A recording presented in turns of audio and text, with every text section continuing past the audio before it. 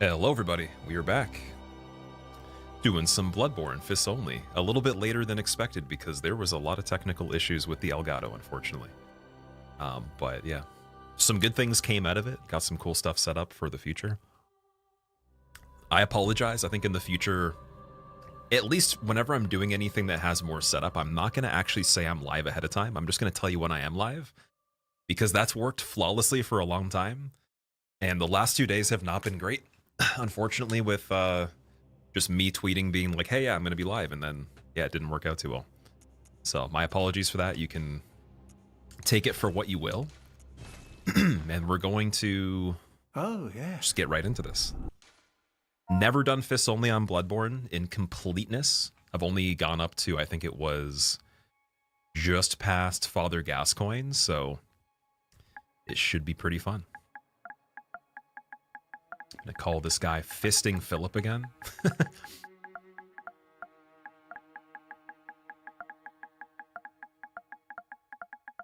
Go, Fisting Philip. I think that military veteran would probably be a good character class. Decent strength and dexterity. Or sorry, skill would be called. Pretty good HP as well. 10 vitality. And then what do we got for favorites? Okay, this one's already looking like a likely candidate.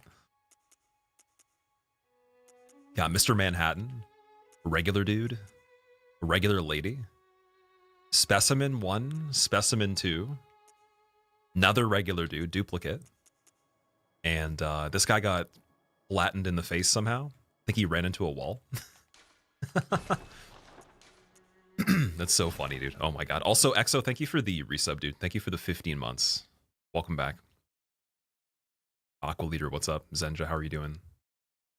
Ephialtes, Freezer, welcome. You went from listening to Polyphia at the gym to me. That's awesome, dude. I got everything set up so we can listen to Polyphia on stream again. Not for this playthrough, but for future things. You guys will be able to enjoy that. At least when it comes to the Twitch stream. And route the audio separately. So yeah, I was doing a lot of that before we went live as well. Will I play Kazan Crimson? I might. There's quite a few things I have planned, so it depends on if it fits in between that. And I requested a code for it. They're looking for the code when they replenish them, because apparently the developer or the publisher, they provided a limited amount. Less than what they actually promised, and then there's other people waiting on them too. So they're gonna get restocked on codes, and then I probably will get one, and I will try it. Just, it might not be anytime soon.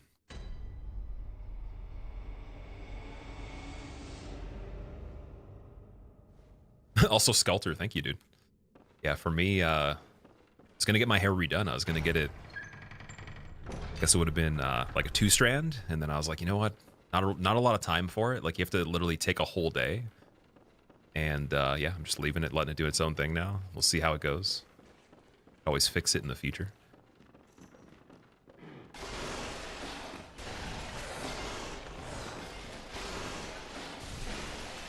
Oh, hitless run already done. This only hitless, ruined.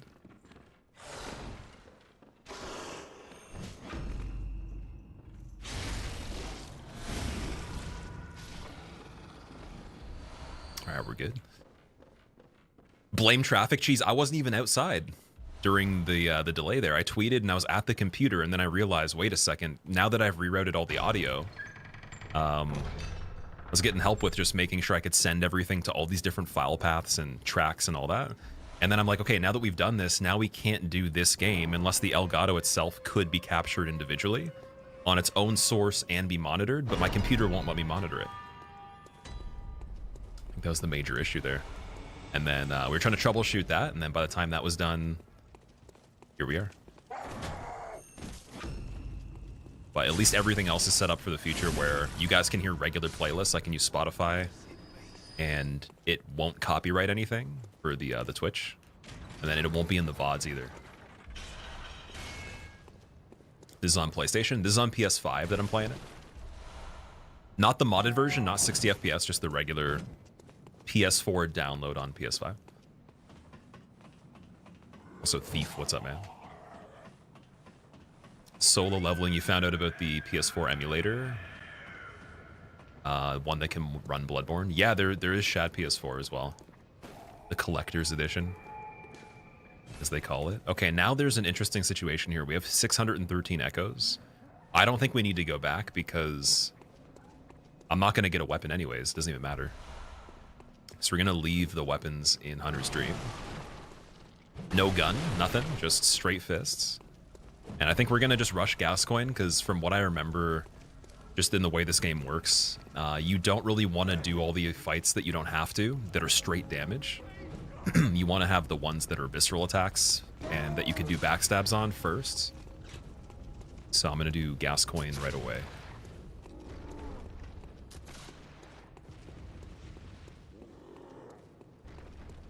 No gun, yeah, no parries. Can't parry. I'm not even going to use a Molotov on this one. Only fist, that's it. Even though I picked them up, we can sell them, I guess. Ooh, that was scary. Now, one thing with this version that's pretty weird, it's like a normal thing for anyone that plays the game normally, but compared to the emulator or special mods you can put on the console if you want to, my jumping button is on the same button as running, so I have to actually jog for a little bit before I roll, so I don't jump.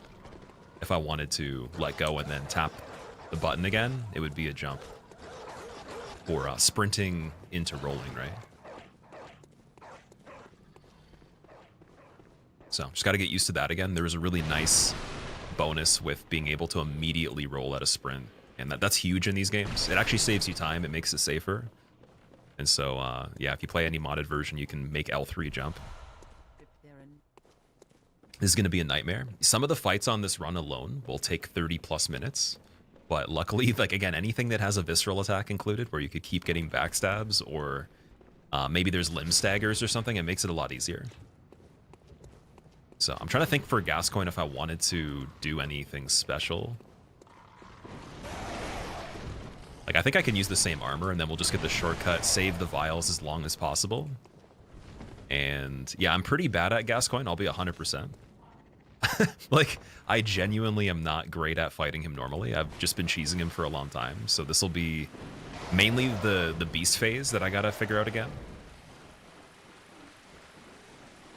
Also, CO, thank you so much for the Prime sub, man. Welcome. Hope you enjoy your emotes as well.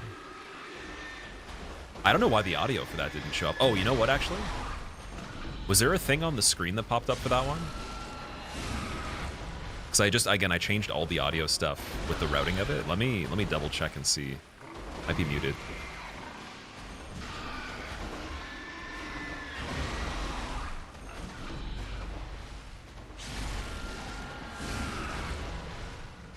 All right, Mr. Piggy's gone.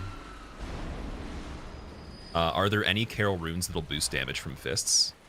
The claw mark rune. So the one, I think you get it from Shadows. And then there's other versions of it as well. Anything that boosts visceral attacks will be good for the fists. I don't think there's any for straight damage, though, that I'd be able to get easily. Or anything like that.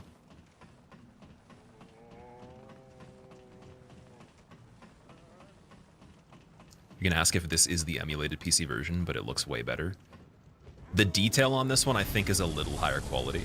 Because when I played the PC version, it was 720p to be able to run it smoothly. Otherwise, it would just glitch out and stuff. So that is the one difference, but definitely not as smooth with the frame rate. Although when you play on PS5, Bloodborne's very stable. PS4 Pro and PS5 are stable 30. And then the original version of the PS4 is a little bit choppy.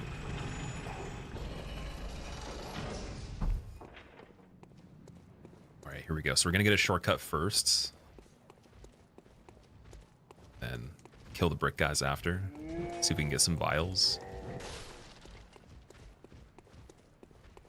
Technically, actually, the bridge that Cleric Beast is on, this area, there's a way to farm vials there, too, if I need to.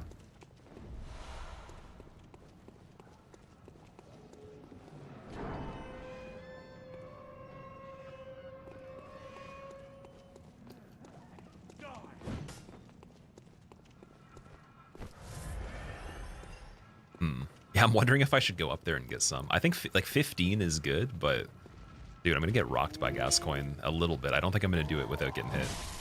Speaking of which, probably get killed on this guy chasing me with the torch before we can even get there. This part's a lot easier with parries. Let's see if we can separate these guys.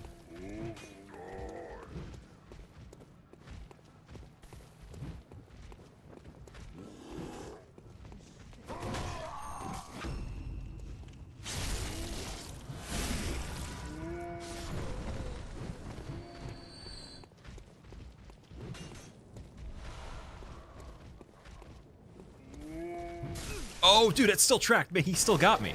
How did he scoop me into that? The brick did not connect. Dude, he had dial-up internet on that one, just slightly. There's no way. That's Time Warner Cable right there, or whatever the... Oh, no, Comcast. Comcast and Time Warner are these two names of the Golem guys or whatever. I don't live in the US, but I've heard a lot of complaints from people that stream or just like have, you know, demands for higher quality internet over there. They're like, yeah, Comcast sucks. And Time Warner as well. Oh, here we go. Oh, yo, the turnaround. Dude, that's like a Muay Thai move, dude. He did like the 180 punch. Technically, I guess he could do like a 360, but yeah, he did the hammer fist backhand. That's crazy. Forgot about that. Okay, the question is this even worth it?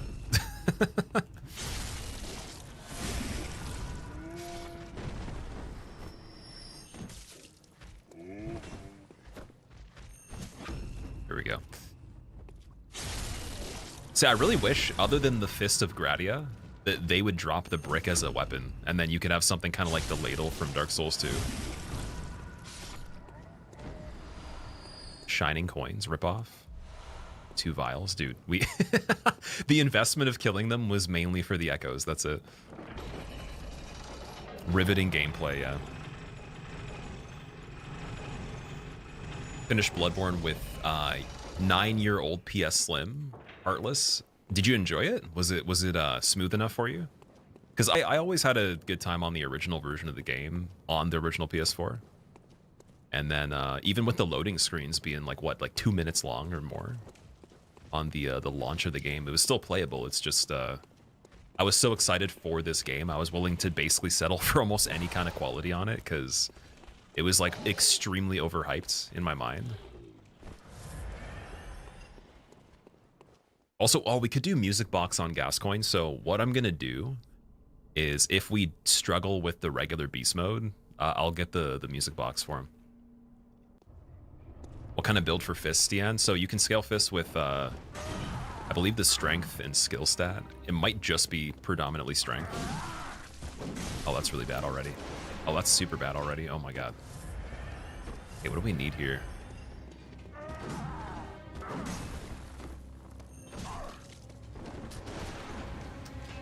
Need him to basically miss me.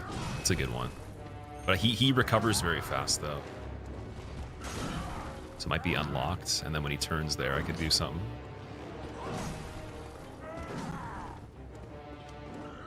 Trying to think of like how you get him to completely miss you here.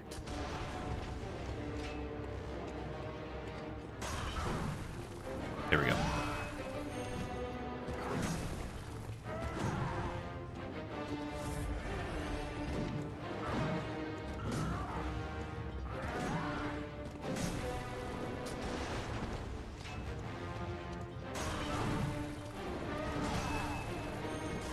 It's actually kind of hard to do that. I'm pretty sure that's like a prerequisite if you want to do like world record speedruns. You have to know that one really tight. And then this back one, there we go. I'll walk up really quickly on that. I can get that. I think when he does the extended axe, that's going to be the biggest problem here. Damn it. So I gotta be even faster on that.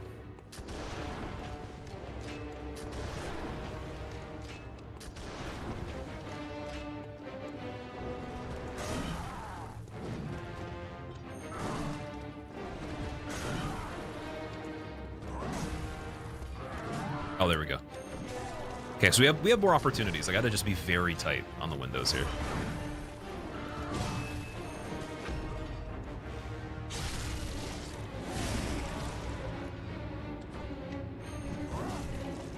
What was that? Oh man, the vials are just melting. Okay, we need a better space to fight them. Let's get over here.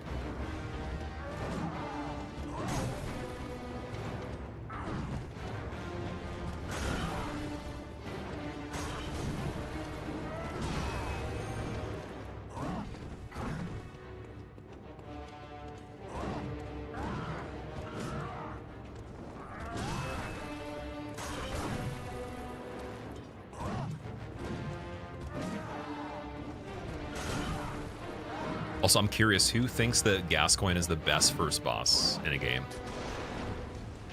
In my opinion, like, other than Margit from Elden Ring, he probably trains you to play this game the best out of any of them. What's that smell? Probably could have waited for him to transform and then done the attack there. So he still has a jump on this phase, too. Enough to make him sick. I don't know if you can run around that one. Ooh, that was a good strafe on the gunshot. Yes, he's got the initial jump. Doesn't he have a follow-up jump?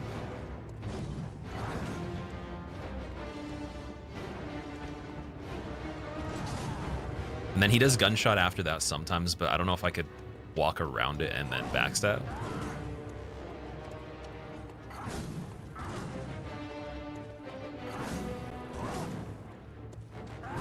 That's the attack that sucks. That's like one of the worst ones, the poke. Oh, here we go. That's what it is. So overhead and then jump. Okay, I'll fight you over here. Oh, come on. He attacks so much.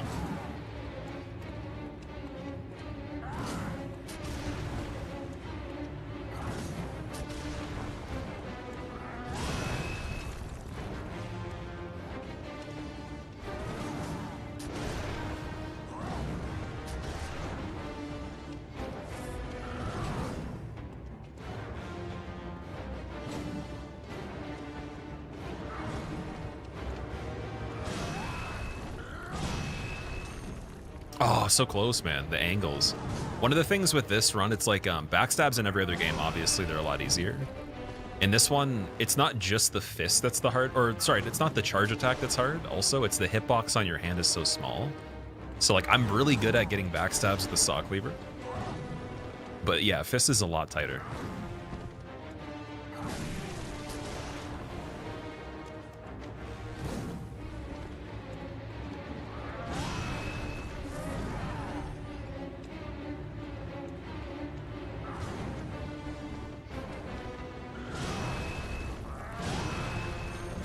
There we go. Finally.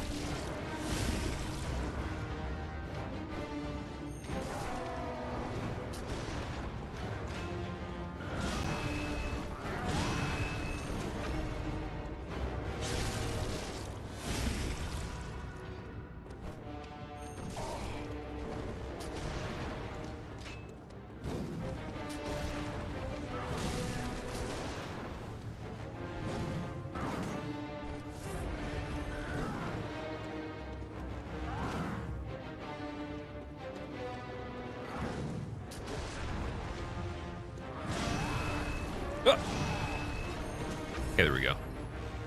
This is pretty good damage into phase 3. So on the startup, I think I can get him right here. He's gonna do it. It's like walk up and then wait a second. Oh, I did it too fast. Fortunate. So he jumps in this one too. Just gotta not get stuck. It's an open space. Here we go. That's the jump. So I think I can walk around that.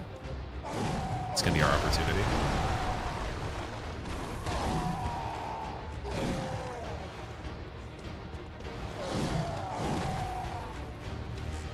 I don't know how to know he's gonna go for it though. Oh shit, dude. Big no. No. Chill. We're chilling. We're actually chilling, dude. I swear. I swear we're chilling.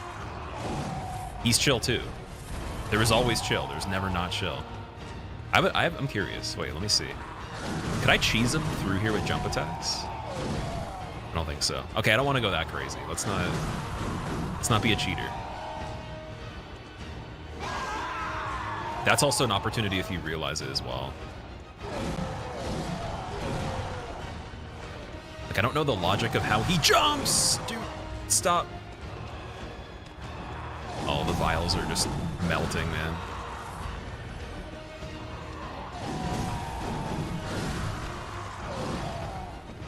On the end of that one, it seems like you go for it too.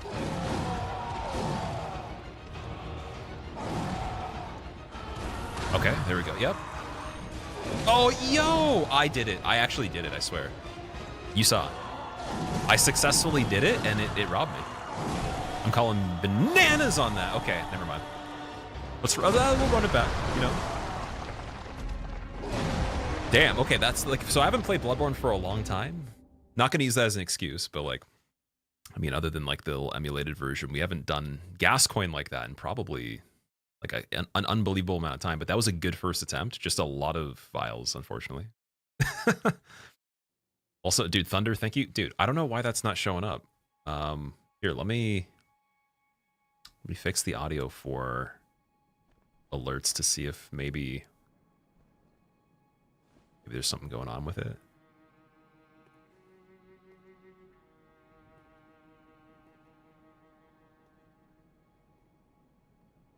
There should be a separate audio for that.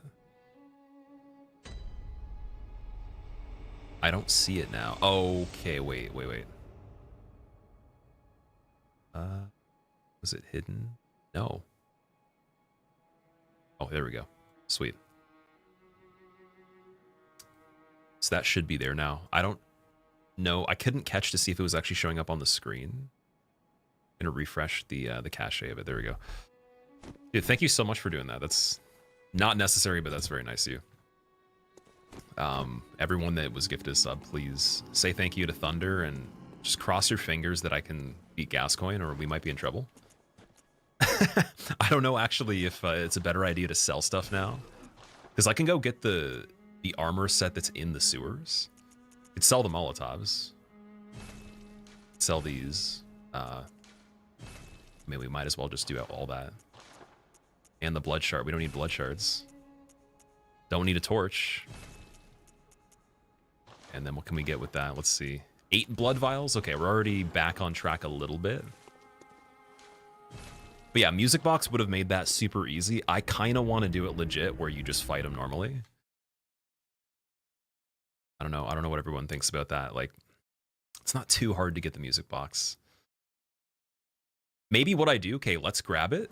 And then, yeah, I grab it. Oh, do you need to have the gem from the arena? I'm trying to remember. Yeah, I might have to grab the brooch off the roof.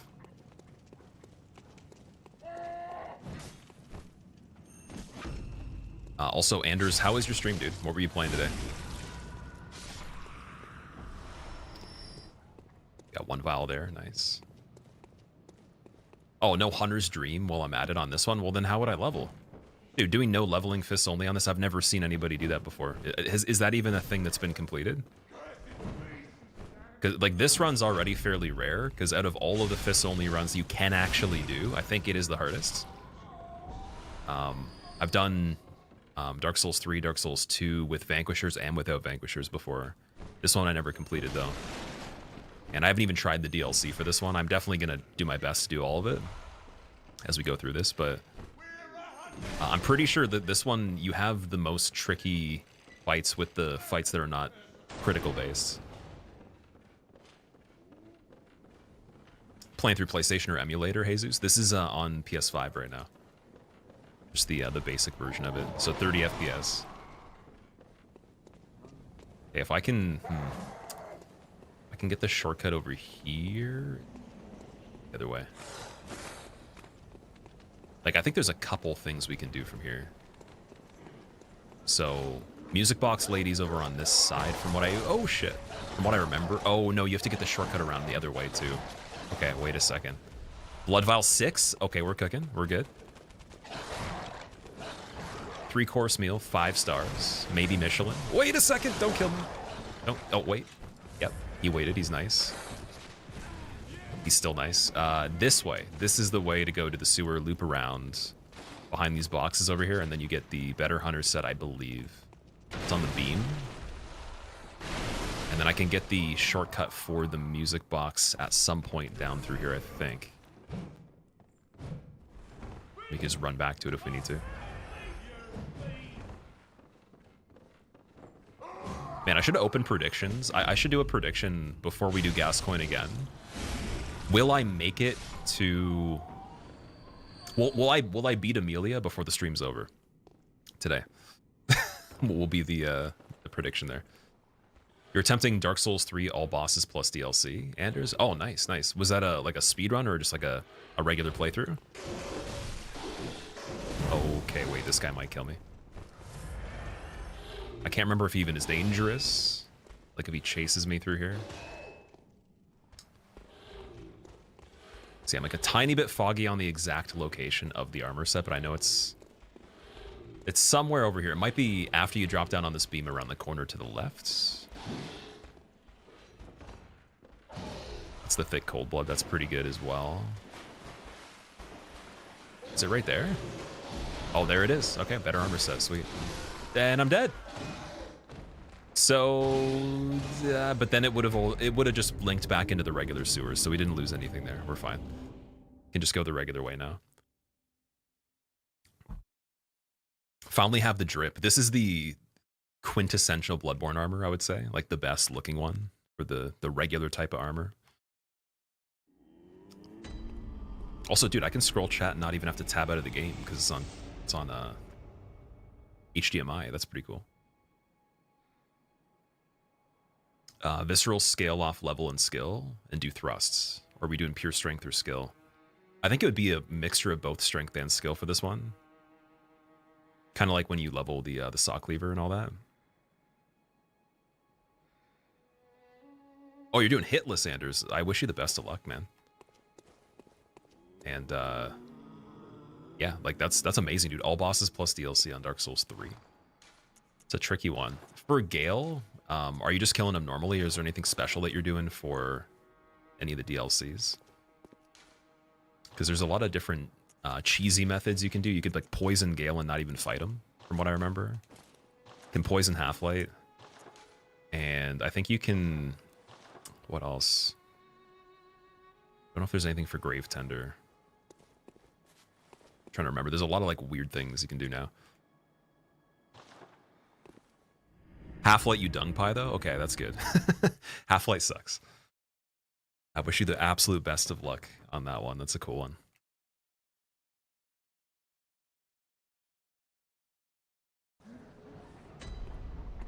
The drip gives you aura, so it intimidates the boss.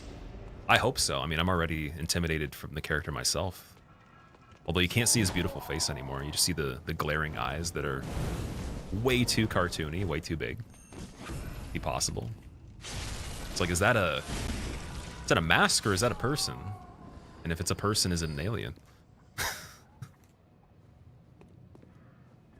It's the generic hunter outfit. Yeah, pretty much like the actual advertising for the game has this set on it.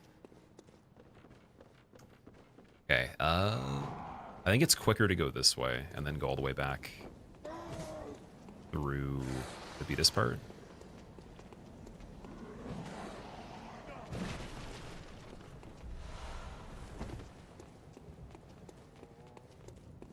And that does the door shortcut on the other side of this door, or building that has the cleric bridge.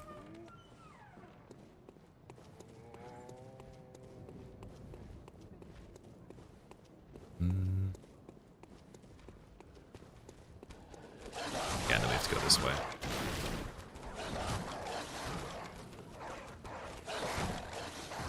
Where can you find the royalty-free playlist that you use sometimes? Not the Spotify one. It's !RF in chat. Just those two letters.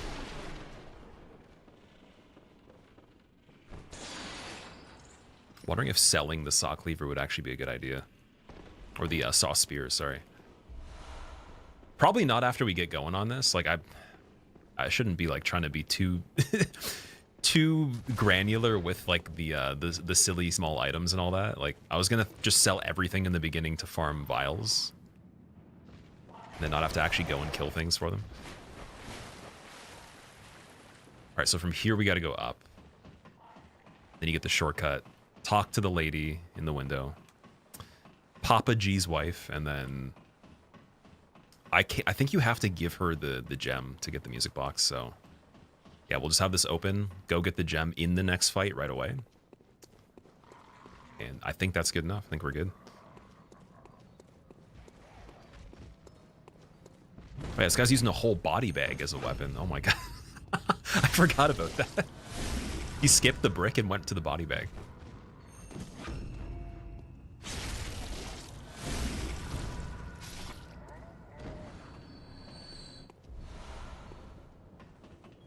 You don't need the gem? You just talk to her? Oh, okay. That's a lot better then.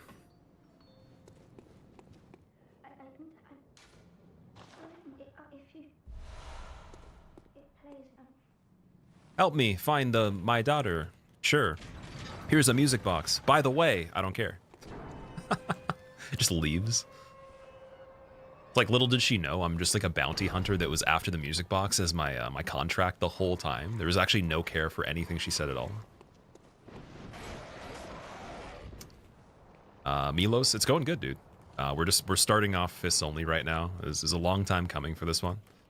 I ended up starting this run in, I think it was 2019 maybe or something like that. It was a long time ago. It was just like a celebration because we got a big hitless run of some sort, and then I'm like, okay, I'm gonna go and do Bloodborne fists only right after for like an hour or two. And I remember I killed Gascoigne, and I think I killed Bloodstar Beast. So 2 out of like 20 something bosses, and that's it. Yeah.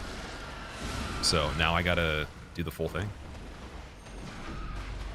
Only fights I'm really actually worried about is Ebrietis and Lawrence. I think will be... Lawrence is fun, but if you do phase 1 cheesy where you loop his overhead attack, it's just very tedious, and the thing that sucks is like if you're not spending time learning his phase 1, then as soon as you screw up the loop, like, you know, how many ever minutes into the fight, or maybe it's like 15 minutes, 20 minutes in, you're gonna hate yourself for not learning it normally, because then you have to do the fight normally anyways, and the chance of surviving even with good HP is not gonna be that high. So it's like a gamble. Do you do it the easy way for the first part, take longer, then really have to pay attention to everything, or do you learn like, excuse me, do you learn like maybe we'll say 80 to 90% of phase 1, kind of just get by off of that, and then still win because you practiced it, right?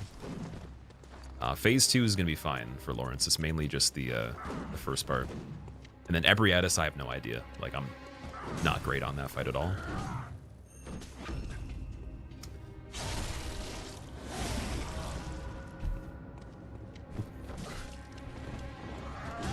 Wonder if I could get the single jump when he's close.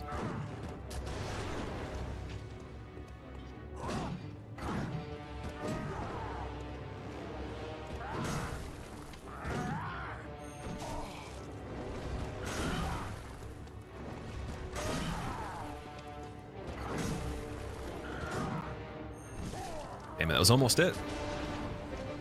Okay, so a little bit better with the... Oh! Okay, okay.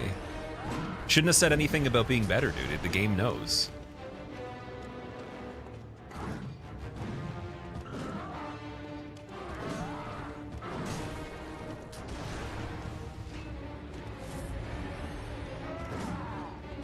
Oh, God. It's so hard to bail out of situations once you've done something in this.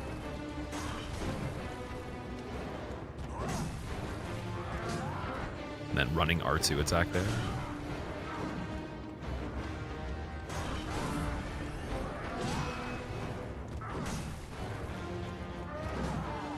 I think you can run around that one too. Any kind of follow-up from the first attack he does, I think you can run around.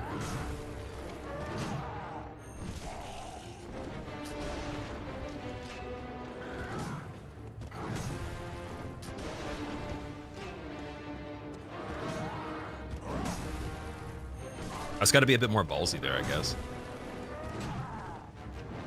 So the question is, do I even have the time to punish that, though? Oh my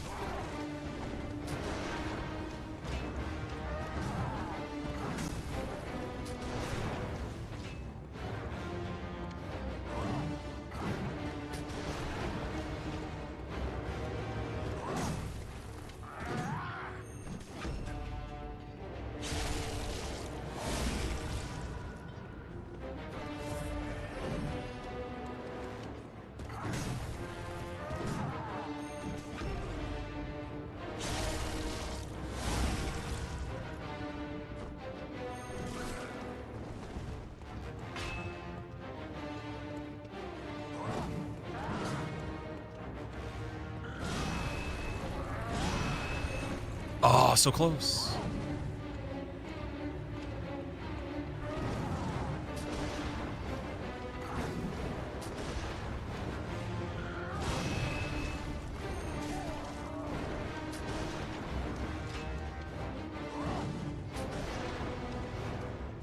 Not a fan of the area here. Let strength be granted, so the world might be mended. So the world might be mended. Aye, Bloodgoon.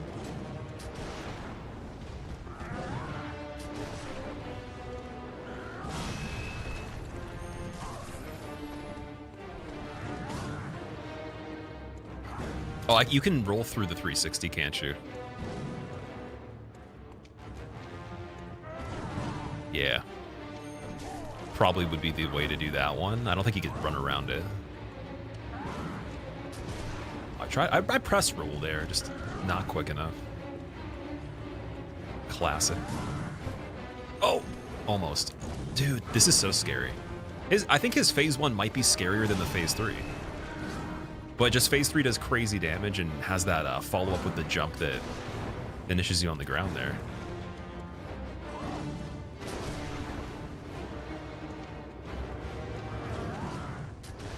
Through the tree? Okay, I waited because of the tree. I don't trust trees anymore. Trees are fired from the production right now.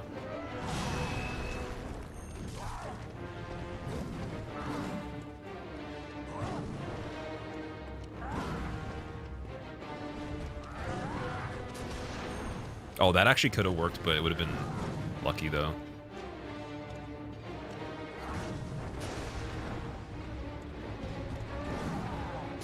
I think the follow-up with the gun, yeah, you could actually do the thrust like that. Oh, here we go.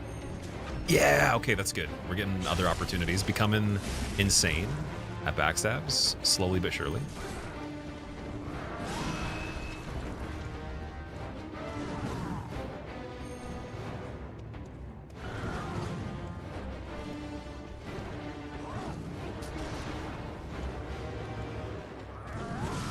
Okay, so maybe I don't want to be locked on and do the quick step because it makes you travel pretty far. I'm dead.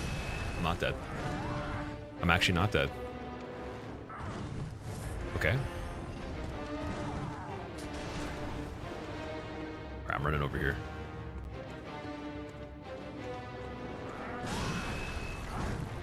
Problem is I don't want him to pull me back up the stairs.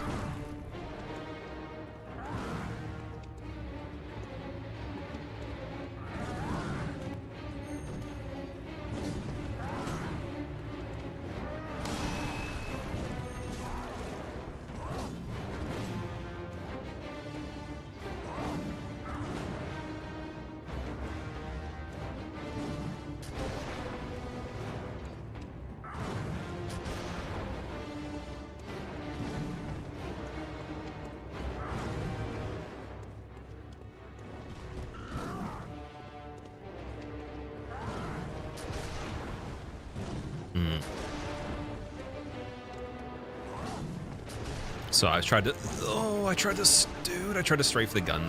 The gun's gonna be the end of me. How come he can't do fists only against me? That'd be fair. Be a lot better. Or at least no gun against me. That'd be really nice. Gascoigne, please, dude, don't phase 1 me.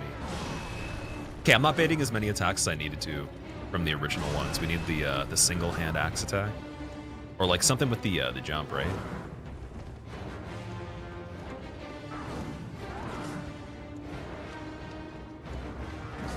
Even this one closer. Oh, it's so close.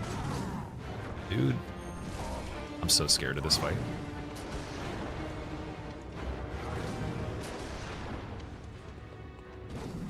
At least point blank, the gun doesn't do damage. And I can just punch him if I wanted to. Okay. Give me a jump.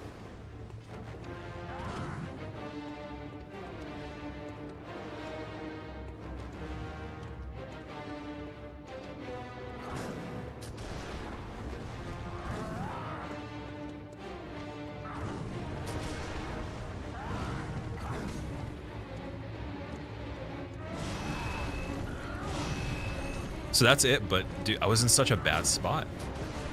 All right, we're gonna relocate completely.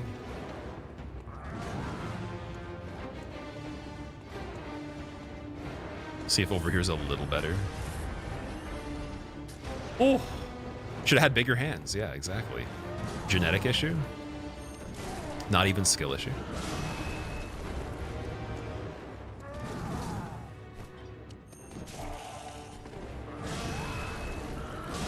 Here we go. That's what I want. Okay. Sponsored by the fence.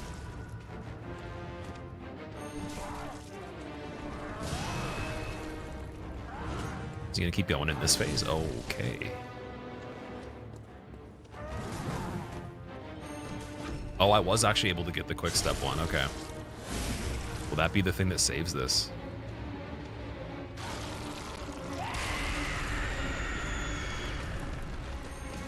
Yes. Okay.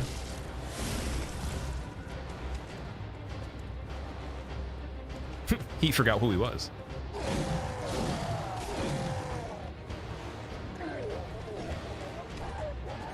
Dude, I can't even do the... Oh my god, guys. There we go. I forgot how long the animation was for Music Box. Oh, that was frightening. Can you not do it back to back? You have to wait a little bit. Oh, wait. Wait a second. Okay, I was thinking not necessary. Not necessary, maybe? Okay, vial just in case. What are we doing? What are we doing? Jump after? Yep, okay. Okay. Yes! That was a little bit stressful, okay. Damn. Gascoigne's dead.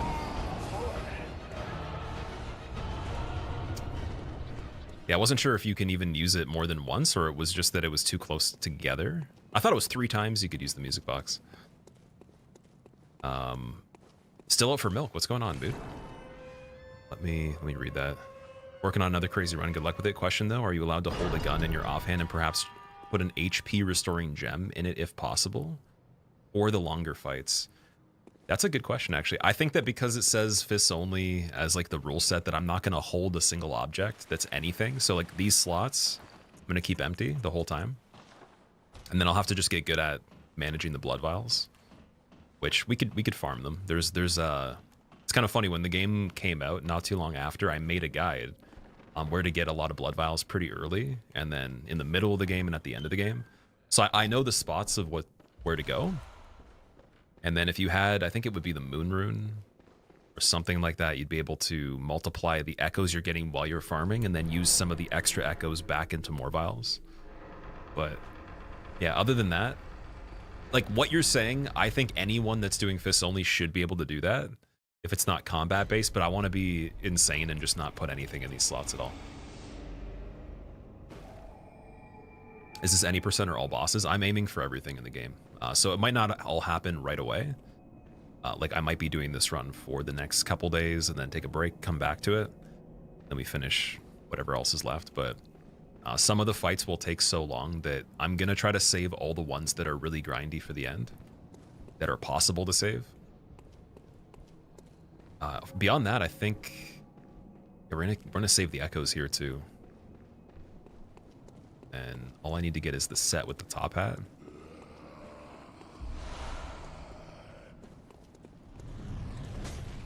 And yeah, we'll skip all the blood gems that are normally over in the other area. Isn't bullets just faster fists? Bullets can do quite a bit of damage, so technically, like if you looked at Gascoigne when I punched him, if I shot him with a bullet right now, I think it would do more damage without an upgraded gun. And then further down the line, if you had blood tinge leveled, the gun builds could be much better than your fists can be. So it easily pulls ahead really fast. But I'll try gun only too. I've never actually done that. Oh, don't die here. Yo! That was so lucky, dude. Miyazaki wanted me to survive. Sponsored by Touch of Fate right there. Touch of Destiny. Too crazy, that's why we watch you, Milk. I appreciate that. I am a crazy person in some ways, so I definitely don't disagree. But to be fair, like this kind of run, you could do at least any percent, I would say, for almost anybody. if you were willing to spend more time learning how Bloodborne works. The hardest part, though, is going to be like your timing has to be very good, because the charge attacks for backstabs and all that being like the main damage component, if it's possible to. And then your patience has to be nuts for the longer fights. I will agree to that. Because in Dark Souls 2, regular fist run without the Vanquisher seal, nothing takes as long to kill, in my opinion, as the stuff in this. Unless, of course, you're doing like Throne Watcher and Defender, maybe some of the DLC. But you could use Bright Bugs. That helps. On this, it's like the opposite effect that you get. You get the damage bonus from Beast Pellets, but it makes you die quicker. So using pellets is like pretty dangerous overall. You can and you should, but you're putting yourself at a huge risk when the meter is full. And you're probably not even going to be able to build the meter fully for a lot of stuff anyways.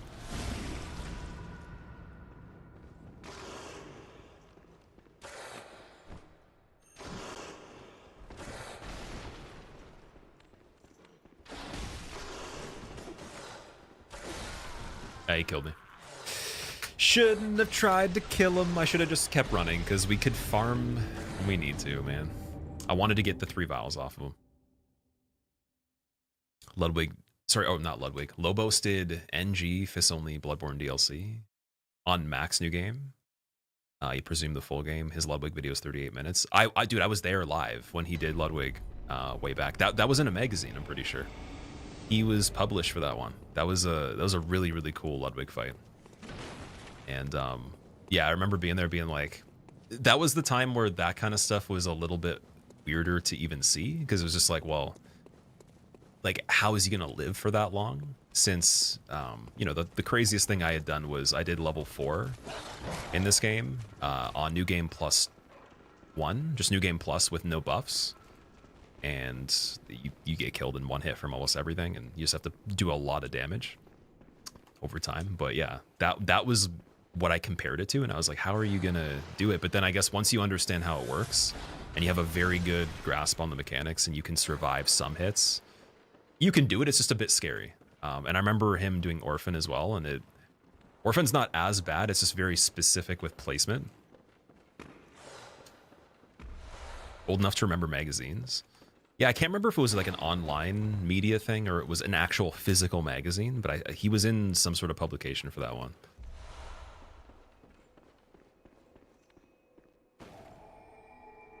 What's the leveling strategy on this? Putting points into skill and strength on this one. Speaking of which, let's go do a little bit of that right now.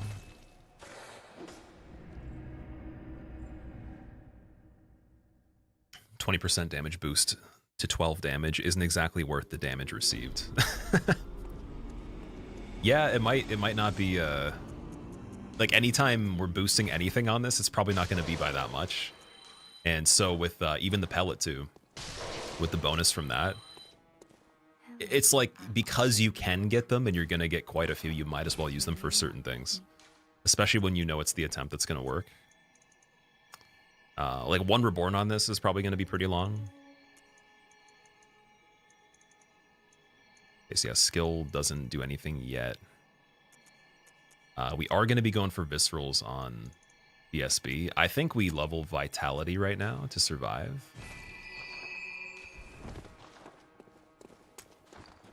And I'm going to sell the Brooch.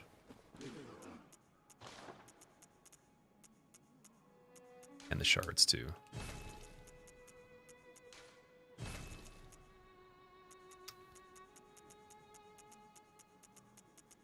We'll keep the other set. We can sell the base set.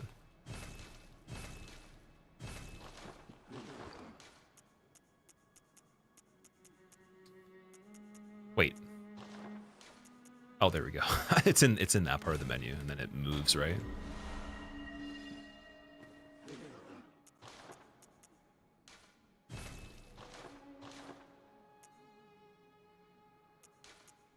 Do I buy more vials or do I level? I think leveling would be smarter. Because again, we can farm if we want to. BSB shouldn't be as bad. We're going to pick up a ton of vials along the way too, but I should be a little smart about this one. So we'll do, yeah, strength is also for physical defense. Helps a little bit. Does a kill everything no hit run exist in any Souls game, Jenemy? I think it does, yeah. Like, I'm 100% sure somebody's done something like that, either in attempting it or they actually completed it on. I want to say it was Dark Souls 3. David, what's up, dude? Hope you had a good week as well, man. Claw mark affect viscerals? Yes, it does. So yeah, I'm gonna get claw mark. I guess once we do Witches of Hemwick, there's a clockwise metamorphosis in the area up the hill from shadows for endurance, but I don't think that matters. We're not using a lot of endurance. I can grab it anyways. Get the shortcut from there. Trying to think of what else. As claw mark, and then there would be like Blood Rapture, Moon Rune. Like, you don't really even have to do many of those things. Like, you could just get claw mark and maybe something for HP.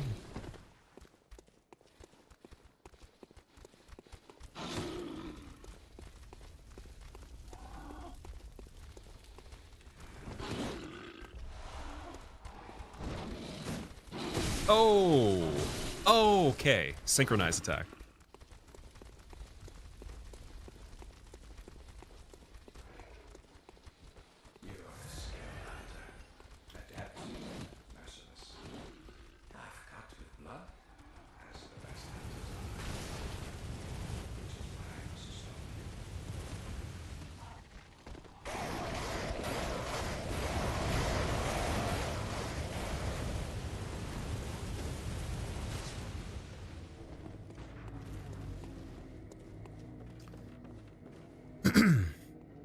Distraction Crab did kill everything in Dark Souls 3 no hit. You got a 1-hit PB on it. That's what he did. Okay. 1 hit on kill everything. Wow. that's incredible. Someone was telling me that he was attempting it. I just forgot exactly who it was because it was a while ago. Did he ever go back to it at all? PC version of Bloodborne. If you get a thing called Shad PS4, it's an emulator. There is a way to do it. But the problem is sourcing the actual file for it. So for me, like the way that I got it, I couldn't even explain it really that easily. But yeah, sourcing the actual file is kind of the gray area because a lot of people can easily get Shad PS4. Then you have to find the game itself. There's a lot of tutorials on how to do that.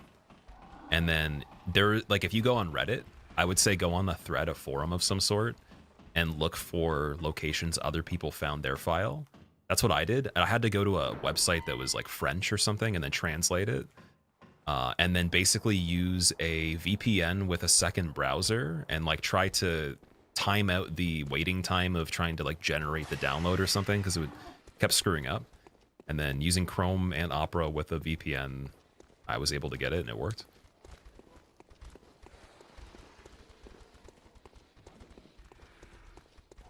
But yeah, the actual website itself, I couldn't even tell you the name of it because I couldn't pronounce it if I wanted to. Or you could just be a pirate. Yeah, you could definitely go and sail the 7 seas. And then if you have the file for the game, let's say you have the download of it on your console, you can import that, I believe. But I think you have to have a modded console, and then basically you can take the same processes and run them on the computer as well. I think the idea is that any mod that you could use on the console version or vice versa, it works both ways.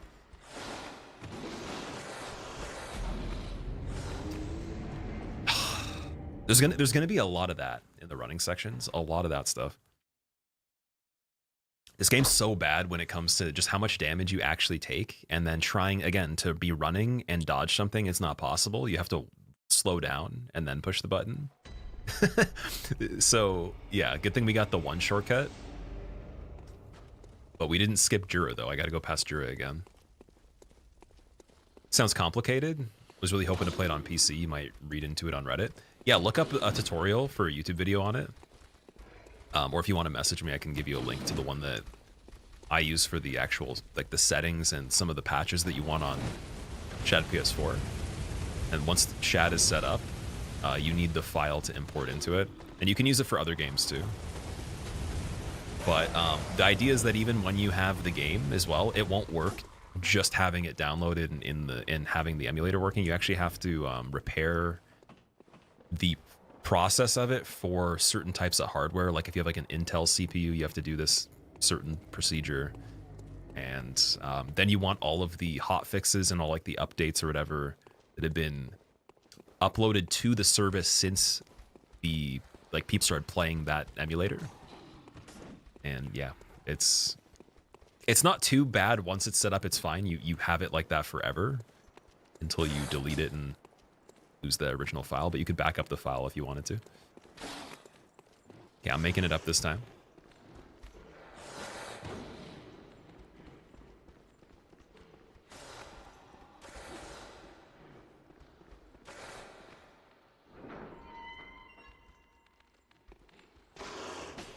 I want the one that had my echoes, man. Oh, I'm trapped. See, I could farm both you guys. This is a really easy way of getting some vials as well. But I need space. Gotta fight them up here. Because they can drop 3, I believe.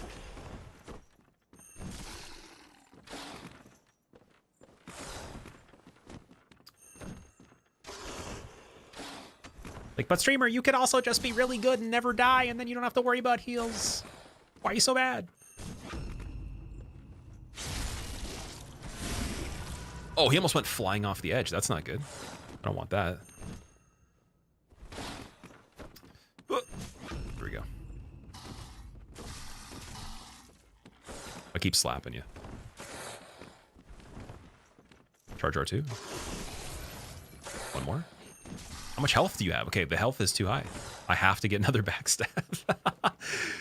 Man, like, I just want to kill one of you guys. And then the one that, maybe the one that has the souls too, if we can find them.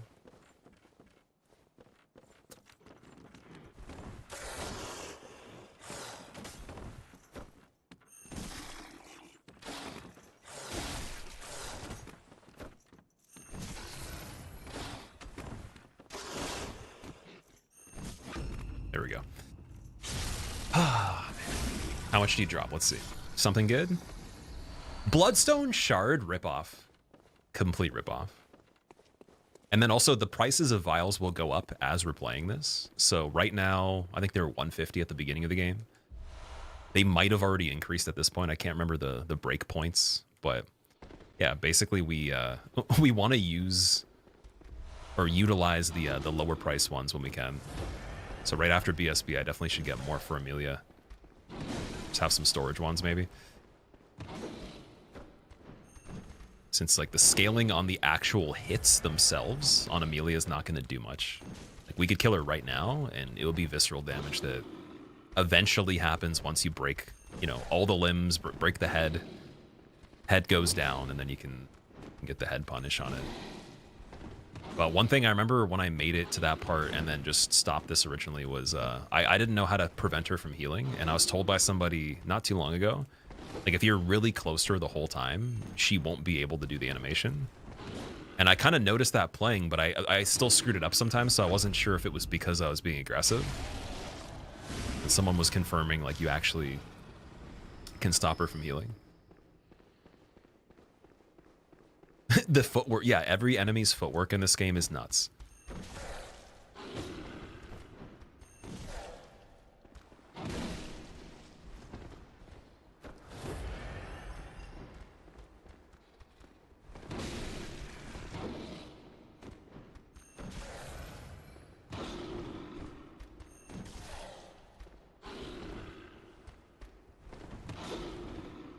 Is there even a way? I believe. There we go. Okay, I have to like just strafe him unlocked here. Oh, that was almost it. I'm kind of worried about him by himself because I want to pull the other guys, but I don't want to have him block me or kill me in the process.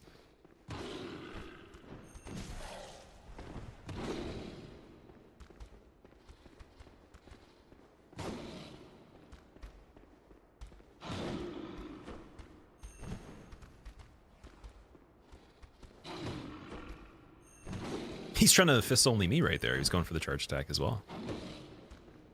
Here we go. Thank you. That was really hard. Wow. It's like super, super satisfying because it is so particular, but he was harder to kill than the than the wolf, which is a bigger enemy in my opinion. Does way more damage. It's like surface area of the enemy's back, if it is backstabbable, is such a big thing.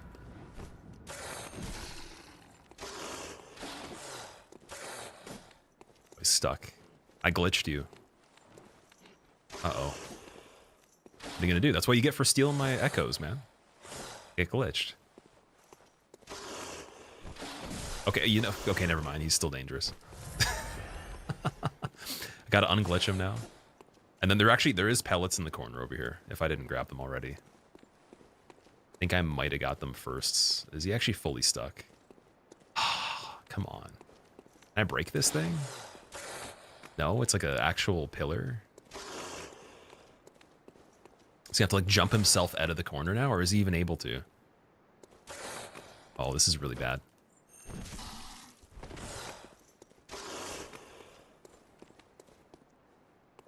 I bet you if he goes for the jump again, just let me see if I can get it through here.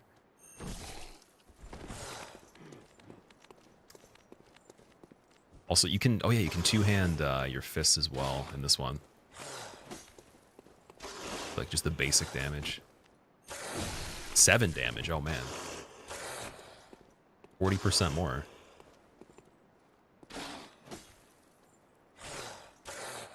NATO, this run has been pretty fun so far. It's been very tricky right off the bat for Gascoigne, and I have killed Gascoigne fists only before.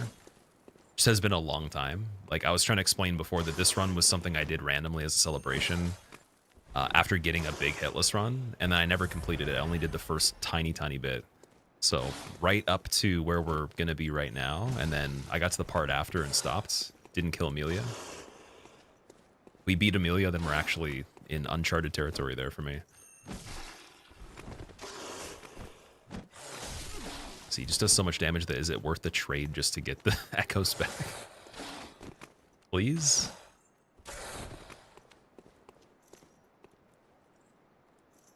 Here we go. Finally. How much was it? 2,000? Okay, I'll take that early game. That's fine. And then I think we got the pellets, yeah. There should be the other one that went back to over here, too. Oh, wait, no, he didn't. Oh, nope. Never mind. I lied.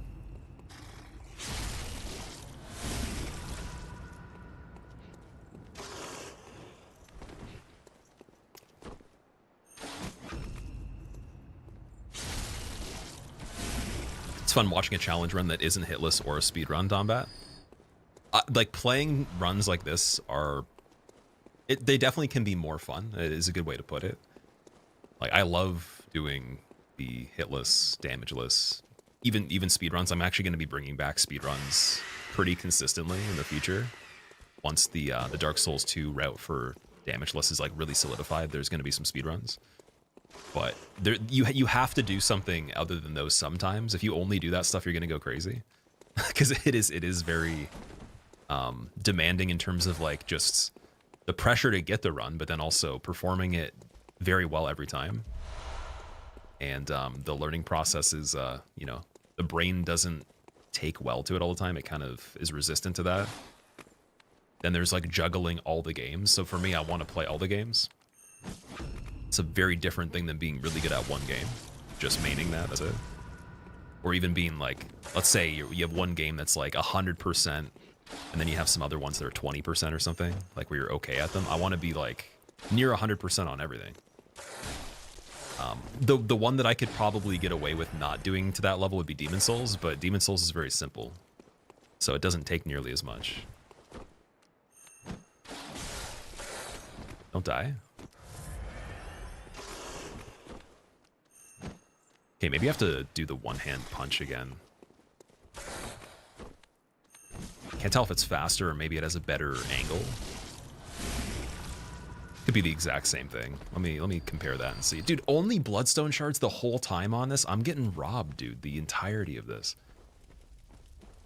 Oh, they do drop 3. They 100% drop three vials at a time sometimes. On a Tuesday when it's raining and you're dangling out of a helicopter by your shoelace stuck in the door, chanting the language from Lord of the Rings backwards in a translation that is unknown is when they drop the 3 vials. Anyways, I think if using these echoes would be a better idea than going into Bloodstarved Beasts with 6 of them. Ah, man. I'm tempted to just go in there and do it. Because we can always run back. I can't die on the way over there. Can't you sell them? You can, but the blood shards don't sell for that much. So I think that the regular ones are less than 1 vial, or about 1 vial, pretty much. And then the twin shards, I don't know. I'd imagine they're double that.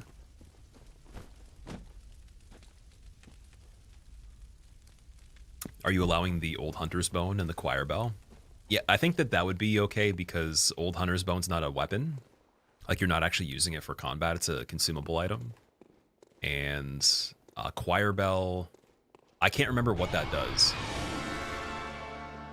But since they don't go on the equipment slot, they're not actually like a combat item that you use as damage or anything. I think that's fair. Choir Bell heals, okay. Yeah, that'd be okay.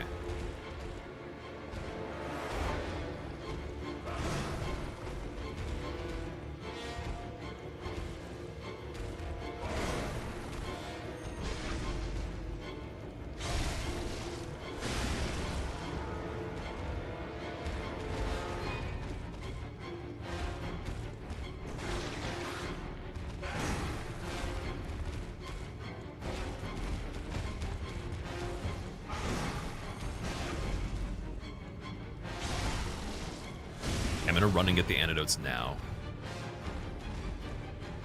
Then we have them just in case.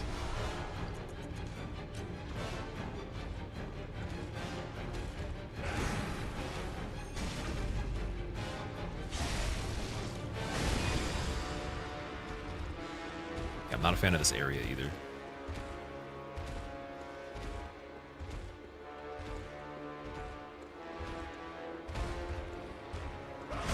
Oh, come on. Try to strafe there. Okay, don't strafe things like that when you have this many vials. Ever. Fuck! Okay, wait. No! I did the same thing. Okay, that was an okay attack to strafe, though. Trust me, it was fine. I've done it before. It's cool, guys. Like, I know what I'm doing. Do you believe me? See, look, the elbow. You gotta aim for the elbow. I didn't want to sprint because, like, you get momentum sprinting and then you gotta chill for a second after.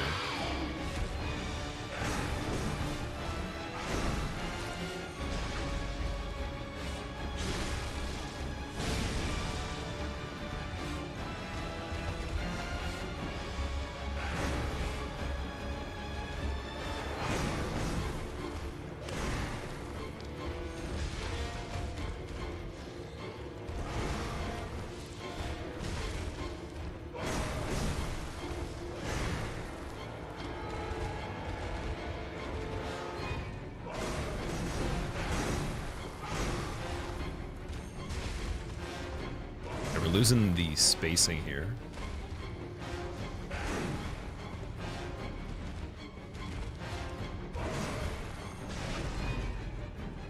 Oh, come on. Dude, I pushed the button. That's basically the catchphrase of this run. I pushed the button, or that there's no way that works.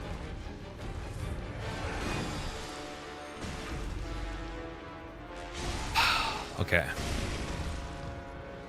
4 heals, phase 3?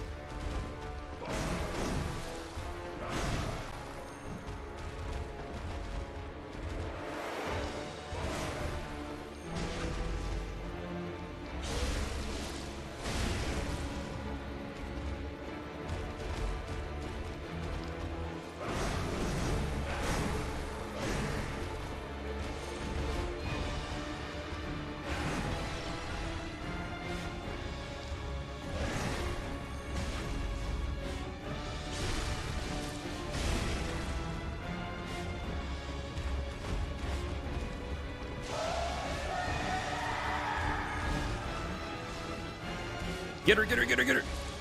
No, what? She has iframes after that? Oh, God.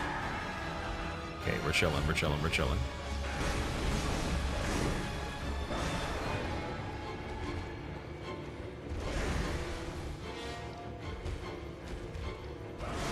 Nice.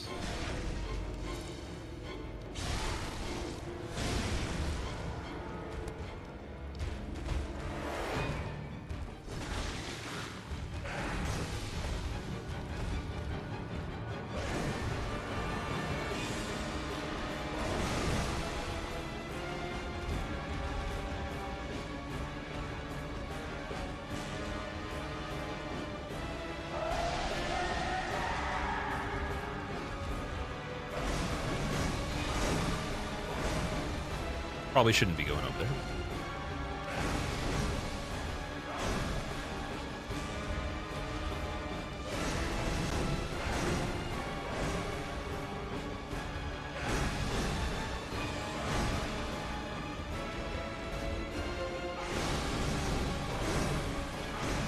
Okay, that's the, I think, is there a difference between those? I actually didn't notice that before.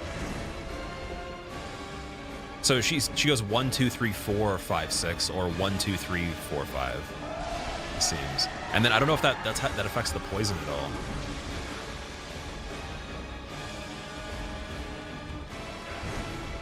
Because I noticed, like, I don't know if it's the spacing I have or like the one attack's better for poison. Because there's the trail, there's like a second effect on the attack that's melee, and then there's the AoE on the transition too.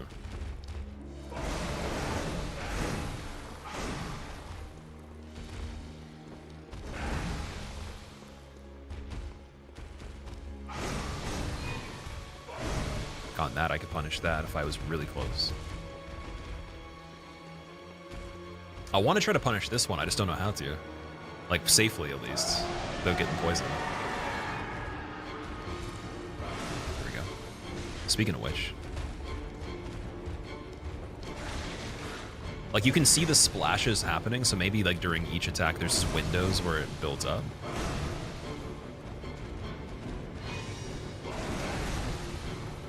I've literally killed BSB so many times with cheesing that, like, I forgot. Or maybe I never even really knew how the poison worked fully.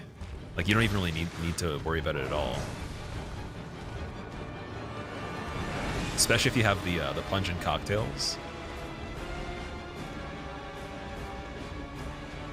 There's no way I missed is the catchphrase, exactly.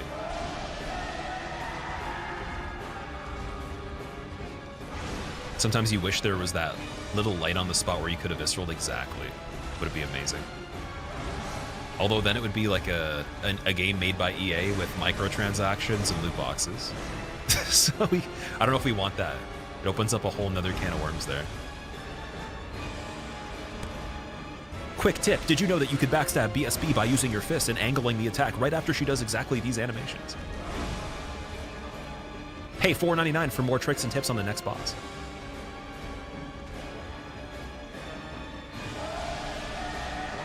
Liza P has that. Liza P is like hard enough though where I feel like it balances it back out. Like it does have some nice information, but it's easy enough though. Or sorry, it's hard enough like otherwise for them to give you some easy things.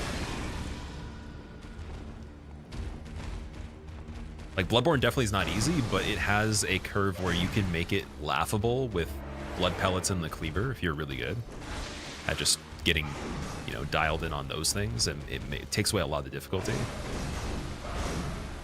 Whereas Liza P, I don't know if you can really take away the difficulty right away that quickly. I've seen, I know on V-Swed's hitless run on it, he was doing some crazy damage to Luxasia. Big fan of Liza P. I'm looking forward to playing it again very soon. Oh no. Any day now? Hey streamer, did you know you could just backstab this attack? Oh! Oh, that was lucky. Okay, I probably would have died there. Or close.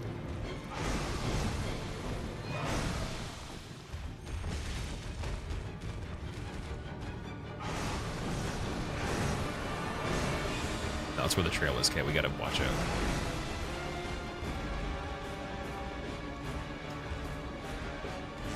She hasn't done the single arm attack in a little bit.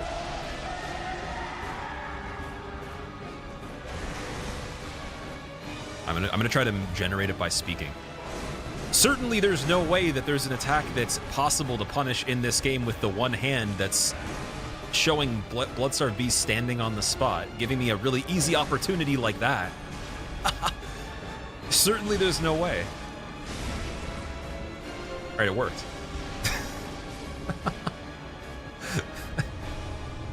All you have to do is just say that it's not in the game and they'll give you it. It could be for better or worse. You could be like, oh, there's no way I could lose and you'll die. And then you could say there's no way I'll win and you might win. Okay. Yeah, going back to, I guess, Amelia now. Punching fools up in here. We're punching everything, yeah. A lot of colonoscopies as well, depending on how you look at it. Okay, I'm gonna take these Molotovs out. We'll sell those too. And let's get some vials first. You're enjoying the theme? Was the music on the game quiet enough to hear me? I'm trying to think of if we need to turn it down to 2. On my end, it was pretty loud. Like, not deafening, but it was fairly loud, though. Good luck with Amelia, El Nombre. Thank you. I don't remember her whole moveset. Like, I can think of a lot of the animations in my head, but I don't remember, like, the order they happen in or when they can happen for the whole thing. So I'm just like, I'm thinking Amelia will be the hardest thing so far by default. The problem with Amelia is that it takes a long time. So if we have to run back on it, it's a bit more painful than even Gascoigne. So yeah, I got to get her. And then I think I'm going to try witches right after her immediately and go to the forest early. We could skip to the witches right away, but like I want to get revenge on her first. Because that's where I did this run up to. For anyone that doesn't know, I tried this very briefly at the end of a stream one day and I made it to Amelia and that's it. Never tried witches, never tried anything optional other than just Gascoigne, BSB, Amelia. Not even Cleric Beast, because I think that would be a little bit hard in the beginning too. All right, for Cold Blood, do I get more for popping that? Oh man, dude, we sold. Oh, I'm silly. We were selling the Cold Blood the whole time, and I was getting ripped off for it. It's not like Elden Ring, and it's not like DS3. You actually don't get the value. Forgot about that. Okay, regular Bloodstone Shard is a little bit more than the vial. That's good. Yeah, Ritual Blood. That should do it. How many do I want to get? I'm trying to think of, like, is there any on the way to Amelia? I think there's 6 on the steps where the scythe-looking dude is, the church hat guy. And then there might be some scattered in other areas. So we'll get 10. And try to keep them the whole time. Rest can go to levels.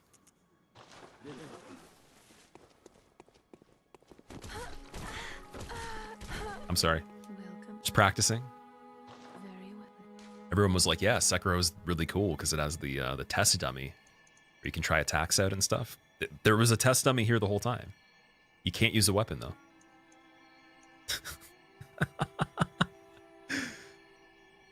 Investing now may be worth it, yeah. Dude, that 2-point increase after how many levels of strength? From 15 to 18. Then 19 he gives you 2 out of nowhere. Okay. I'm thinking, yeah, Vitality might make more sense. For now, just to survive. Farewell, good hunter. May you find your work. Oh, we can sell the weapons too. I just realized that. You know, that's lame though. I want to leave them on the ground. I want to make it look like we actually did the playthrough properly. So no selling the weapons yet.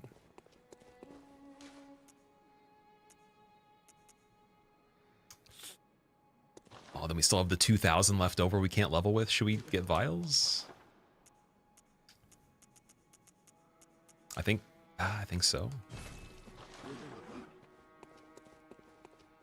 Is this any percent? I'm going to try to do everything in the game, whether it happens in the short term or we have to come back to this in the future.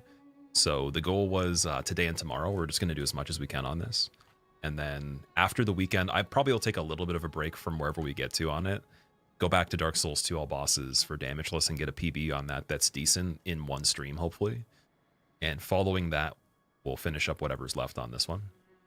And then at the end of next week, I got to start Ninja Gaiden. So there was a marathon we did where you guys unlocked incentives for games. And there was Resident Evil 4, which we completed. And it was really fun. Which I'll also be going back to that in the future too.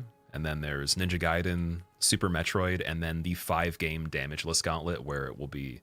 Like, I put it on the list at the very end, or it was like the last thing unlocked, where I'll do the 5 Soulsborne games damageless, which I don't think anybody's attempted yet at all, other than me. Like, originally I did that. But instead of 0 hit, it'll be 0 damage. And I had a PB of the 4th game on that way back. I think it was like halfway through the 4th game. So we'll see if we can beat that PB. I said I would do it for 30 streams in total. I probably will do more than 30 streams. I'm probably going to want to just get it eventually. So I'm finding a way where we could do maybe 2 to 3 days of that per week once I have the games derusted and see how well I'll be at shuffling from that idea for a small portion of the week, just a small part of it, and then going back and doing all the other stuff we have going on too. It's possible it'll just be very gradual if I don't catch on to it very quickly. And I'll probably have to reroute Demon Souls to make it a lot easier. I'll probably use magic for Demon Souls, and then... Like, I'm not worried about Bloodborne too much. I'm not worried about DS3. Definitely will reroute DS1 and 2 as well. And then, yeah, I guess that'll be interesting to see how the different setup for it will make it easier. Dead Space Hardcore. I have actually streamed Dead Space before. I can't remember if I beat it on Hardcore or not. I might have. I think I might have done the first playthrough Hardcore. And then, yeah, I played Dead Space 1 twice, so I probably won't play it again. But I believe I did pick the hardest difficulty for it when we did it. There's even clips, actually. I have a series of BRBs, which are just like the videos we used to play when I take a break that was really long. And one of the clips is from Dead Space, and I was freaking out about some sort of stupid thing that was happening on it. I remember I found it, like, I think it was like 2 weeks ago. So...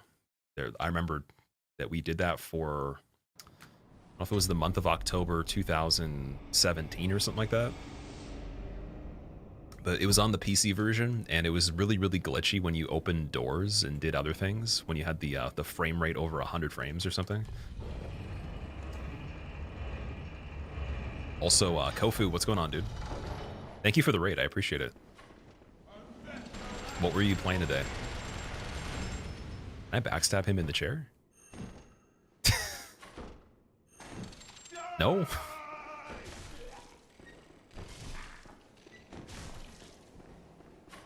He's gonna give me bullets anyways. It's probably not worth it.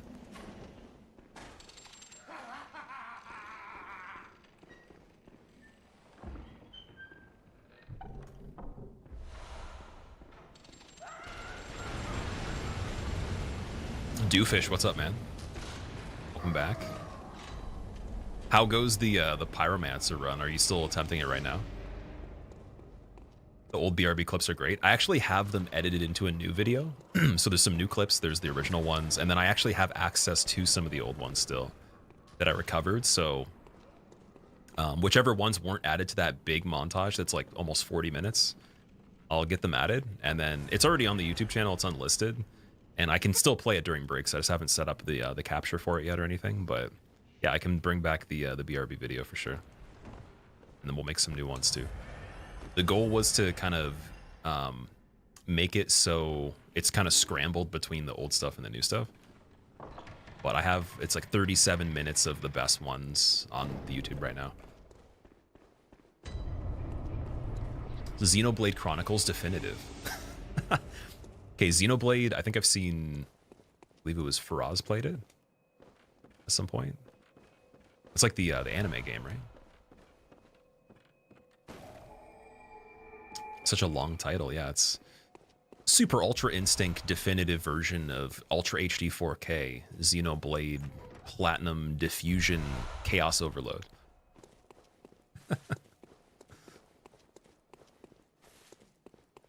Yeah, I hope you were enjoying it, man. I don't know a lot about that one, but yeah, I hope you had a good time. And welcomes for anyone that's coming in from the raid. We were doing fists only on Bloodborne, so I can't use a weapon in any of these slots. No, we were talking about the idea of using the choir bell and the hunter's bone just in case it helps me, but not even a pistol. Even just to, someone was saying you should get the scaling from like a health regen gem, and then you don't have to use the actual bullets for it. Oh, dude, don't kill. No, you cannot kill me this early, dude. He has the rune that I want. I think he has Claw Mark. I'm pretty sure he has the visceral one, so. Or it's the beast rune. I think he has the beast rune. The regular beast, my bad. So for scaling the pellets, I believe. Yeah, sorry, he has beasts. Misspoke too soon. Oh. Hope no one watching actually cares about Bloodborne. That would be a travesty. Imagine like best speedrunner ever. They're like, actually, I'll have you know that guy drops the beast rune, and now you are not allowed in our society ever. Please do not submit any type of run to our speedrun archive. You are banned for life. Maybe one day you'll learn what drops from enemies. Just like smokes a pipe that has bubbles coming out of it with a monocle. All right, here we go. Rematch on this. I definitely want the beast rune. Oh, I interrupted him. Okay. Karate hand thing. Cool. You know, we could open the door. We could definitely get the door open just in case I die again. Not a bad idea. Oh, now he's blocking it. Okay. The unforeseen consequences here. Claw Mark is from Homeless Werewolf Guy. Yeah, when I think his name is Gilbert, right? So the guy in the beginning, I think he turns into the beast, breaks out of his window, and then he's chilling by the place that he starts in as a regular NPC. I think that's the story for it. Then he drops the other one.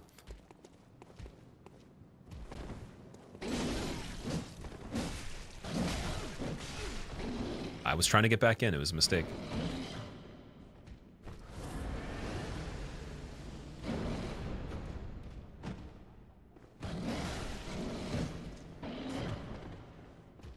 Man, this thing's really hard to get behind here.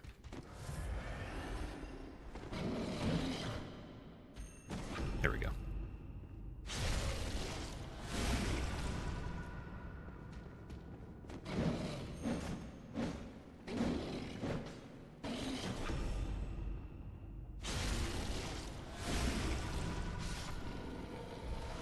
Got lucky after that. He just kept attacking in one direction there.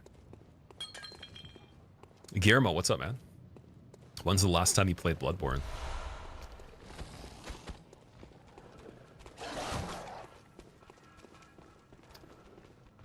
Get fisted, bruv.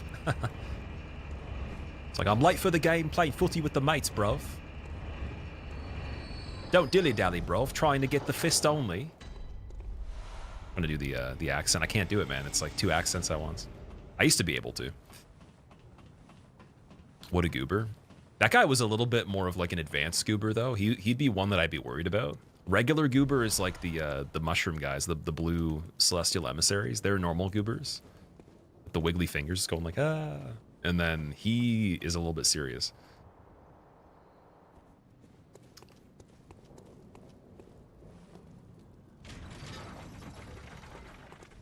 They have quick steps as well. Yeah, some of the enemies can dodge full on.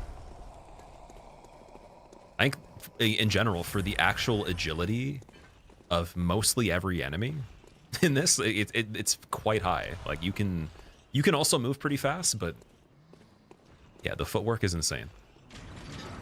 Some of the jumps, too, the actual distance that things can jump, and then the potential for the follow-ups after the knockdowns. It just goes to a different territory. Don't even own a PlayStation at the moment. You still need to 100% it. Only did any percent, you feel ashamed? Oh, dude, if you haven't even experienced the DLC, that's actually punishable for up to, I think it's like 10 years minimum in state penitentiary in certain locations of the US. Canada hasn't enforced it yet, but dude, like you literally could go into the pen, dude. If you don't play the DLC on this and they know that you booted it up. I hope that your PlayStation account doesn't have your name on it. That's the only thing that I'm a little bit concerned about for you. Oh, also, wait, we got to go back out here and...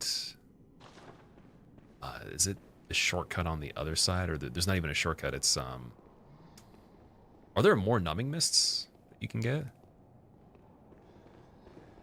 trying to remember if that's relevant. Maybe not. I already got the 6. I was under the impression you could get up to like 10 or more. All right, well, let's just see if I can get good at making her not heal. That'd be a good start for this one. He was smacking the wall like his life depended on it. It stole his lunch money. He was trying to get it back. Gonna do witches before Amelia.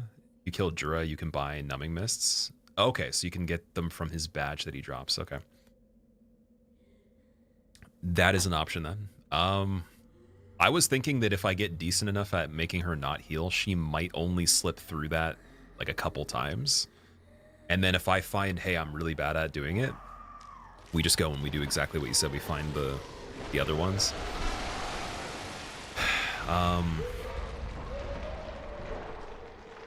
If you send the old lady to Yasefka and some in Canehurst, you need the Canehurst badge and it's insight to buy it. Oh, okay. Wait, is there 2 different ways to get it? Is it also Jura's badge as well? Little guys going from Bloodborne. The little blue guys are, I don't know, they're special. They're definitely a little bit different. I feel bad for them because the big Celestial Emissary, he kind of just like headbutts you. He's a little bit of a dick. And then Living Failures just suck. I can't see. Oh, that 30 FPS, dude, and the lighting too.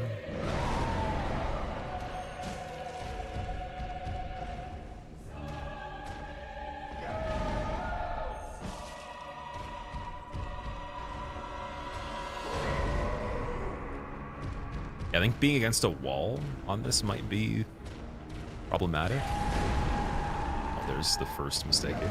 Okay.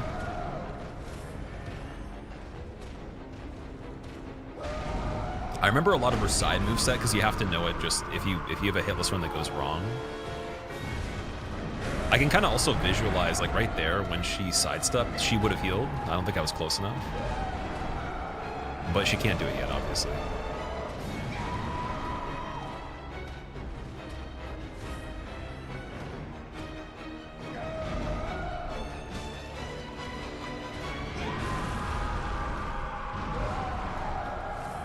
You can get the jump if you go far away in the early fight too.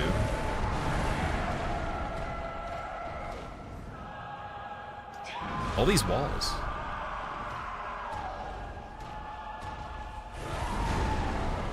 Okay, that's the one. Oh my god, wait, I'm alive. How?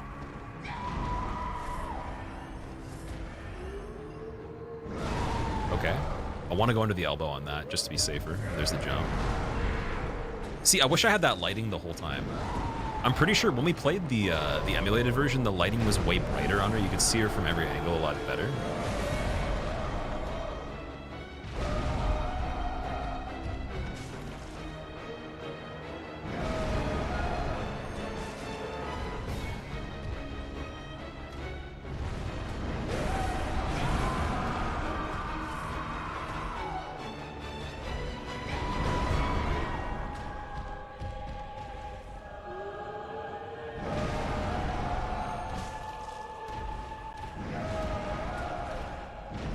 It's just the quick swipes and then this one back.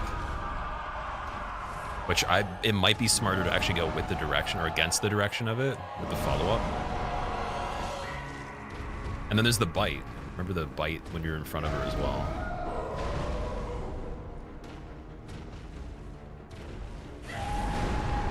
That was a little too close.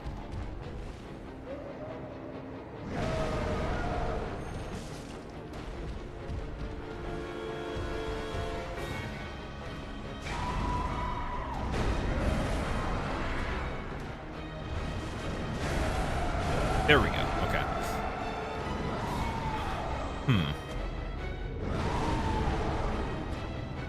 Such a terrible boss arena. It makes the boss much worse. Yeah, the lighting is spooky, and it works really well for the first playthrough, but I don't know about that after. All right, so the plan is we're gonna run back. We're gonna run through Hemwick and get it set up because we could just do that anyways. I grabbed that too. Yeah, first we're gonna go back. We'll get Hemwick set up. I'll try witches and see how it is, just so we can have the workshop tool so I can put the runes on. And then we're gonna do Amelia again anyways, but that mainly is a matter of the movesets. I gotta remember all the attacks, and then you can speed the fight up a lot by getting the viscerals after you break the legs and stuff and the arms, but I need to actually learn some of the attacks again a bit. Like, I actually was surprised that I survived some of that because, like, the quick step has so many iframes in this, it's insane. Like, some of the attacks didn't feel like I should have gotten it.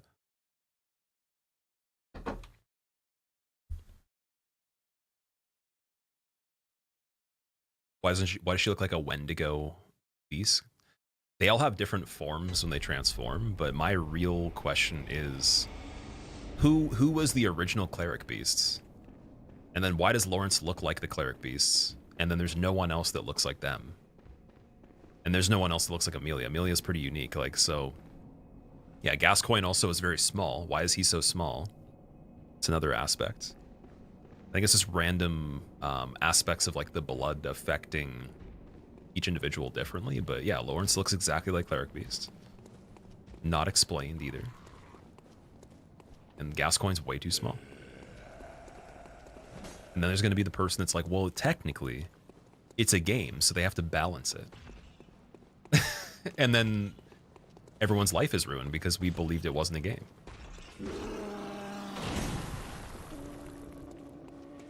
Vance, no worries, man. Have a good rest of your day. And I'll see you. Maybe we'll still be doing this the next time you're here. If not, I'll see you soon.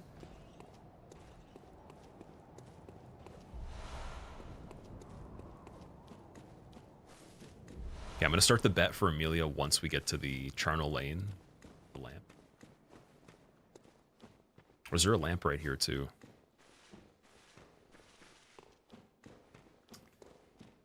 No. So yeah, next lamp.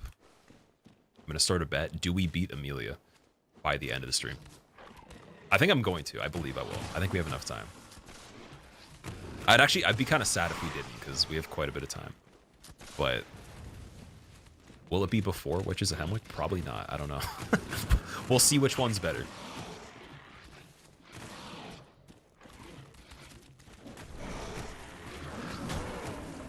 Lawrence was the first cleric to become a beast, and Bell Ringing Guy in the DLC is the one who flayed his hide. Right, okay. Yeah, because it says first Vicar for his title, so that would make sense. Forgot we can't rest at checkpoints, so we're gonna have to keep running. Uh-oh. I lied, dude. We're setting up the whole entire area because the dogs. And Hook Lady's gonna kill me too.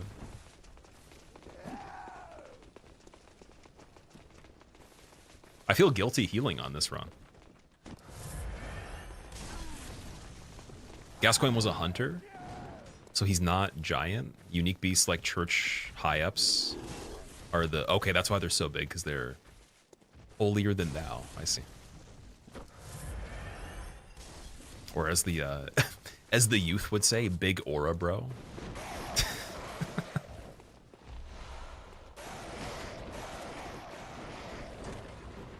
Or what? No, it wouldn't even be big aura. It'd be mad aura or something else. Something else.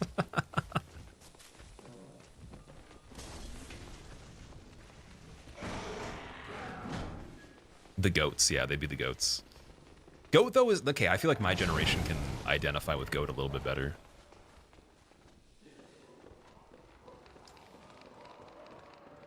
That chair is lethal, man. Okay. Didn't want me to win there.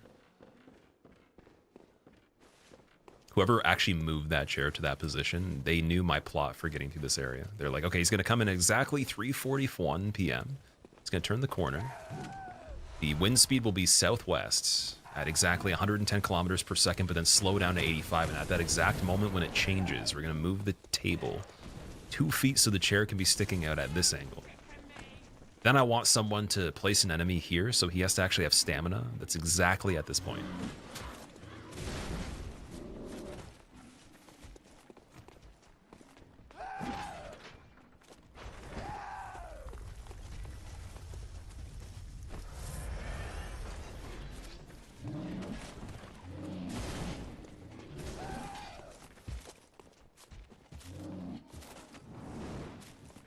Okay, Hemwick with 3 heals. Oh.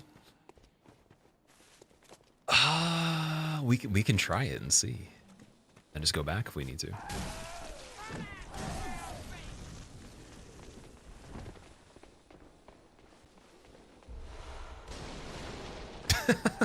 Hemwick with 2 heals. We can try it and see. Oh boy, okay. It's fun. I only have 11 insight though, so I think we're under the number, right? Or is that... I think it's 15 you have to be under on this one.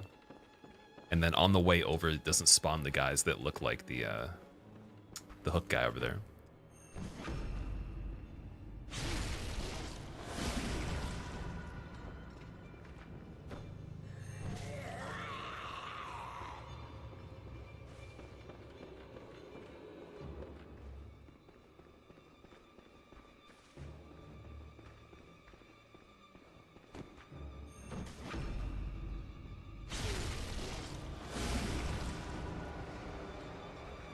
Weren't you a 0-hit streamer? Why do you need heals? Yeah, exactly. How come you don't get a perfect run every single time? Why did you miss push a button? How did you not beat the game in 10 seconds?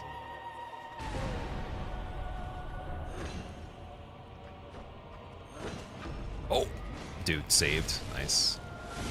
I think that's going to be key later on here. Oh, just keep swinging. That's fine. You can do that. Cool.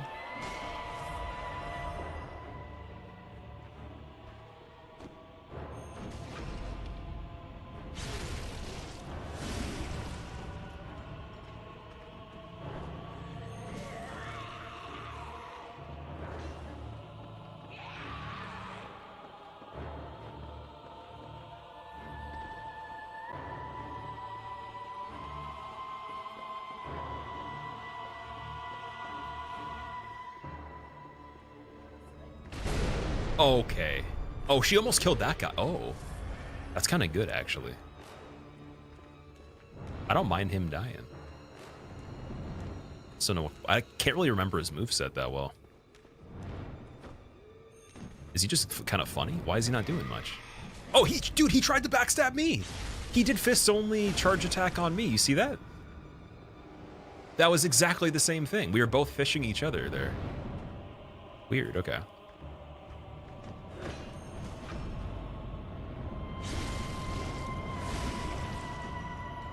No heals now. A little bit scary.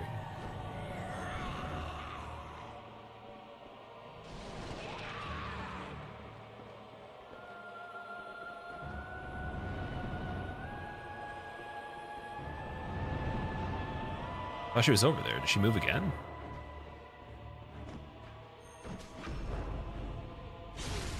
If you don't take the visceral, you can spam the stance break on her. Spam the stance break. You mean like just stagger her over and over with regular punches?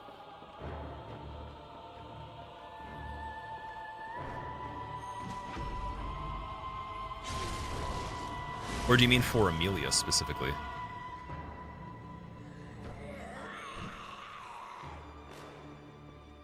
Internet completely crashed. Canadian internet sucks. David, what's your provider out of curiosity?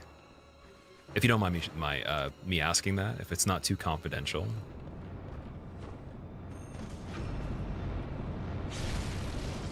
You had to ask ChatGPT what would happen if wind could reach 120 kilometers per hour. Wind speed of 120 would not only be life-threatening, beyond anything humanity has ever encountered in terms of destructive forces. Yeah, so maybe we'll say 70 kilometers would be a little bit more realistic here on the high end of things. I don't know.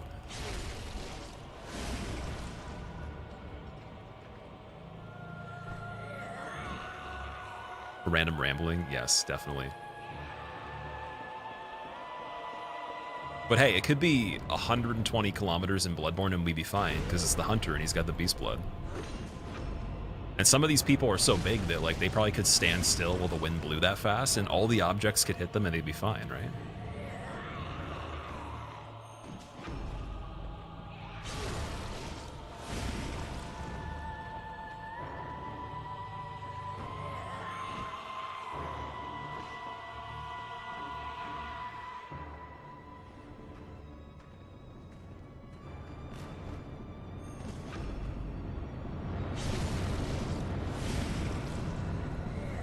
Trying to remember that if this fight is the one where in the arena it'll spawn more of these guys.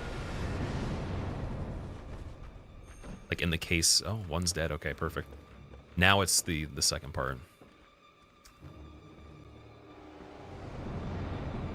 I don't remember if we actually spawned all of them or if there's more that could happen.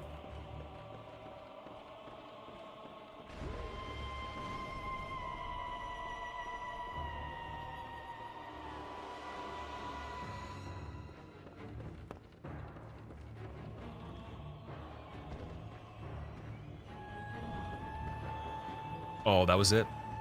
Why'd I run?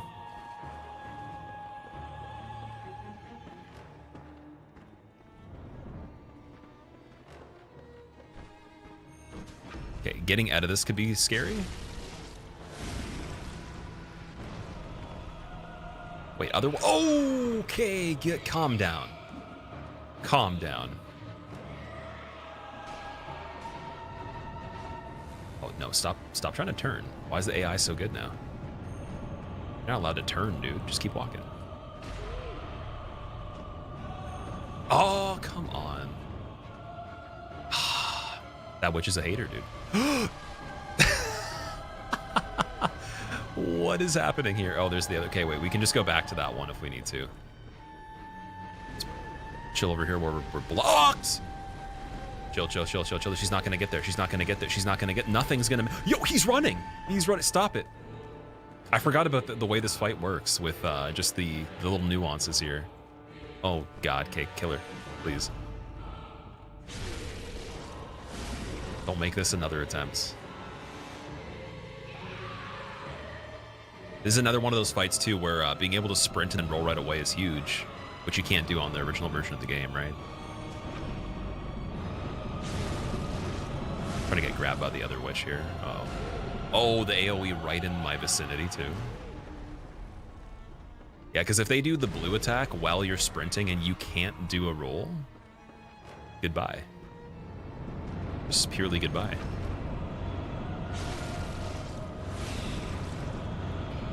Oh my God, I'm so scared right now.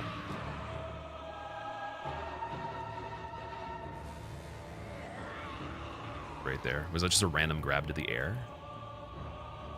Or she moved again?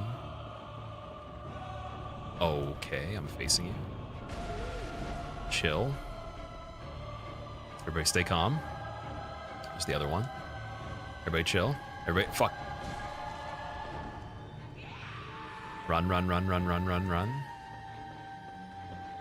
here. Yep, that's it. Yep, blue stuff hit behind me, I think, okay. One more now. And then, can't she come back again if we're not quick?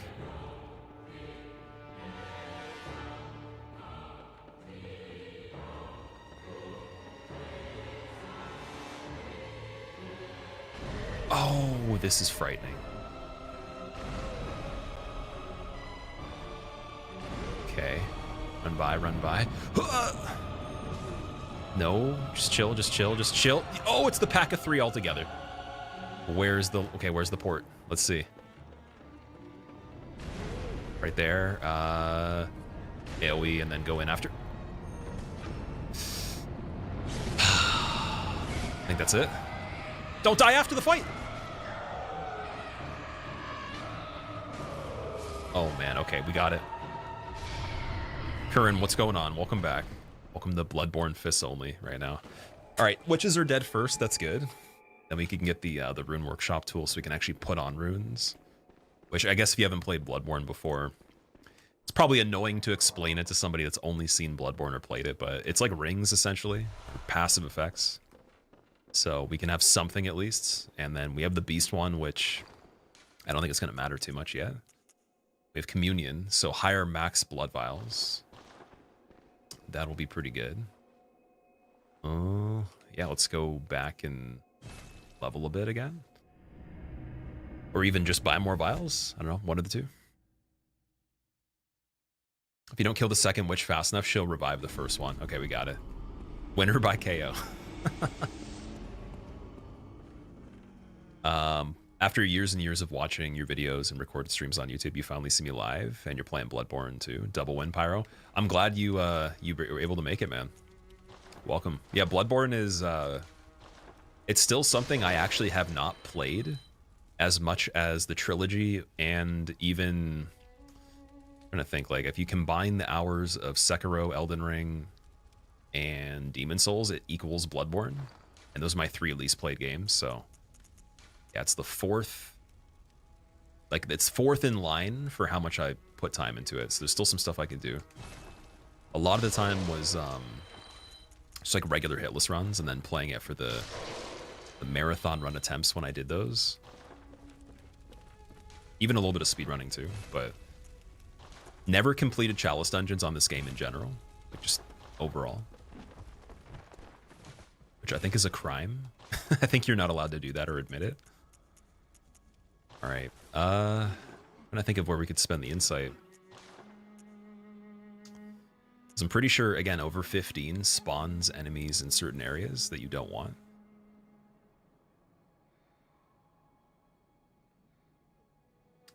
Last time you were chilling here, you bought a trumpet about a week ago. You just got a new mouthpiece. Trying to learn the trumpet because you want to learn a new skill, Curran. How's it going so far with the learning on it? I've only done baritone when it comes to brass instruments, so I had to play that in school for the 8th grade, and I believe 9th as well, so I did it for 2 years. And it was bass clef, so it's pretty easy to read the sheet music for it. Yeah, same kind of stuff, like you have to use like the air control and everything. My favorite part about it was just making like really funny farting sounds with the mouthpiece, and then me and my one buddy would just like see who could make the more ridiculous sound out of the other with like how bassy it was and everything. But it was really fun to play. I would love playing it again. They're extremely expensive though. Like all the brass stuff is very pricey. So it's better, I think, to like rent it or go to a place that provides it or something. All right, so now vials are already 360. You get 48. Oh, is it worth it? I'm thinking like maybe we'll do 25 and then level again. Welcome. Very well.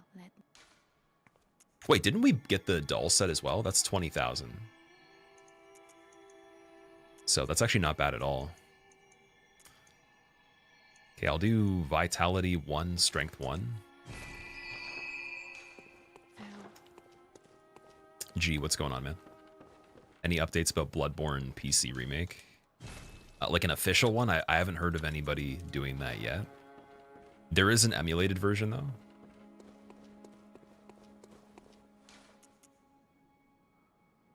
All right, return to Amelia. Can I learn the attacks well enough? Can get a bunch of skill to bump the visceral damage up as well. Do you think it would be a good idea to level it evenly with the strength? Because I know that there'll be fights where it like the skill doesn't even count at all. But a lot of them, like Shadows, Mikolash, and Gurman, Maria. Failures, I don't think it matters. I'm trying to remember if failures even matters or not. I don't think so. Oh, Celestial Emissary, definitely. What else? Martyr Logarius, which is huge. Like all those will matter for the visceral.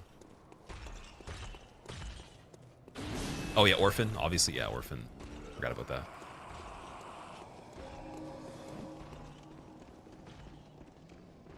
Strength will give you slightly more fist damage, but skill will give you massive visceral. And skill gives you a little bit of fist damage still? Okay. More worthwhile than the investment for strength, for the minuscule damage increase you get for it. That scares me. That means we're not really boosting the damage of the fists at all from like what it is now. Damn. Like when I was setting up the emulated version to try this out to see if it would work on it, what I did was I checked if Lawrence was functioning properly.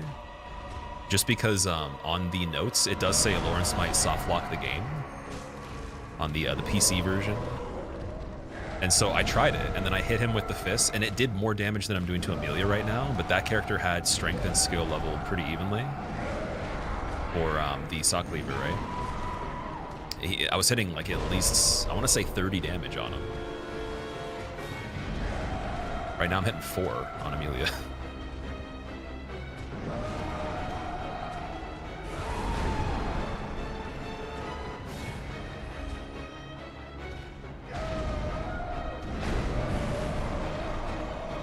I think we're going to want to stay in front of her when we get away from these attacks right here. Okay, but what are we punishing particularly? Like the jump, the overhead slam? That?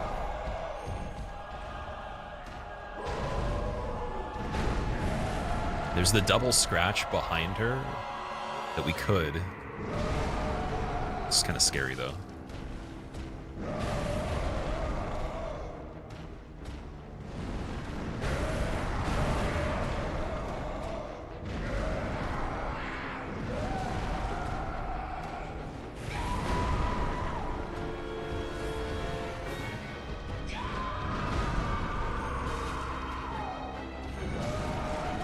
Oh wow, 8 damage, man. Can you imagine?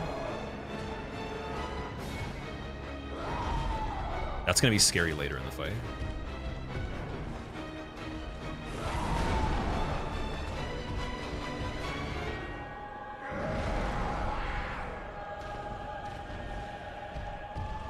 So her backing up right there, I think she could heal out of that if she was able to have the lower health.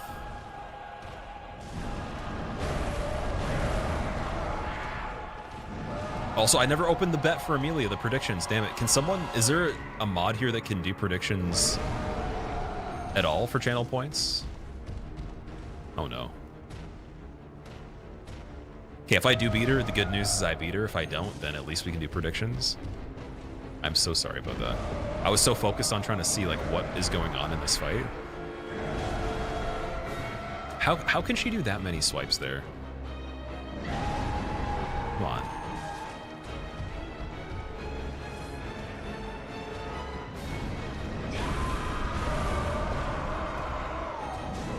Okay, that's kind of worth it too. You get bumped a little bit, but it's not much damage that you take.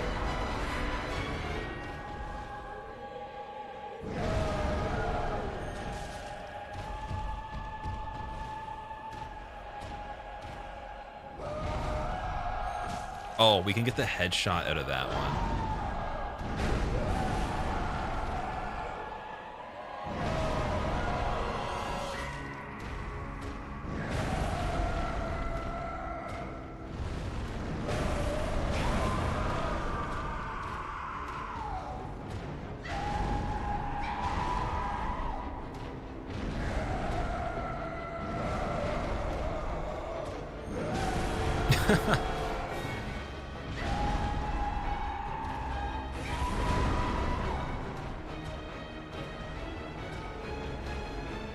To be fair, this is my favorite soundtrack for a boss in the game.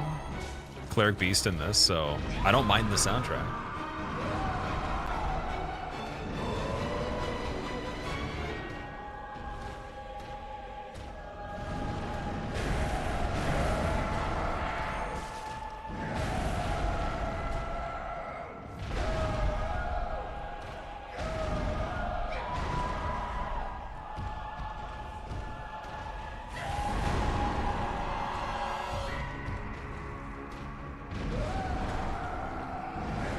Okay, that missing right there seems fairly good, but was that actually worth the punish there? It's a good way to escape it.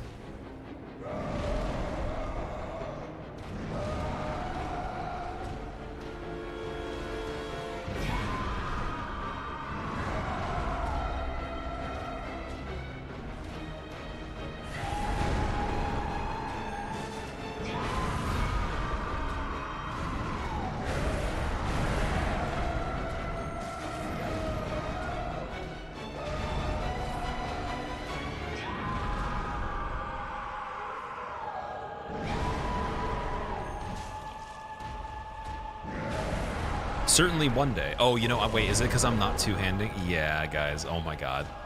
I'm so sorry. I've been screwing this up the whole time. I should have been two-handing the fists the whole time. I think it's double the damage, plus, again, you get limb break eventually, and then you get viscerals on her, so it's not like we're going to be doing it this slow the whole time. It's mainly just staying close that I got to focus on for later. I think it's going to be like 7 damage now? Oh, god. Hold that thought. 7 damage, yeah, that's better.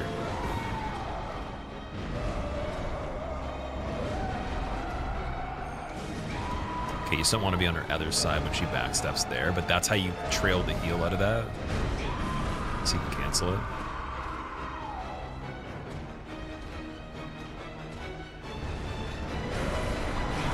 The big 5. Yeah, the 5 on the counter hit with the 1 fist when she's backing up.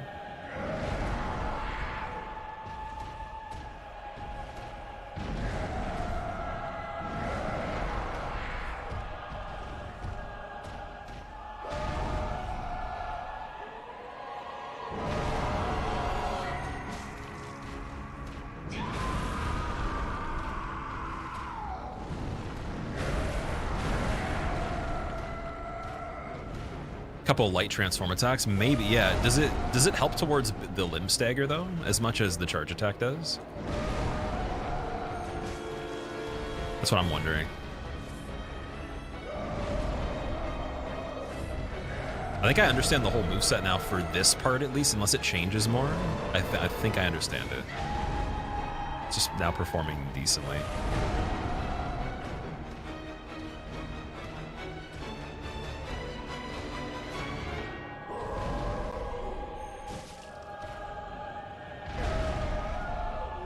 HP based, okay.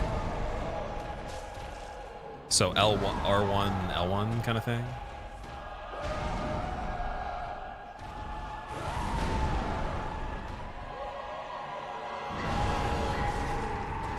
It's 6 damage if I do that, so I think the R2 actually is better.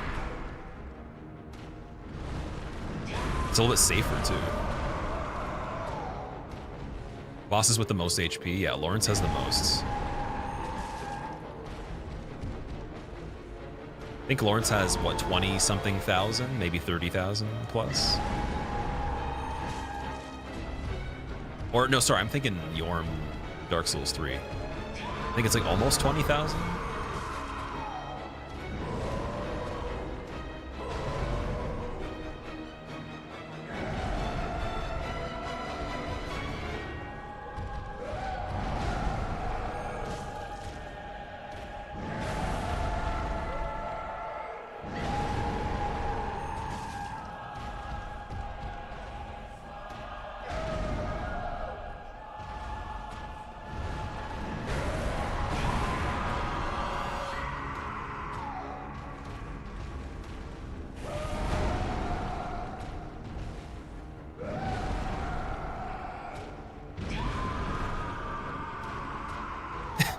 It's so funny she makes the sound, but her mouth is closed after that. She's still making the sound. There's nothing happening on the face there. That's amazing. I mean, not that we have fully lip-synced characters for NPCs in these games, but still, that's like really silly. You almost never get to pay attention to that if you're like in the fight, right? You're paying attention to the... Oh, I can't see. Okay, this is pretty good so far in terms of the flow of everything. Oh, jump attack by accident. Wanted the headshot there still. The leg's getting bloody. That's good.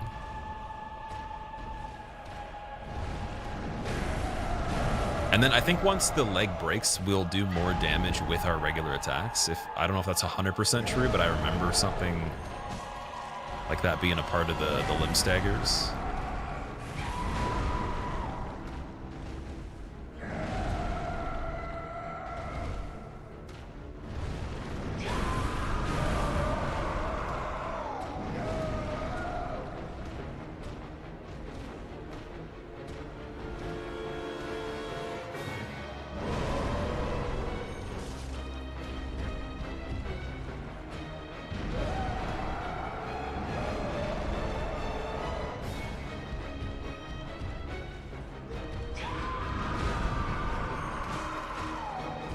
Oh, the foot bump right there from her movement. I gotta watch out for that one too. I think I had that end a hitless run before. Like her just like turning and then like it just boops you with the foot. She gets some sort of elevation there. I did 9 damage. Oh, was it on a counter hit right there? I'm trying to not get too attached to the actual damage or the health bar and just glance at it once in a while. So I can really just make sure we're in good positions for these attacks. Like that right there would have been a heal, I think. So we need to be a bit closer. I don't know if you, like, I'm pretty sure if you even get the jump attack, you're already too far away. Unless you got lucky.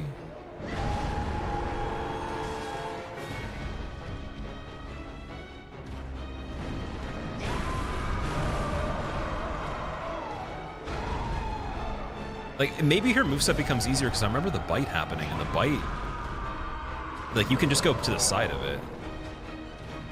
We haven't seen that yet, so I think you have to wait until after.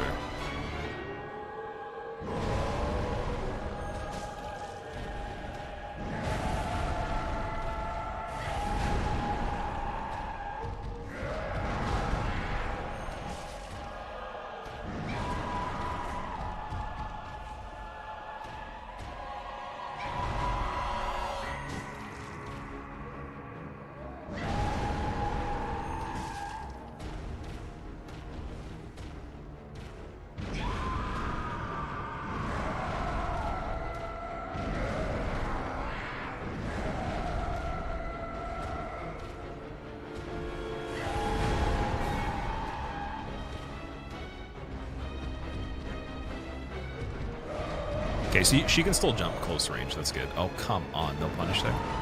Wow, that's painful. Anytime you miss, counts way more.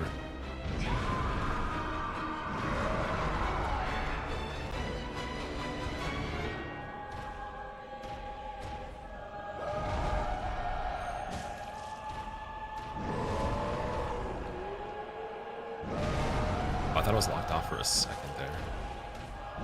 Spooky.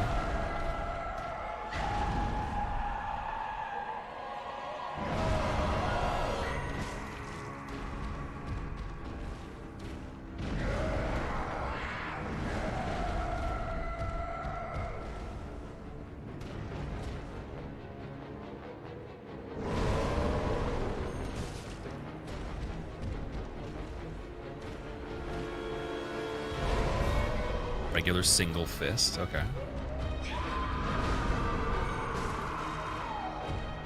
I wonder if a running attack is better. No, not running, sorry, jump. 100% doing more damage from light attacks, transforms than single charge. You mean, oh, okay, wait a second. 6 damage right there, if I do that. It's more about how long it takes, I think, right? So do you mean, oh, why'd I heal? I tried to 2-hand button. Oh my god, I screwed us a little bit. I'm so sorry, guys. That's actually tragic. It's L1 to un-2-hand on this one. Very unique. Simultaneously sullied the easy attack and got hit. Great. Yeah, I think that for the light attacks, it's still a little bit harder than just doing the charge. I don't know, if anyone else wants to weigh their opinion on that, if you've done this or maybe seen someone do it and they did more damage with lights, I would need to know like how many and what orientation it is. Because it seems like 6 versus 7 and then it taking like a little longer is worse. And it's like it's more buttons too, it's a little bit more involved, right? Still a good job. I know enough to do this part of the fight at least now. It's just if she does other attacks and getting good at canceling the heal, right? I think we're pretty close to far enough away. Or, sorry, we're close enough most of the time where she can't get too far, which is good. It's just like every time she finishes an attack, you want to go back in a little bit.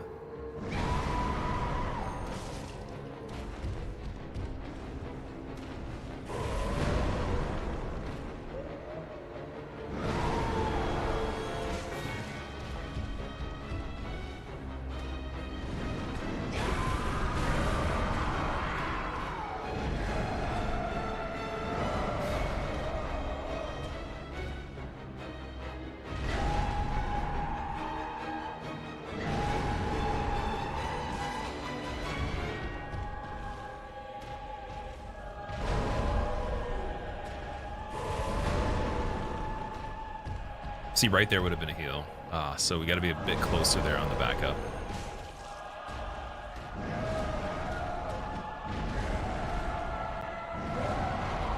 I want extra damage there. You could do it. Again, this is like a lot easier of a flow to deal with at the moment. But yeah, you could definitely get fancier if you wanted. It's, I don't know exactly how to justify it.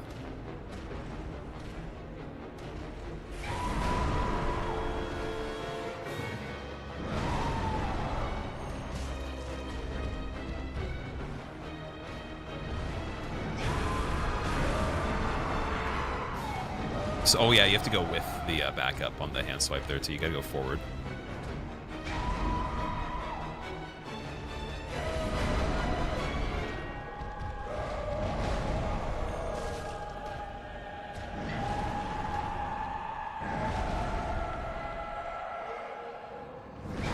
Oh, dude, I walked under. Why? I'm dead. I'm not dead. Yay. Oh, that, yeah, now I am. Oh, okay. I think we know now. I need full heals this time, and then I'm just gonna dial in so hard from the beginning. Oh my god.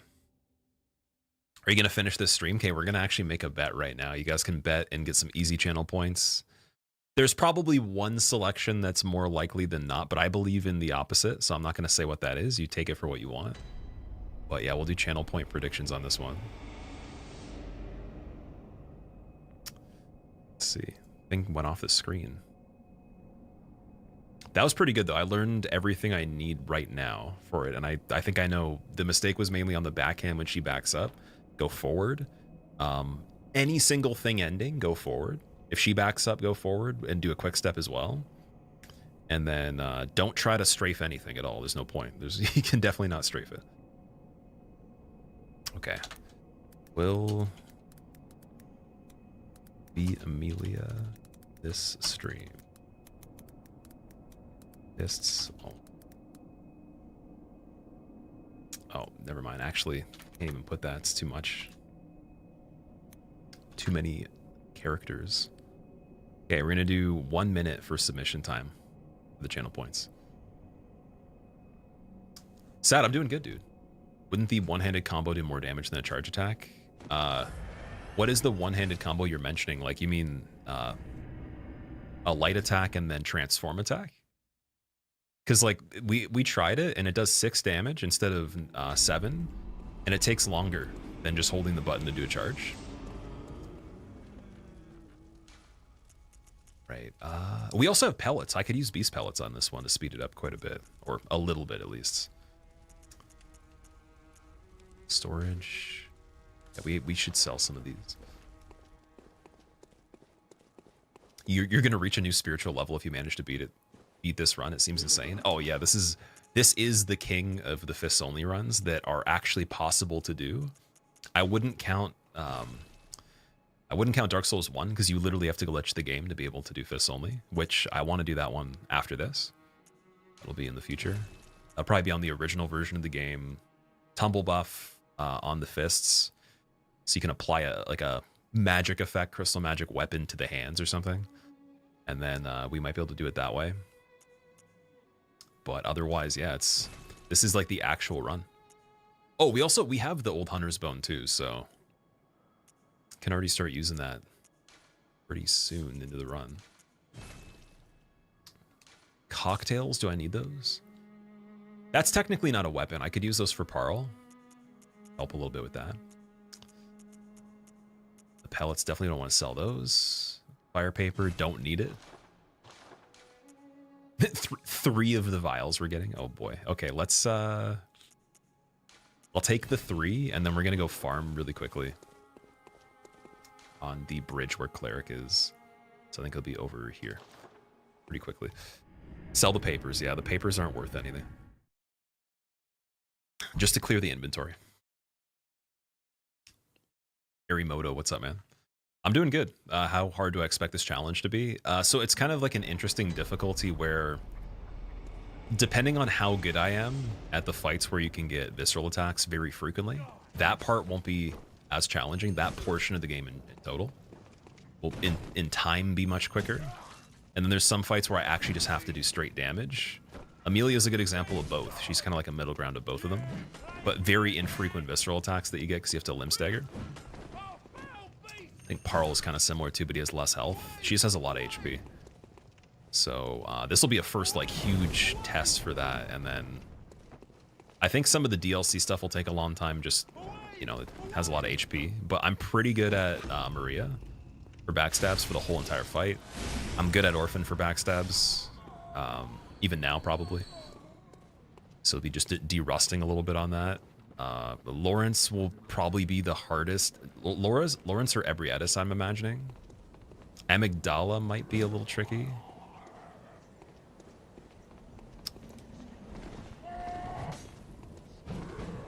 These guys with crumpled hats could be hard too. Can we get them to leave? Wait, is it possible? Can I get you? Maybe not. Dude, 16 damage against this guy. Okay, we're cooking with damage here.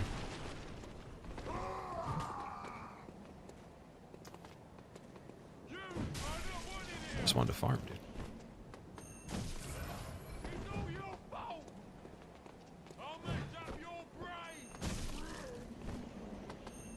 The back pedal looks so funny.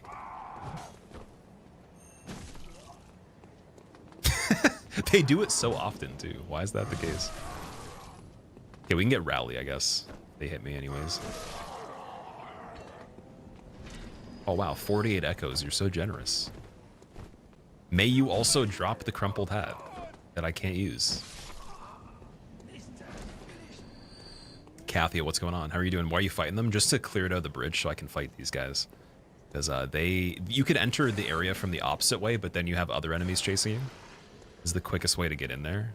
Typically, you'd have the cleaver, so you'd just be able to kill them in like one hit or something. But I want to fight these guys. They drop 3 vials at a time.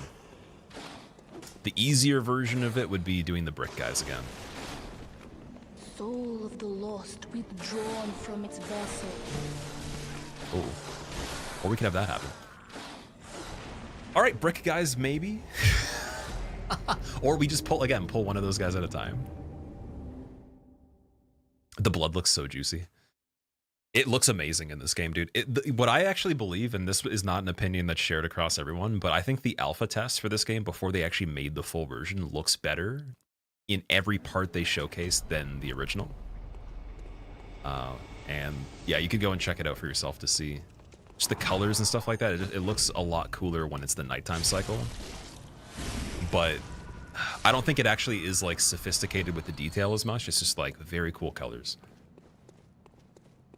And again, Pyro, thank you so much for the brand new sub, man. Hope you enjoy your motes. I hope you also enjoy the potential of me actually killing Amelia. See, these guys also would be so much more simple to farm too if we had the ability to use the bullets as well. I guess in the meantime, Old Hunter's Bone might help us farm, right? Or wait, why can't I even put it on? Oh, you have to have 15 arcane. Okay. I see.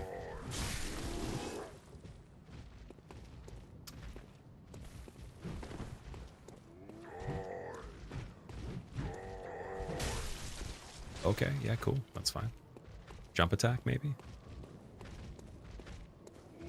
Oh, we could have saved the pebbles, man. The pebbles would have done it for us here. Because we can de-aggro them and then pull one at a time, right? Might even still be able to do that, but pebbles, dude. Sold all of them. Just go straight to the boss fight. So yeah, I'm not trying to kill Cleric Beast right now. I'm trying to get blood vials.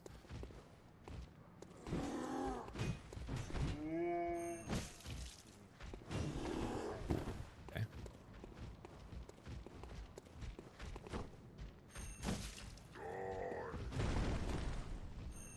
There we go.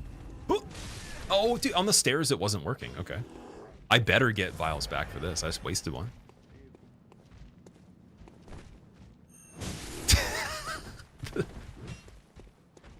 The spin is insane. I don't know what to say about that.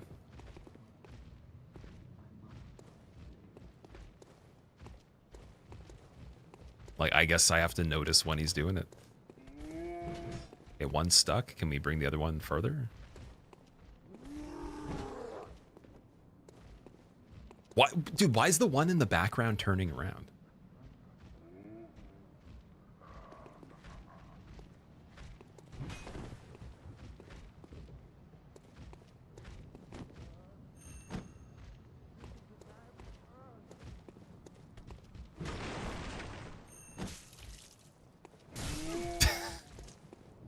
Here we go.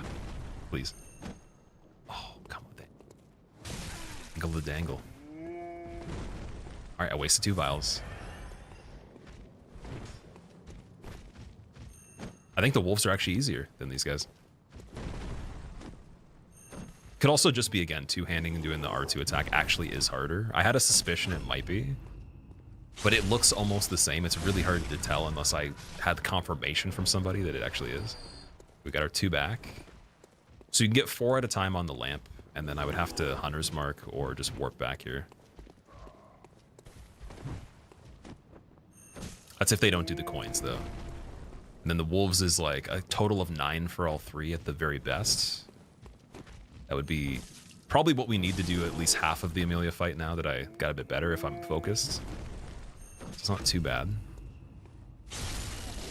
Broken even on vials, yeah. We're getting runes at the same time, though, so I can use those to get an extra one. Let's say we get literally 1 every time we kill 2 of these guys, plus whatever they drop. I think the smartest way, though, is just do that, then go back up here. And somehow, again, these guys got to be pulled to an area that's safe. Or I could do the sneak on the one guy here.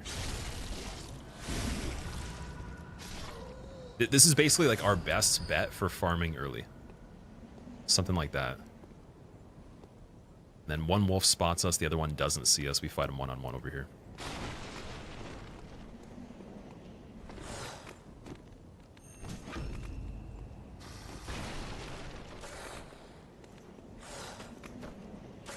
But the other one saw me.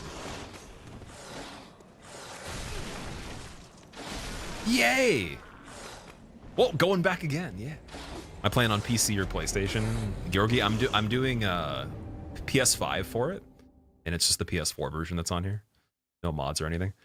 And then in the future, the goal is to somehow get a PS5 that can run the game in 60 FPS if they never remake the game. That'd be the goal for the future.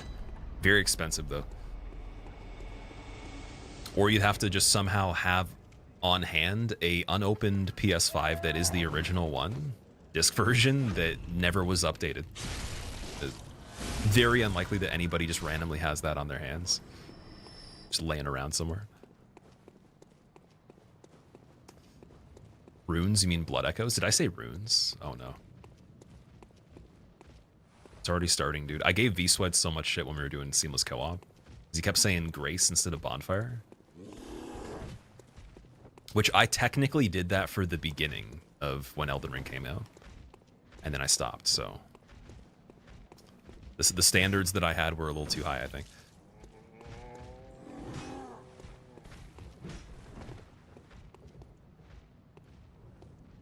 Bloodborne combat's better than Sekiro's. I think Sekiro's combat is the best for sure, but not by a crazy margin or anything. It's just more my preference. I typically gravitate towards action being the emphasis over anything else, so having RPG elements is cool, but I don't need that in the game. It's just kind of like a nice bonus. Just depends on what their overall goal is with the atmosphere, the story, the concept. And with this one, it has light RPG stuff, but combat in this definitely I wouldn't be able to say is better. It's very good for the time though. And even just, dude, even being able to two-hand the fists and then have a different moveset for doing that, that's not even one button. Like, you can do transforms on the hands like that. And there's so many different parts of the animation for the combo. All those things have, like, different values, I guess. So in the game, even with weapons, it calculates stuff very particularly that the other games wouldn't have as a thing until you got to maybe, like, Dark Souls 3 or even Elden Ring. So that's very cool.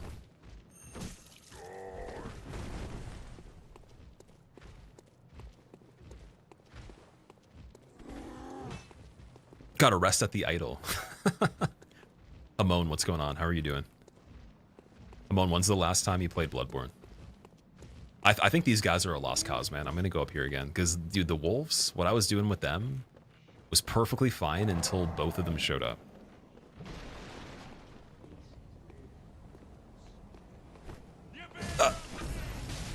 Kill, dude. I need the kill on this guy, or I'm screwed. He's got the runes. Yeah, and yes, I'm saying runes.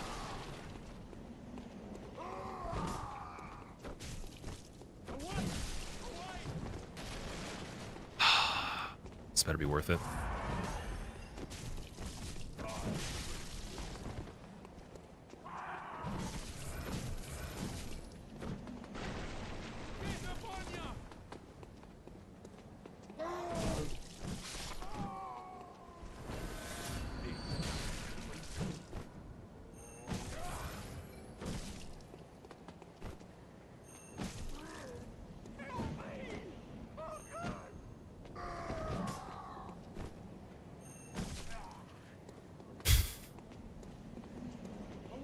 Caught yourself that time saying it. I said it on purpose there. You can't prove otherwise that I didn't say that on purpose. Until a lawyer is present, we can't say anything else. Okay, please. Somebody.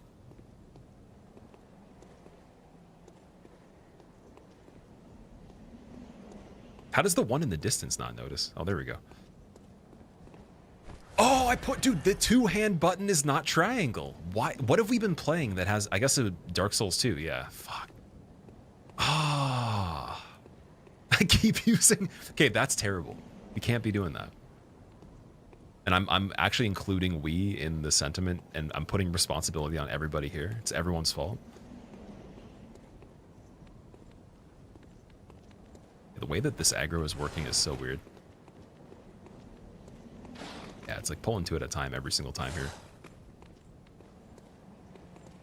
Which, again, it has no value at all. It doesn't matter if we have a weapon. It's only because we don't have a weapon here. It won't be one shot either. Here we go.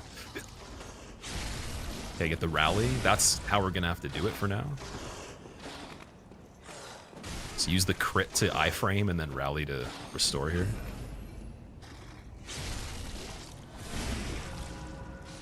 Okay, please drop 3. Yes! Okay, we got the 3. It was worth it.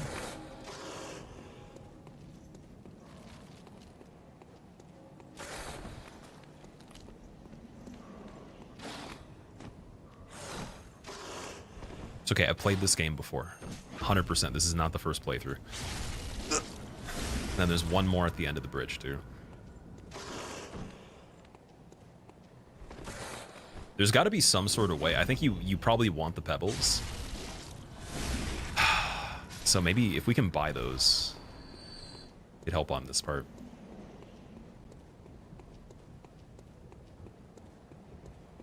Isn't there one more guy? Wait, did I get robbed? Is there not a third one? Was there never a third? It's rough, dude. Okay, never mind. Isn't Cleric Beast at the end? Yeah, there is Cleric Beast down there. Because he's a little tricky.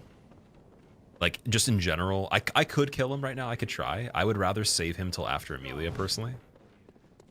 There's no third one. Okay, I'm screwed then. I said that on record, and there's proof. The Headless of Bloodborne.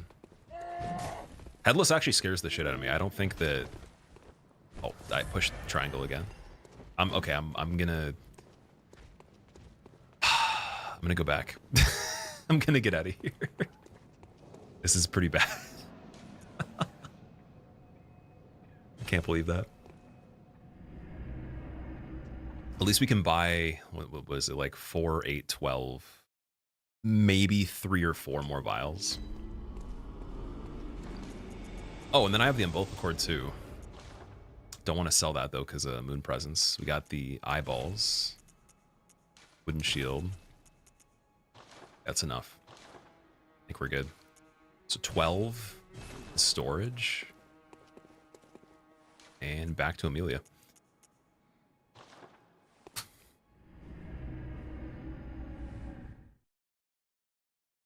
Violent Canadian fist depraved Britishers for some red juice. Well, you have to think of it this way. If anyone that is from the UK has told me this is basically the greatest depiction of Britain in general, like this is literally what it's like, I'm basically just doing a survey. I'm just collecting data. All of the blood and everything is part of the protocol. It's not actually like I'm doing anything wrong here. And the fisting aspect of it's actually a courtesy because I could use a cleaver, and I'm not. And they have weapons and torches, so I think I'm doing okay.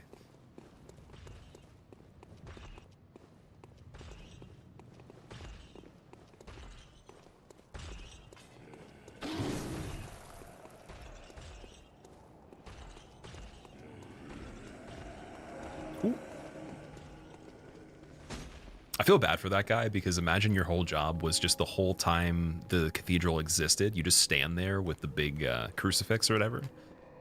And then as soon as someone runs in, you just have to poke him. That's it. Can't even get me.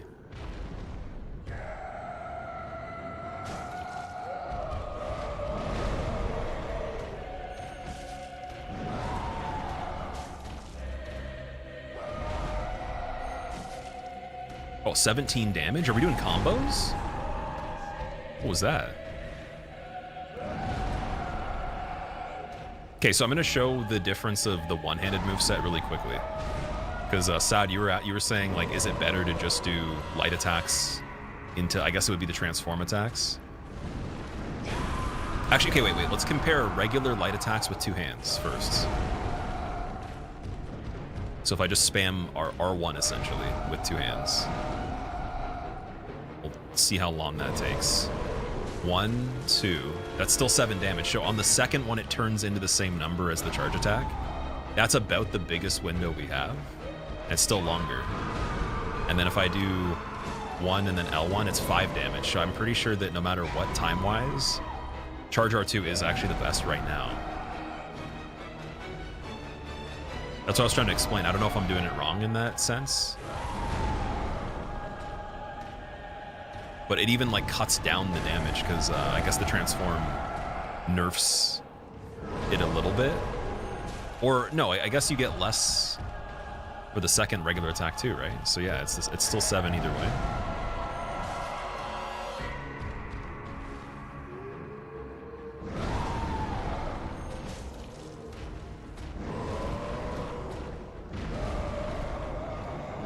It's only Bloodborne? That sounds awful. Good luck, Warren. Thank you, man. I'll take the luck. I don't plan to beat this extremely quickly, but I want to get through a decent chunk of it over the next couple days. Definitely have to beat Amelia for that to happen, though, because we only have witches, yeah, BSB, and Father Gascoigne so far. And after Amelia, we could go for Shadows, I think. Getting... I wonder if Logarius would be worth it, because you can get Viscerals on him. And again, the fist damage isn't going to really change much by the time we get there, so... Could be worth doing Canehurst early.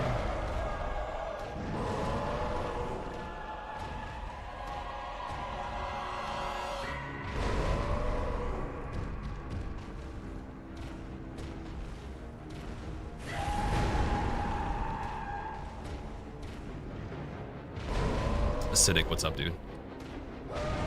Amelia gave you so much trouble in the first playthrough. I got really lucky. I killed her, I think it was second try.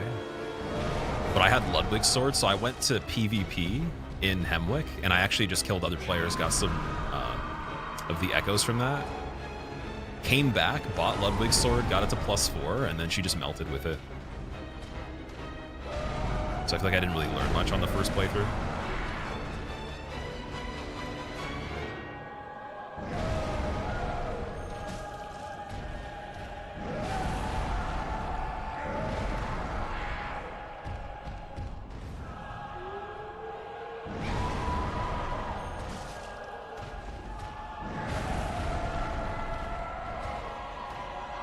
It's gonna take a decade, so it's not actually that we're killing her from just hitting her with damage. You break her legs and her arms, and then it does a bit more damage hitting them, and you also get a visceral on the head, right? So kind of like we killed Gascoigne, you can do bigger chunks on Amelia after a certain amount of time. We basically just have to survive for a while, get to that point, repeat it for each limb that we can, and obviously like get the head critical attack when she drops. And beyond that, she can heal, so we have to stay close enough where she can't heal as much. And as a backup plan, if she does start to, I have 6 chances right now to interrupt it. So like we have stuff to be able to do it. It's mainly just how well can I play. But by no means is it going to take as long as it looks right now. It's quicker than what it seems like. Just have to actually get in there and not screw up the heals.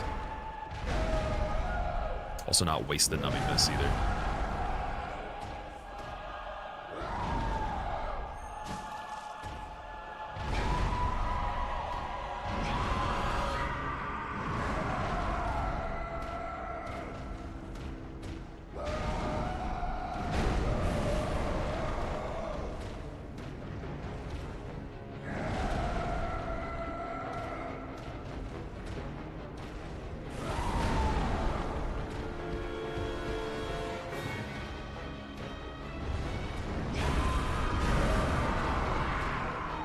Oh yeah, that's the one we go through? Okay, yeah.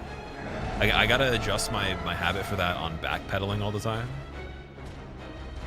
That backhand's gotta be forward. I don't think I've done it once yet. And then we could actually hit her with a regular attack out of this swipe. And this one too. I can actually angle it. Oh, she bumps you even.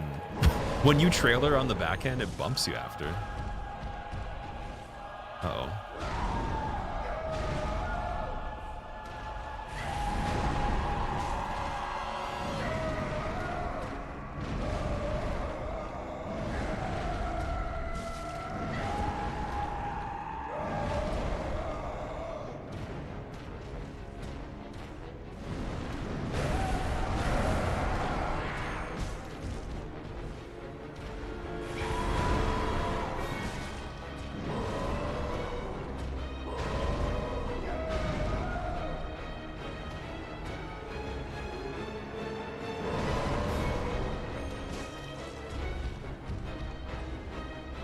I think this is pretty realistic, though. If you were alive in this game and it was reality, you'd probably do this much damage yourself as a human, so, yeah.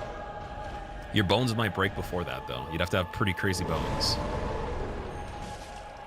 Lots of calcium, as they say.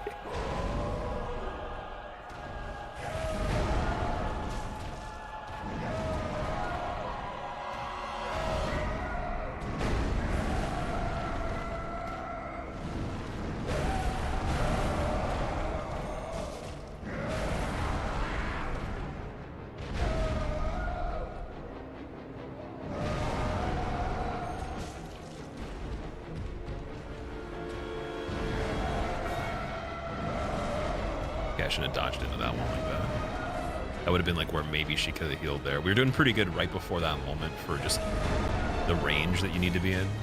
Cancel the heals.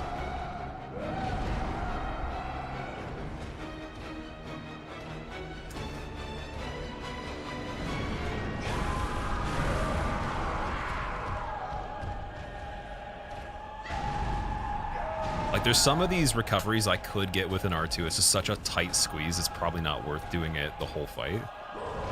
So I should go for light attacks outside of the main opportunities.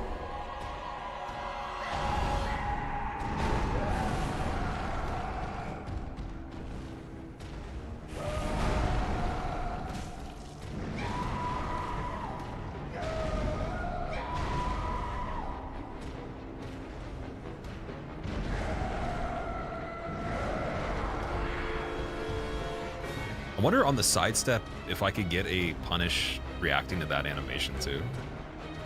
Like I probably could. I bet nothing's off the table here. It's just like you have to be really creative with when you arrive.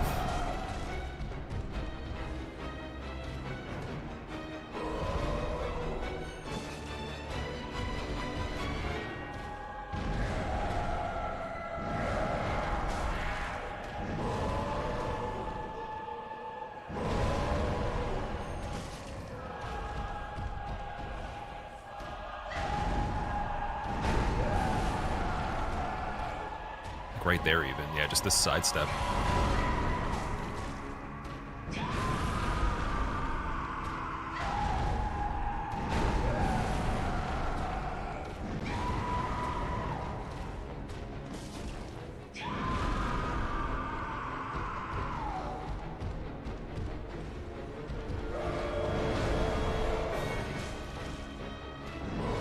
Again, I don't have to strafe the jump. I shouldn't be doing that. Unless it's like maybe like stupid easy where it's like right behind me or beside me or something like that.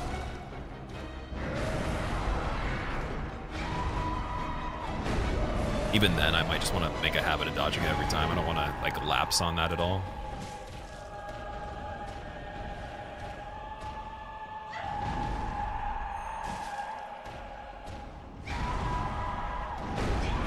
And then the next most important thing's reacting to the critical when we can get it. It'll be huge.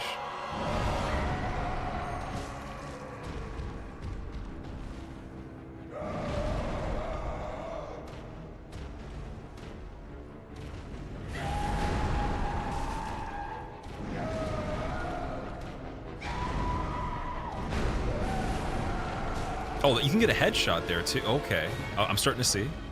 Starting to see the opportunities here. They're pretty big. There's like there's a head punish when she dips down on the one recovery here. Yeah, that's crazy. Okay, that's really good. And I don't think that can follow up with anything that's too dangerous where she just spams after. Even that one on recovery might be good.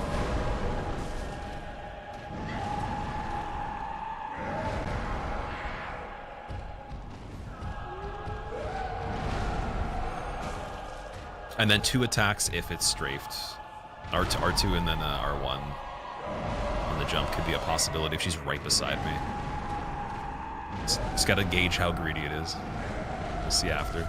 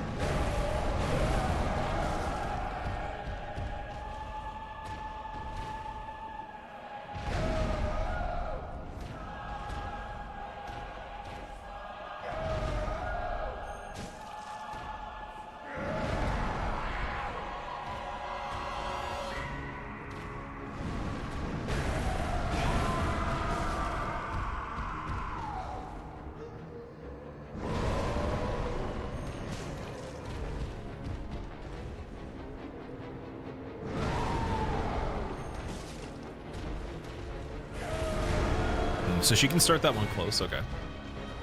Fair enough. Just gotta look for the sparks even close now.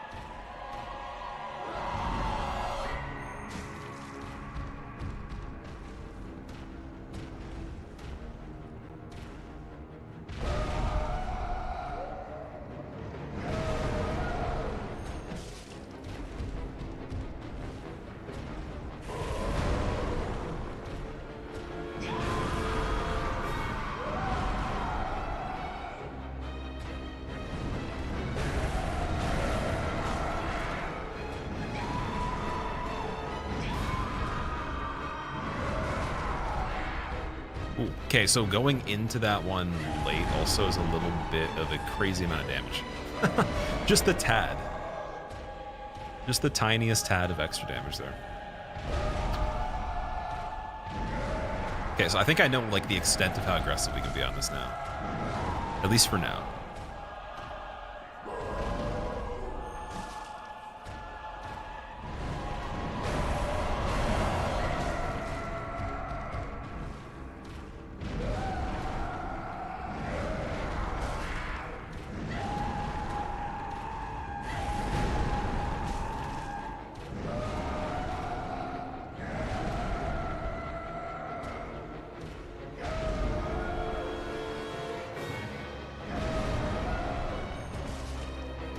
Now, I wonder if it's better DPS to make her do certain attacks more often than even going for as many opportunities as we can. That's...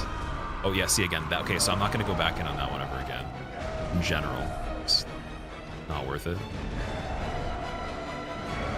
I'll just, Oh, sorry, wait. After that one. Of course.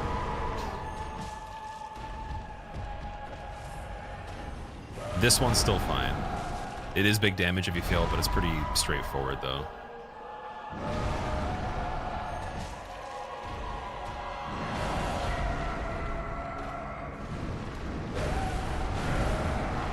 It's the headshot. So yeah, if I stay far enough away right there, it's pretty safe.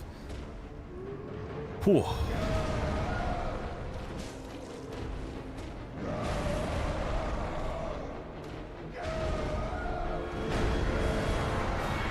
It's a head one as well. Perfect. Yo, the head's definitely getting there.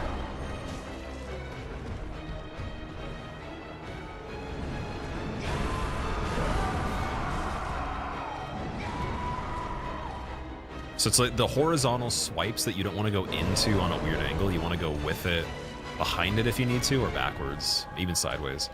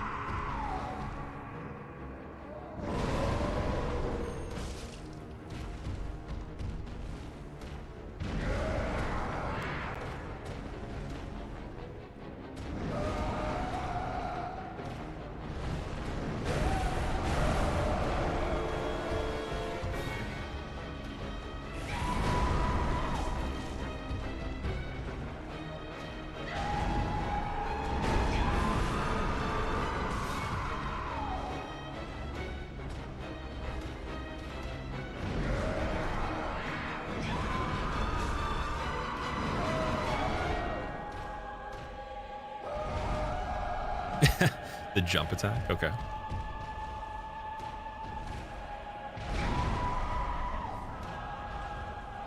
There we go. Redo on that. Sweet. So I wonder, like, do you guys know what has less health for the limbs? Is it the head or the legs? Because I don't actually go for the head directly when I play anything else on this fight as much. It's just kind of like random. Or when you do the combo kill with the cleaver on, you know, like a speedrun or a hitless, it's pretty straightforward as well. You don't really hit the head too much unless you have really low damage, I guess. Legs have more health? Okay. That's good news then. So we'll be setting up at least the one leg and the head pretty evenly, and then the other limbs are set up a little, but not like barely though. Again, on that one, when I go, I just want to be a little bit further back just to get the tip of the nose.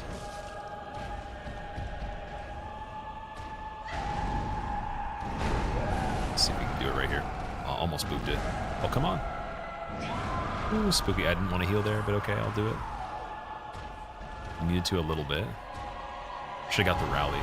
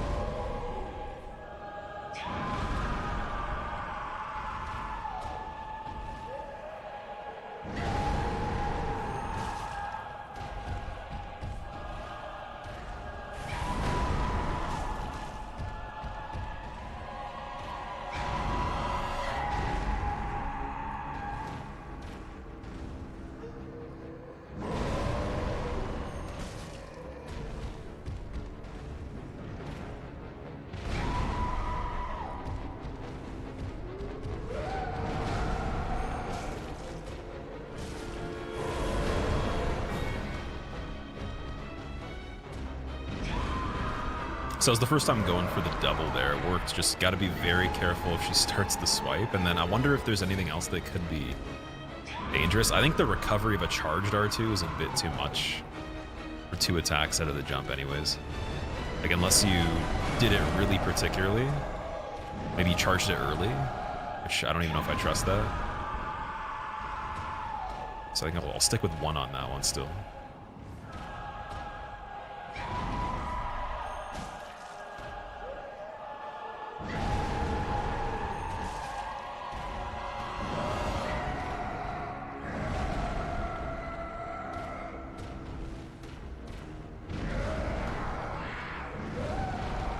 The one if we go sideways we can get the follow-up. A boop. Nice. I want to get the placement for that every time. A boop. Almost. You have to really be at like a really nice distance to get the nose.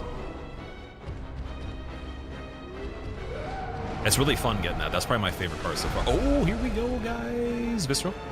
Beautiful. Kicking it off. And then charge attack on the head again. Sweet.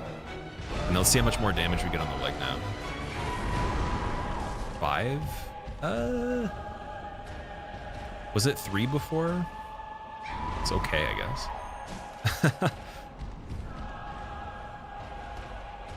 Although the limb stagger, it regens, right? Here we go, we got this now. For the hands. So the howls actually give us extra opportunities here. Oh, she has this moveset too. And she's got the frickin' fists. Playing the drums with the fists, right? Gotta watch out for that. And then bites. Bites and then fist drums.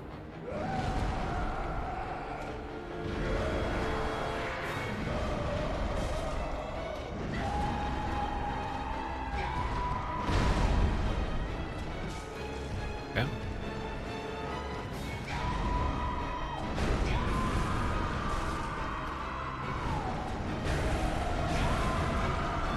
Oh yeah, there's that extra third one. Okay, so don't go in the same way we did before there. Oh, dude, heal. Yeah, perfect.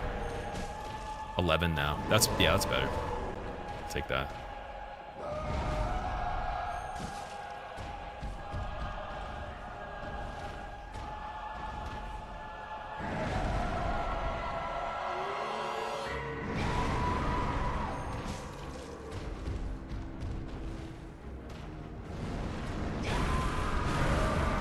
The other one? The other one? Oh, why am I going for that again? Okay.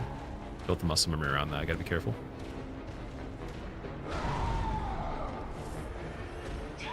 Oh, that's big swipes. Okay.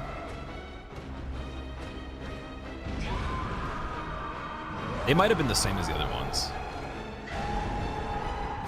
It's like pretty much the same timing.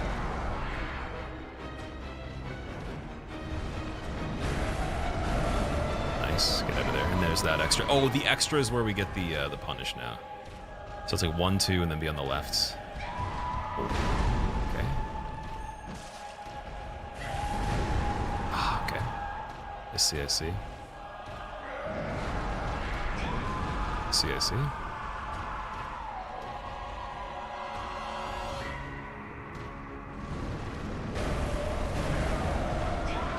And then I wonder if she can do a third on that every time. Don't heal. I don't think she can actually heal yet. Right. We're staying in there. Staying in there. Being behind her is so scary. Like, the scariest part of this fight is being behind by accident.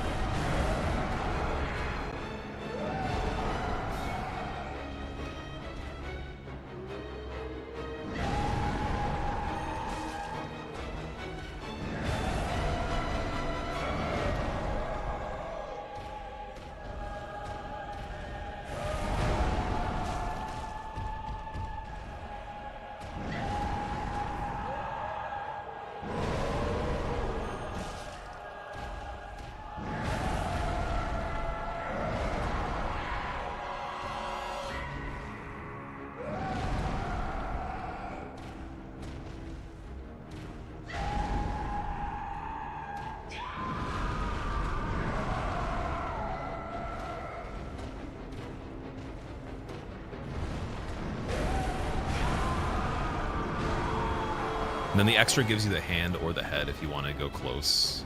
So you can stay pretty long range, get the hand on that. Or she might follow it up with the jump depending on the range too, like which we saw earlier.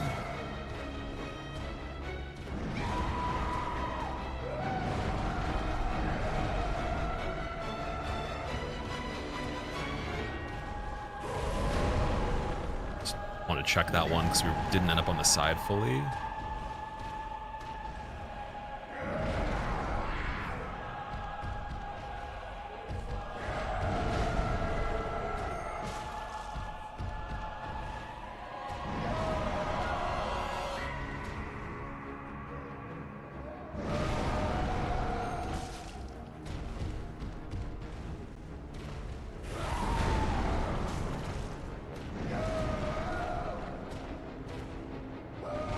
That head break sometime soon. I guess we hadn't really gotten headshots for a while though.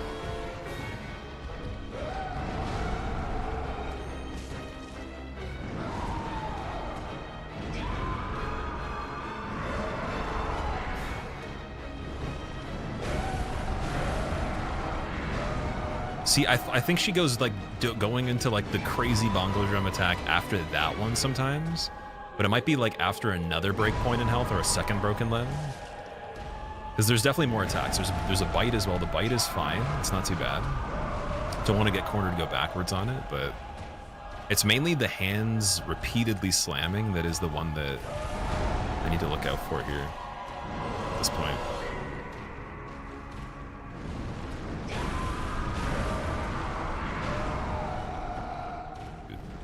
A little bit of greed there, trying to go for 2. That's fine.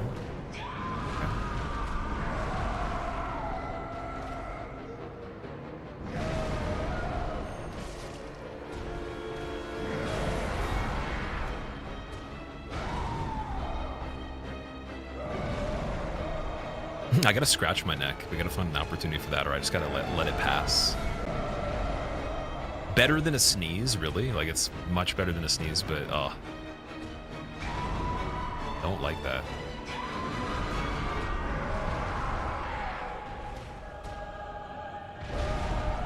There we go.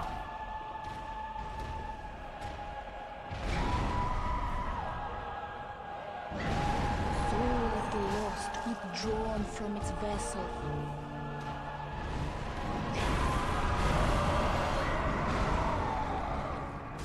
Oh, you can get, yes, dude, the headshot if you do the double dodge in after, you just wait and space it? Okay. That's probably even better. It's already building towards the head anyways, you can just wait.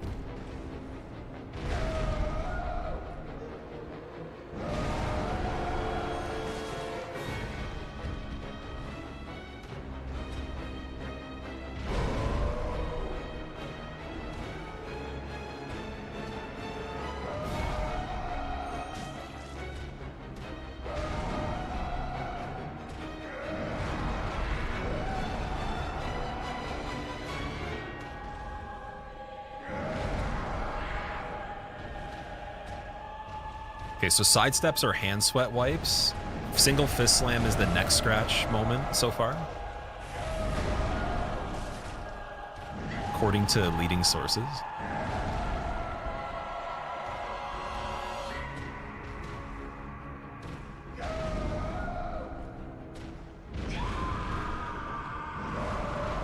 Yeah, again, I don't think there's a follow-up from that. I'm just trying to be very careful here.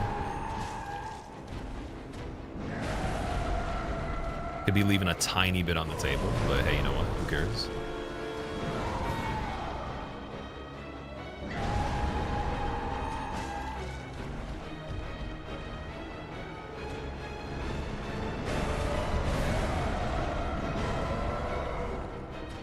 Greedy. You can actually get greedy on that one, though. It's kind of funny.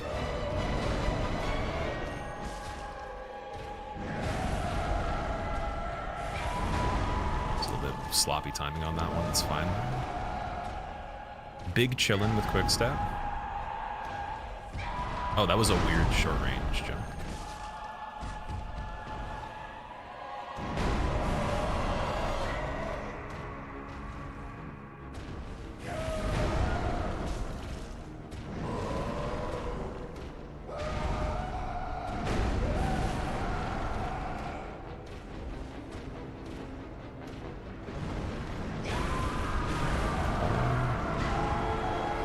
Air's the hand, okay.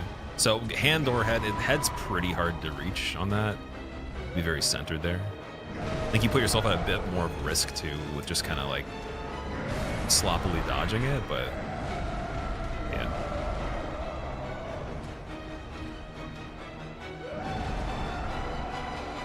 Now I gotta think of spacing control. Like, can we deliberately position her at all? Is there any hope for that? Because, like, oh, you know, sidestep rotations, if I'm not scratching my head or something like that, or my neck, or hand sweat wiping, yeah, we can do sidestep reversals and stuff like that. It's probably the best. Yeah, just rotate here to wherever the bigger space is. No final slam on that, we're too far away.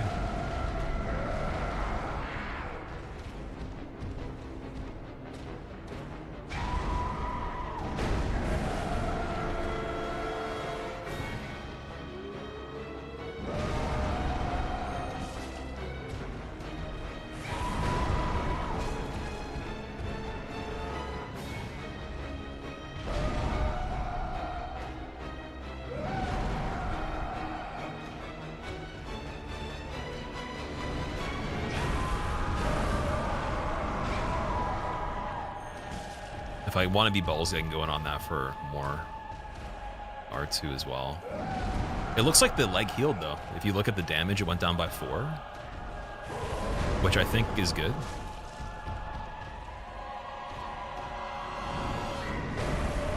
So we can set it up again. It might be worth doing that. It's another big bonus there. Like, I want to, I just don't know what the intervals are when she changes that attack. That's the only issue. Only been 3 days, yeah, it's all good.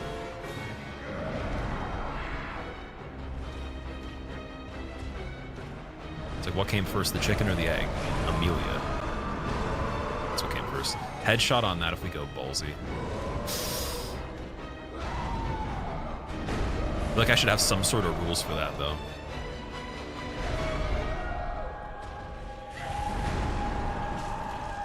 Because, like, again, I don't know enough about, like, how that attack works. Some of them are so simple that it's like, yeah, you know there's no way that something could go wrong if it was slightly different. That one has both hands slamming on a staggered position, and then the actual area of it's huge. I don't know what other parts of her body it calculates damage there, too.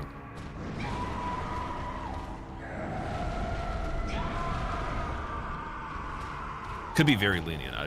Again, obviously, we got it, but I don't know if that's enough.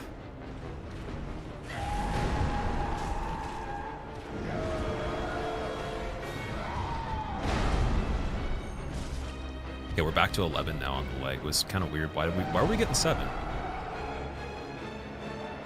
What's happening there? Was I hitting the hand by accident partially? Still haven't got head break yet. That head health bar is still going.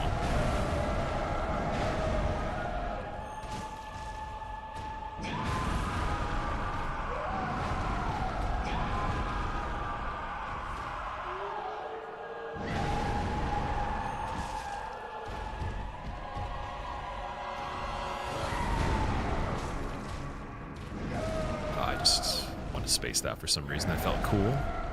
Shouldn't feel that cool ever. Oh, she went really far there.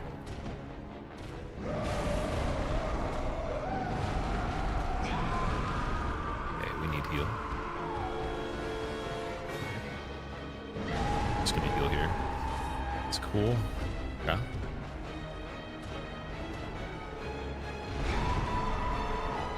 Refocus, come on. Get in there. Sometimes the range on the jump trips me up a little bit. And then that one, again, just touch with it if I need to. Backwards on that.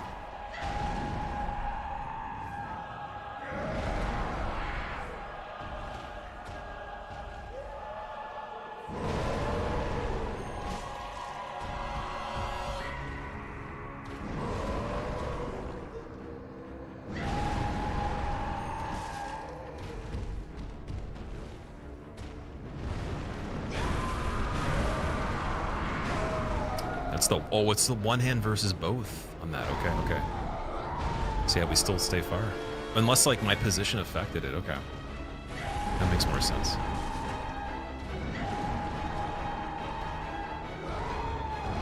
Big jump.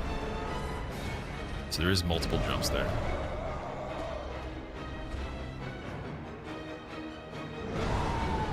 See, like, if you practiced up and knew that the close range moveset you had down super well, or like the management of it, it almost seems smarter to not actually play like that for the first bit of the fight. Like you'd have better DPS there.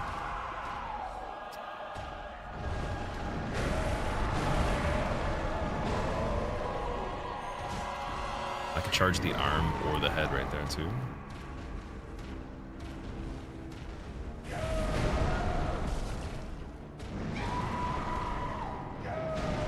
It's a little bit different.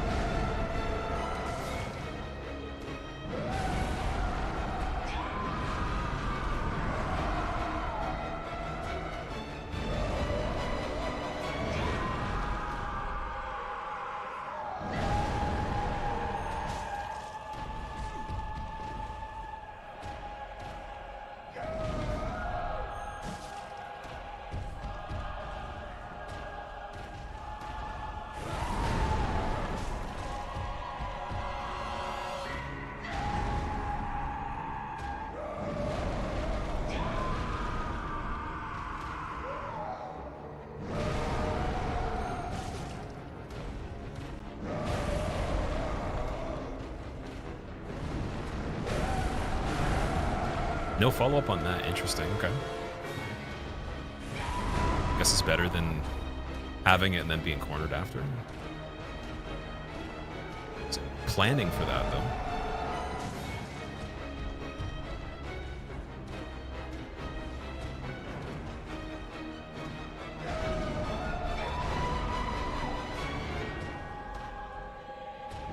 Oh, don't go far away on that one.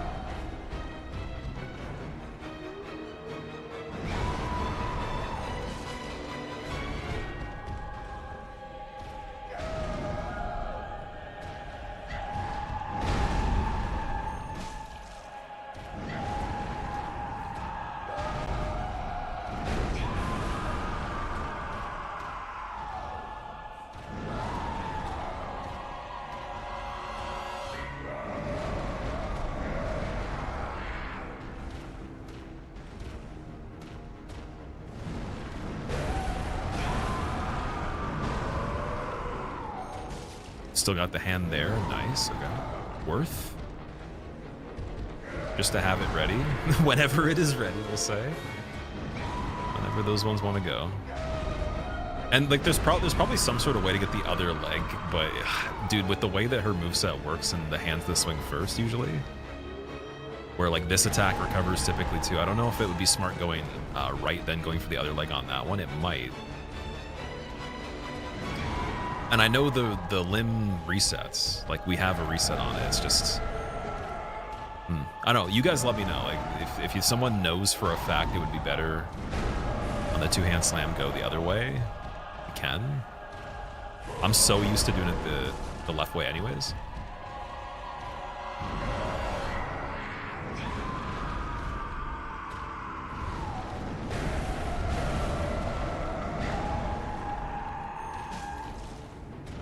don't know if that's getting the kneecap or the hand.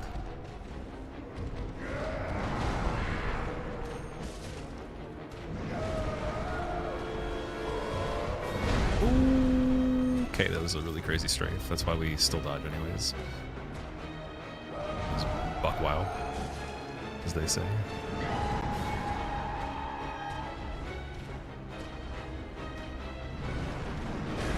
So you give me the third.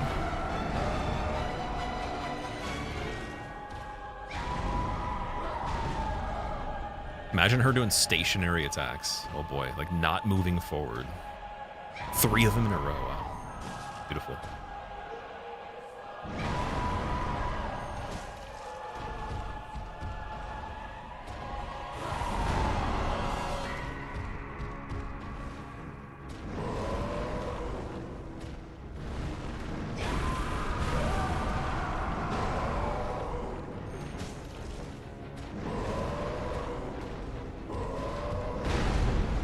A little bit of a far out dodge.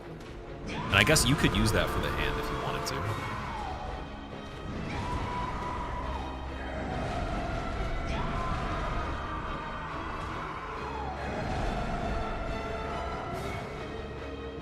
Oof. That one from far away is not as nice. Still no, I used to dodge it like that exclusively if we got into an emergency situation on this fight, which always is probably the thing you want to avoid, but you know, obviously the regular fight is incredibly quick. It takes like 1,000 times less time than this. Maybe even more than that, 10,000 times less. Ooh. Hidden attacks here. Obscuring what you're doing, Amelia. Getting sassy.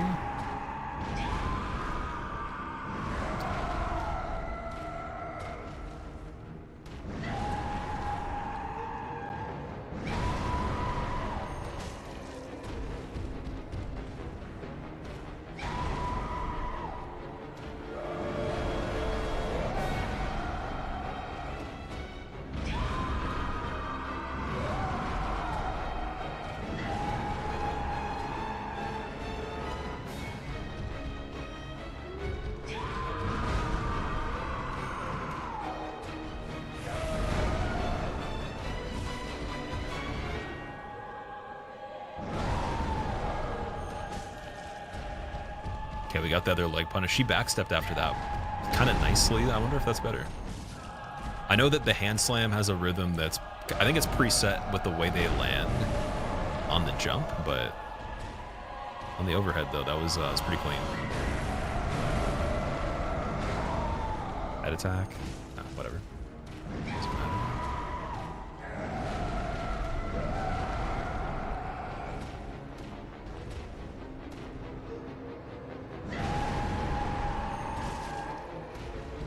Yeah, I don't know if she can actually do backhand on it, which might be better overall.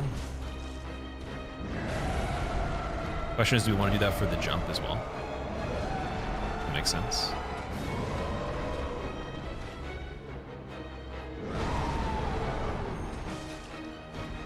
Because this is going to build it up, but like, dude, we're getting 4 damage more on this side, and I can actually see it moving a little bit, so. TSC jump, I tried the other way. Wasn't as good. Not like that. Okay, we're not going to go for that on the jump. I think jump's easier on this side regardless.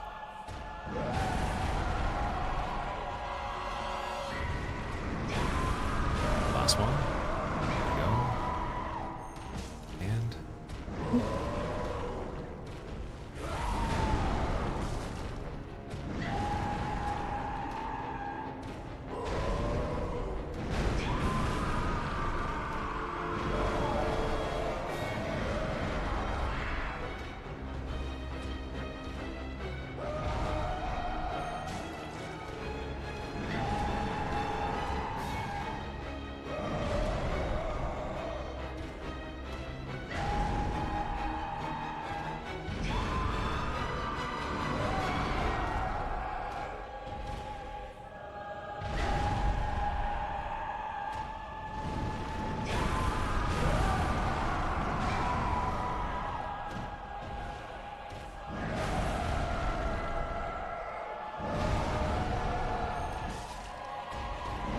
Okay, there is the punish on the other side there. I don't know if that was because I rotated around the front where we landed, but yeah, I'm expecting it anyway. It's just it's not the greatest placement where she did that.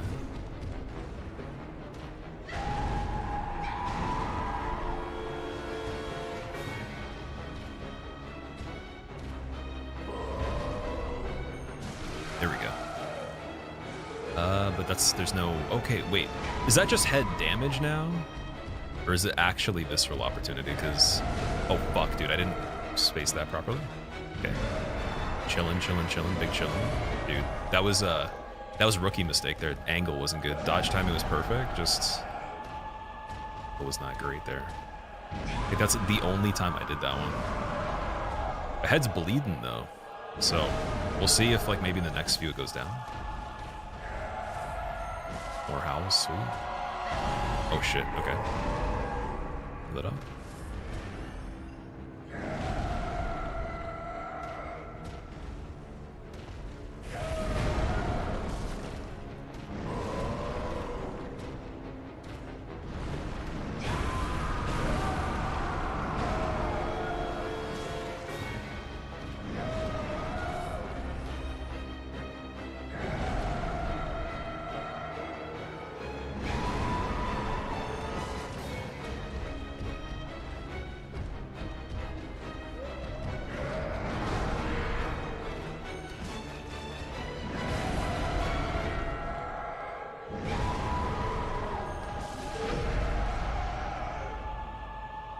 Dude.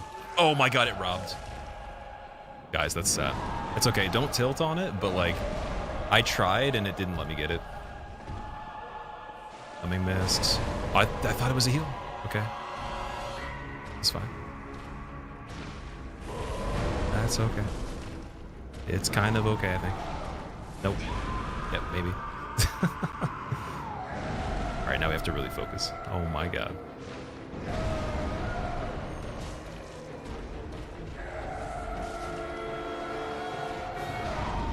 Yeah, that one claw after the howl, I gotta be used to that one too.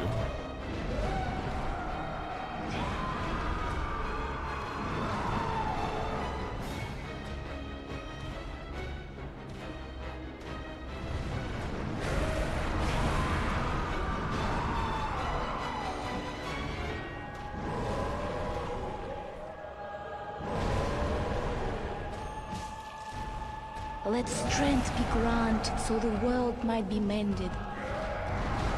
So the world might be mended. 32 years, or something like that.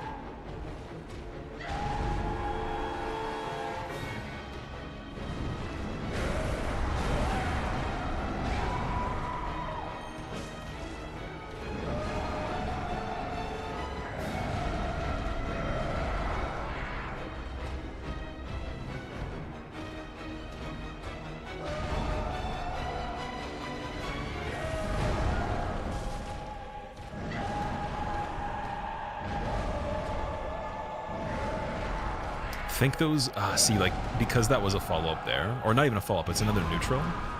So I was thinking the whole time, don't punish that. I'm glad we didn't, but it looks like you can. It's so funny that they do that. And it could, again, it could be slightly positional too, which would be crazy. You could just change it a little bit, but yeah, come on.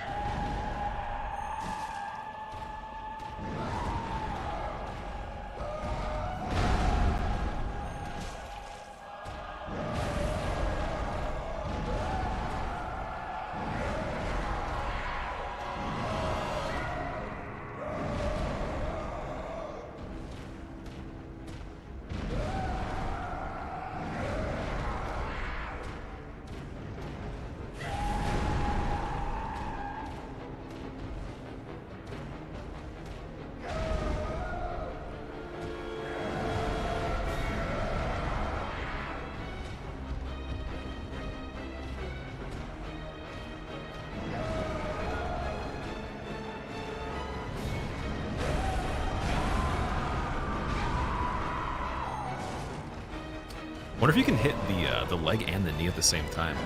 Or sorry, the knee and the hand there, and then get the damage pool for them both set up. I don't know if the one number would count towards both. I doubt it. So the world might be mended. Sup, big dog.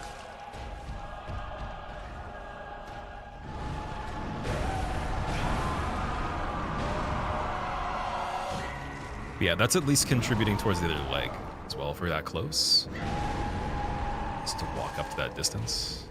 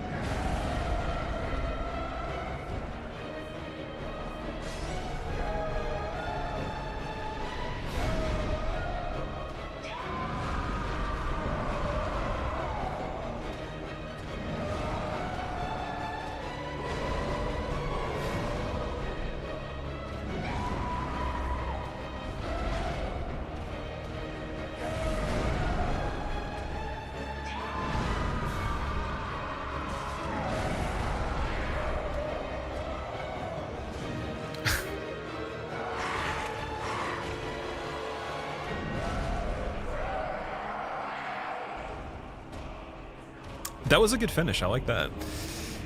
Okay, so the next time we do that, we got to actually go for the other limbs as well. Oh boy. Yeah, I was thinking that one was a good learning lesson, but yeah, we were doing it a little bit too slow. Oh, I wouldn't actually guess that that would be the attack, though. It was a little bit of a fancy finish, man. All right, so what we're going to do is we got to go to Canehurst now. To go to Canehurst, I have to go back to Healing Church through the forests. To go to the forests, I think I have to kill Amelia still. So Doofus was saying Jura's badge has the ability to get Numbing Miss with insight. We have a lot of insight. So I'll have to do that again. And yeah, I'll have to do it where we break each limb in order. So now I know everything I need to know. Yeah. While he goes to Canehurst, you're going to go to sleep. Intruder, have a good sleep, dude. Thank you for hanging out. Also, I apologize I couldn't talk much during that one.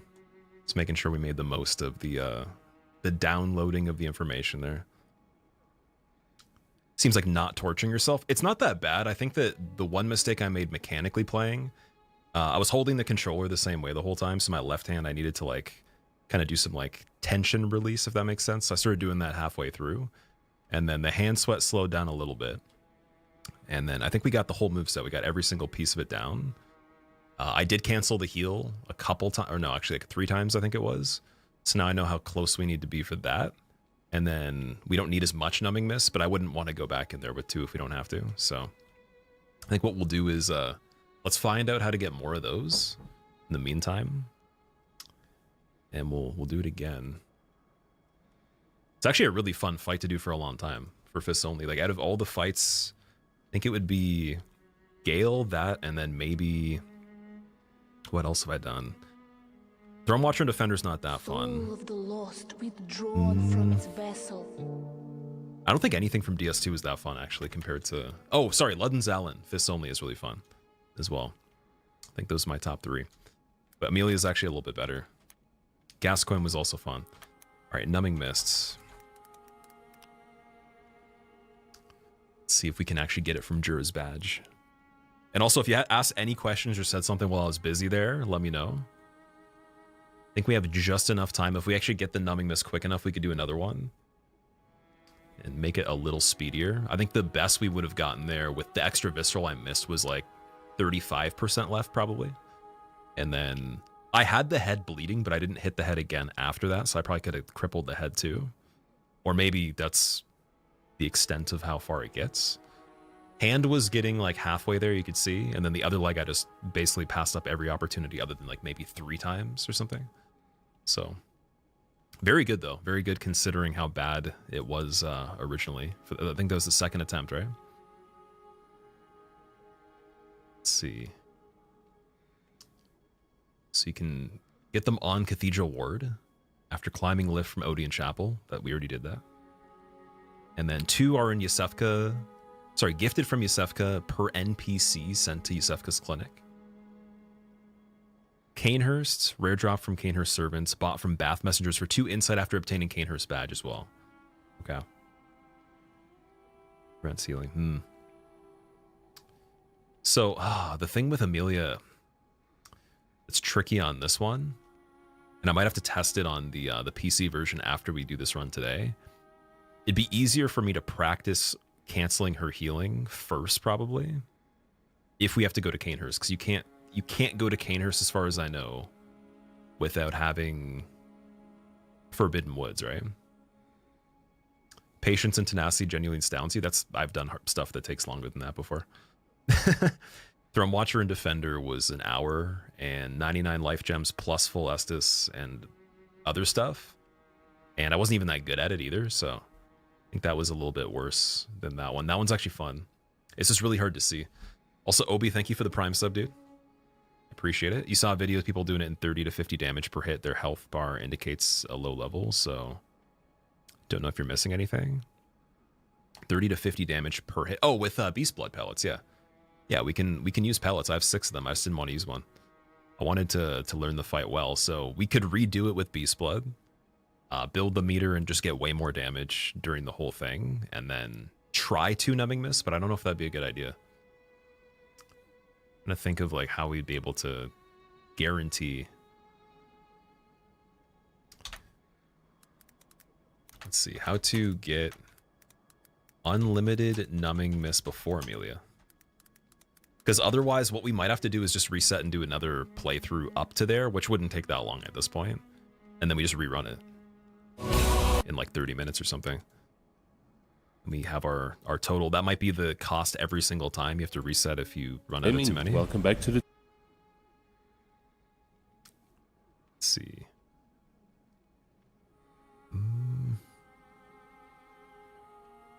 You need Forbidden Woods unlocked. Okay. What happened, Prob? Unfortunately, so I got eaten by the grab out of everything, which is one of the easier attacks. I know it pretty well. Forbidden Wood skip of this is glitchless. I could do the skip and get them, but I don't know how to do it though. we could try and see. That'd be really funny actually. Let's see. Like that's another option other than resetting, just because like this has been fun so far, but I don't mind resetting and running back there and doing everything we did very quickly. Obviously Gascoigne could be like almost first try, BSB first try, pretty quick. Which is a Hemwick probably be first try as well. So that's the other option. And then the only thing is like, again, farming experience. So I know everything I need to know now. It's just literally canceling the heal a little better. And I think I know how to do it, but I'm not great at it though. It's not perfect yet. There's still, it's like 50-50. And mainly, I think the issue is that I need to step into like where her hand is when she's in a resting position or just before the kneecap. So let's see.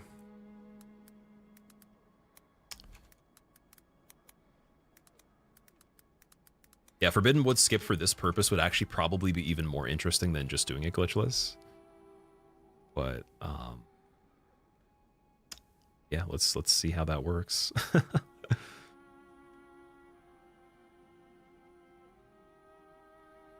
It's a no clip. Oh no, I know that one. Skip 2 Forbidden Woods current patch. Here we go.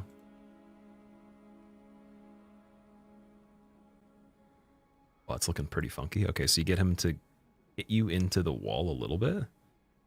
Okay, you just get him to eat you into the wall. Wolf grab, spam R1 near the iron door. Okay, that's not too bad. Oh, it's simple, dude. Okay, yeah, I could do that. It's pretty funny, though, we did that just to be able to use insight to get more than miss. But hey, you know what? I'm learning something. I've never done that before. So you have to go back to the beginning. Then I'll see if I can actually do that. The very first wolf you encounter in Yosef's clinic has to be alive. Oh, it doesn't respawn? Oh, shit, dude. Okay, so then killing the wolf wasn't a flex. I did kill the starting wolf, yeah, so he's gone. Non-respawning. Okay, let's reset. Let's do it again. We learned some information. This is the only part of the game that's like this, because she's the only enemy that can heal that you use numbing mist on, so. Pretty much the only barrier at the start. And then we can still leave this guy alive. We could do the skip in the future if we need to. But yeah, we'll do it again. See if we can get back there before the end and maybe get a good attempt. Oh, yeah. Took you a couple tries. Yeah, it looks pretty easy. It looks like you just line up with the corner, get him to eat you, and then you're pretty solid at that point.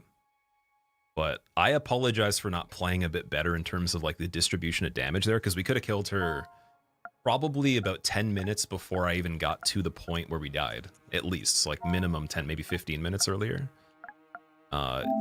And it would have been purely off of like every single interaction where I could get the other leg, going for that as soon as we broke the first one, not missing the visceral, getting the visceral from that, breaking the head, and then getting one hand before that point. All of that together plus what I did would have been enough, I think. So, and then also obviously with a pellet it would have been fine, but I wanted to learn it. All right, we're in here. Yeah, I mean, like if you think of how long that fight was, I definitely have the ability to do the harder ones, because the ones that are beyond that are similar for just not having viscerals at all, like they're not as tricky in terms of needing to prevent a healer playing a certain way. I could play any way I want, right? So like that might actually be one of the worst ones in the run at the time you arrive at it. Also, Maki, I appreciate it, dude. Well, this is one of my favorite games. So, I mean, doing this run is it's like the only thing I could do other than all the content damage lists at probably base level or with weird upgrade denominations to actually get better at it. Like I'll get really, really good at all the fights. Doing it this way, it's like there's no way to really even make the fights like the full series of events where you just have the exposure to everything multiple times over without doing this. Unless you did like maybe, again, level 4, no upgrades, all content plus chalice dungeons, and you somehow did a damage list or speedrun or something. What's going on, Maximum Gooner? How are you doing, dude? Did you miss something? Why are you restarting? Because so there's a item that we picked up 6 of that I use 4 of them to prevent Amelia from healing, and the only way that you can actually get more early requires a glitch. So you have to beat her to get the access to the place that allows you to get more of them. Which is funny, because like it would be better if they did it the other way around, because she's the only relevant enemy that you would use them on. And so like you could do a skip in the beginning. You guys were just telling me that you could go through the wall in the clinic and then end up on the other side of the gate over here. It like, see that big gate right there? I think it's literally just that area. And then you'd be able to actually get access to those items in the shop and just use insight to buy them, which is really good, because then we could just farm it, right? But one of the big mistakes was that, you know, you don't want to use too many. And so the hard part is that to get to the part where she heals, it takes a while, it takes a lot of work. And so one thing I could have done, which I didn't assume I needed to, would have been playing a regular playthrough up to Amelia very quickly when we started the stream, farming that phase, and then just practicing the heal cancel. But I was like, you know, I didn't think it had to be that specific, and I didn't think it would be like a choke point, so that was really good despite that, though. I actually am very happy with how I did it. Just should have played slightly different with distribution of the damage. That's it. So like this is the smartest way to do it now, because that wolf that I killed in the beginning prevents me from getting the glitch or the clip through the wall to get to the later area to get the items that we need to prevent Amelia from healing. Once we run out, there's not really another way to do that at the same level, so we could just speedrun back to where we were. Mainly a lot of the time spent in the beginning was just farming vials, and then also trying to learn how Gascoigne works. Hadn't played him like that for a very long time. Now we got all 3 shortcuts here too. Yeah, we can just run back there before we're done. Maybe get in one more good attempt and see if we can beat her and actually do it properly. But like I said, I think it's for second try. That's not bad at all. I would have assumed I'd die more times trying to even learn the first bit, so that was better than I expected. Just not super efficient, if that makes sense.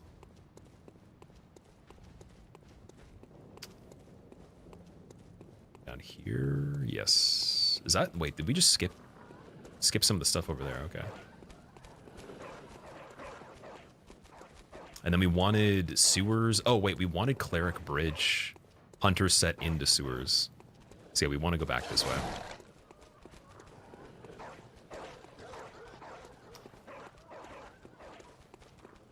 What's going on, Athalia? How are you doing?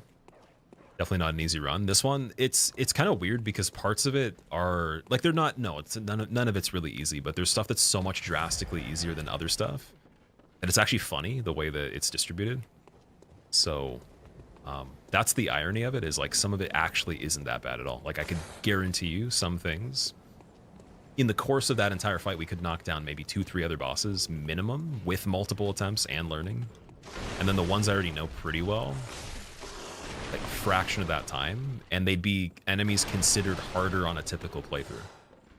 Mainly just because the healing factor, and then also, again, I didn't use a pellet there. I wanted to save them.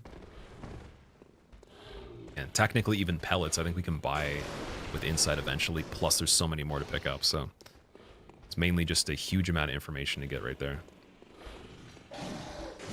Ooh. No! Oh, look at that death animation. He's just like...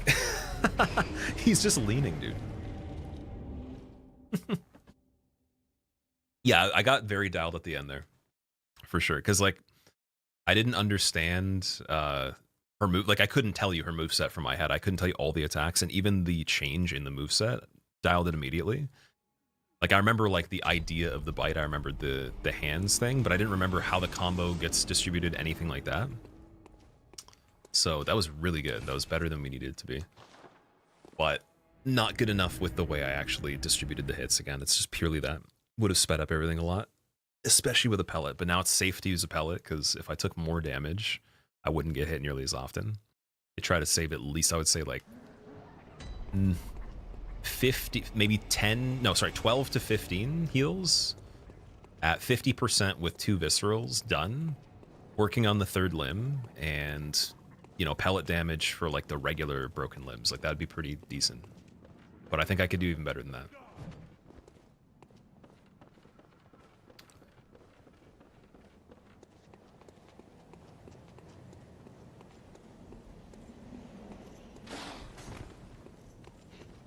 I plan on emulator or PS4.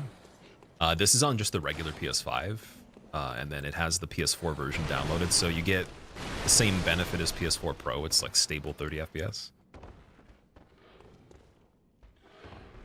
Yeah, actually, I want to, just because of doing that, I almost want to go back on the PC emulator.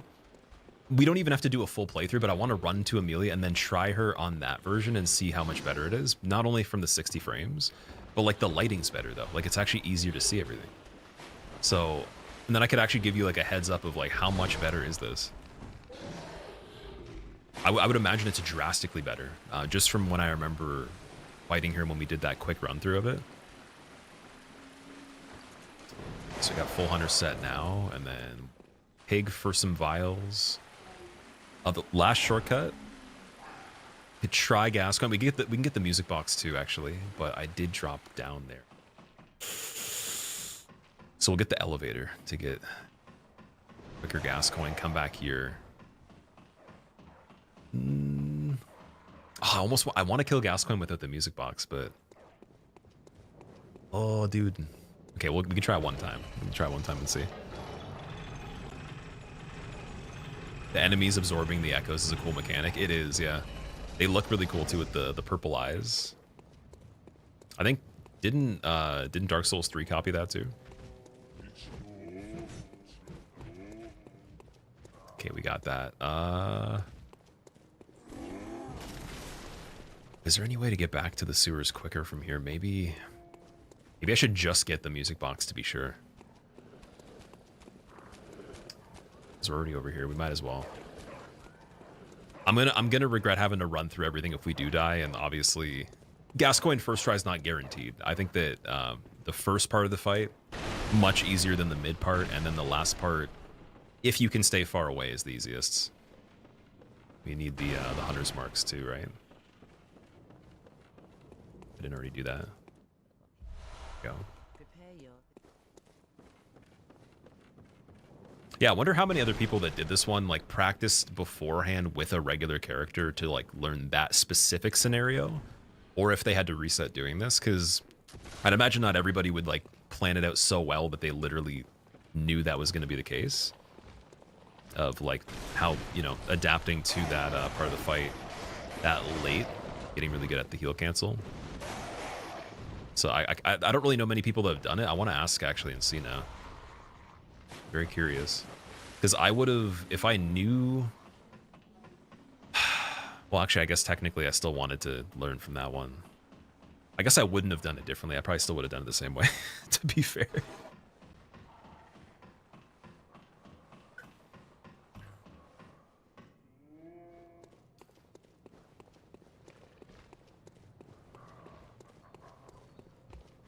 Okay, give me some vials, please.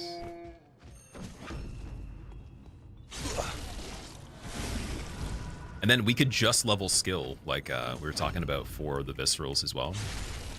Because we didn't scale fist damage much at all. It shouldn't make a big difference. I think that would be pretty smart. Vitality was 20, I believe. I think that's what we had it at.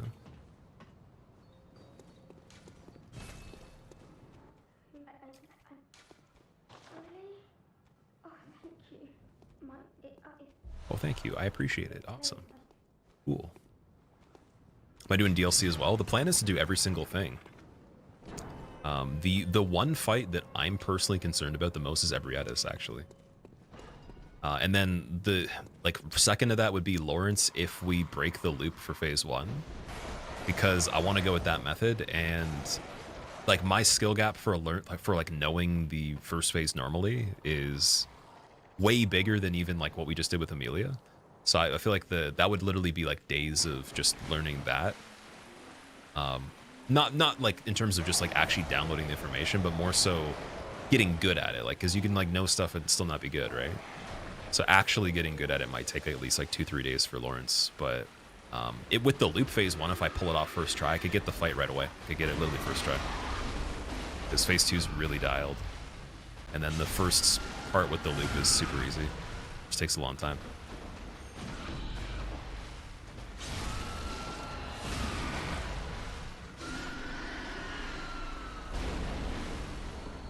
Two more there. Saw badge and the cold blood dew we're not going to sell. We're going to pop all of them.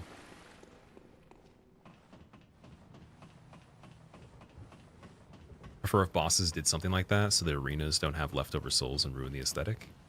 That'd be really cool, actually. And then you go back there and you have to hit them one time to get it back. Maybe even use an item that's like a key thing. Is there vials here too? No, it's Hunter's Marks. Yo, don't kill me, please. I'm good. I'm actually chilling. I'm good. Jedi Fallen Order did that? I played a bit of that, but I can't really remember it that well.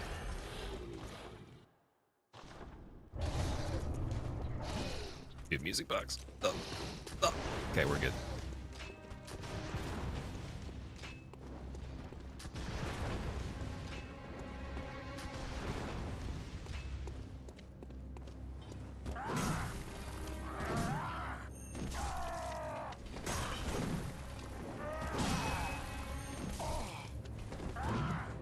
It's funny, doing this, I totally now understand the frustration of world record speedruns on Gascoigne. I've watched people that are like pretty much one of the highest skill levels reset on him more than any other thing in the game.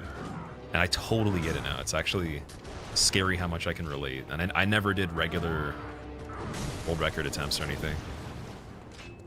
Just did level 4 with DLC, but it wasn't that fast, so that's... It's so much more grindy now too. I think you have to like do a really crazy semicircle early. Like your reaction time for what you see on it has to be pretty disgusting on this. For this particular fight.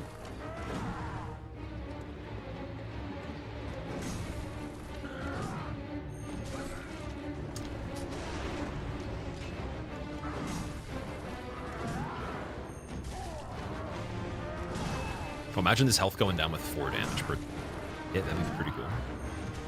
It's not bad.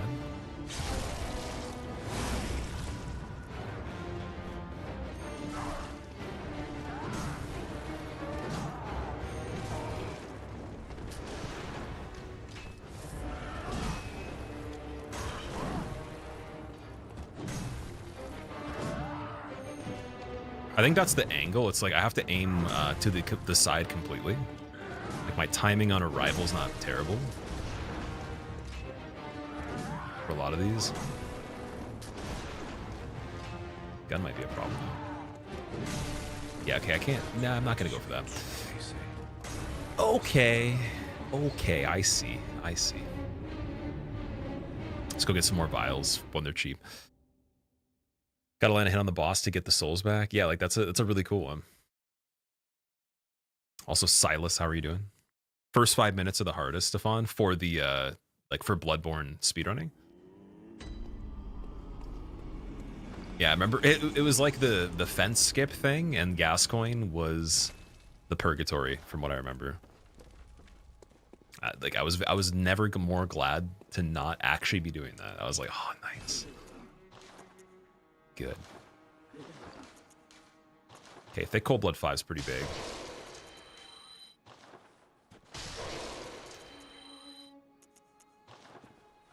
All these. I'm gonna save the pebbles this time for farming. Super, super high level IQ there on that. What do you know? All right, and then torch. Get rid of all this stuff now.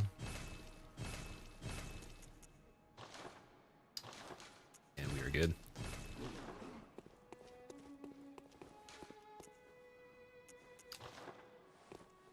How the run's been lately, Beantown. So this is like a new challenge I just started right now. I had gone just up to Amelia last time. I didn't even get a good attempt on her. And that was the extent of it, because I wanted to start this run at the end of doing a big hitless run that I had done. We had like, I think it was like an hour or two left in the stream, so I was like, okay, let's try Fists Only Bloodborne. And I made it to there within the end of the stream and never even played it again, so I was like, I gotta actually do it. After doing all the other games other than Demon Souls, I'm not sure if you can. I haven't actually thought about that. And then DS1, you can't unless you glitch the game. So that one's not really accessible, but I want to try it with glitches. We did DS3, I think 3 times, and I speedran it. I almost got I had a pace that was like 2 hours, 30 minutes, or like 2:45. It was between 2:45 and 2:30. And then I got screwed on Half-Life for a long time, and it ended up being very slow. But that one I want to go back to and do really fast again. DS2 I did no Vanquisher Seal, and then we recently just did all bosses with DLC with Vanquisher Seal.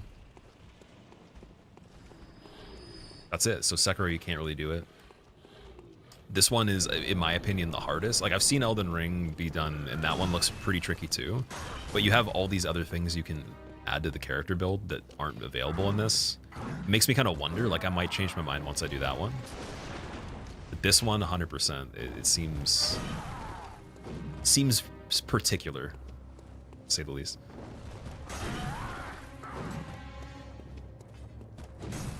Like, it's not as simple as for some of the fights that are even the easier ones, just running up and hitting people. You actually don't really want to do that sometimes.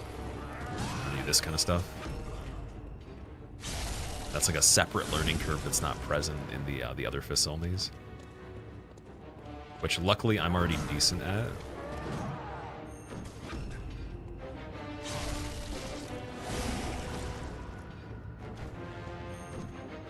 I could have probably got him right there after he recovered.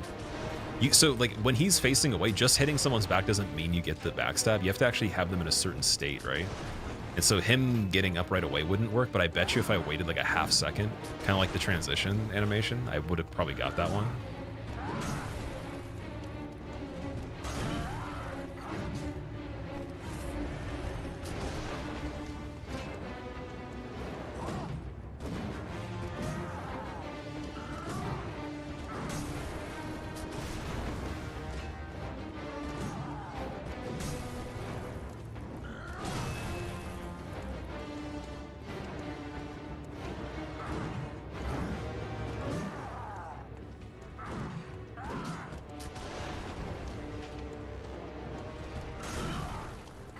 I so badly wish I could parry right there.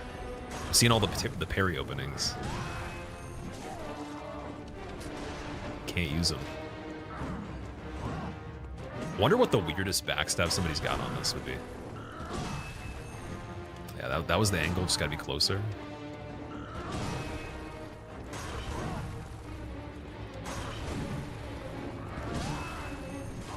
Oh, that was too far. Okay, that's the first time we went over the... where we're supposed to be. There we go.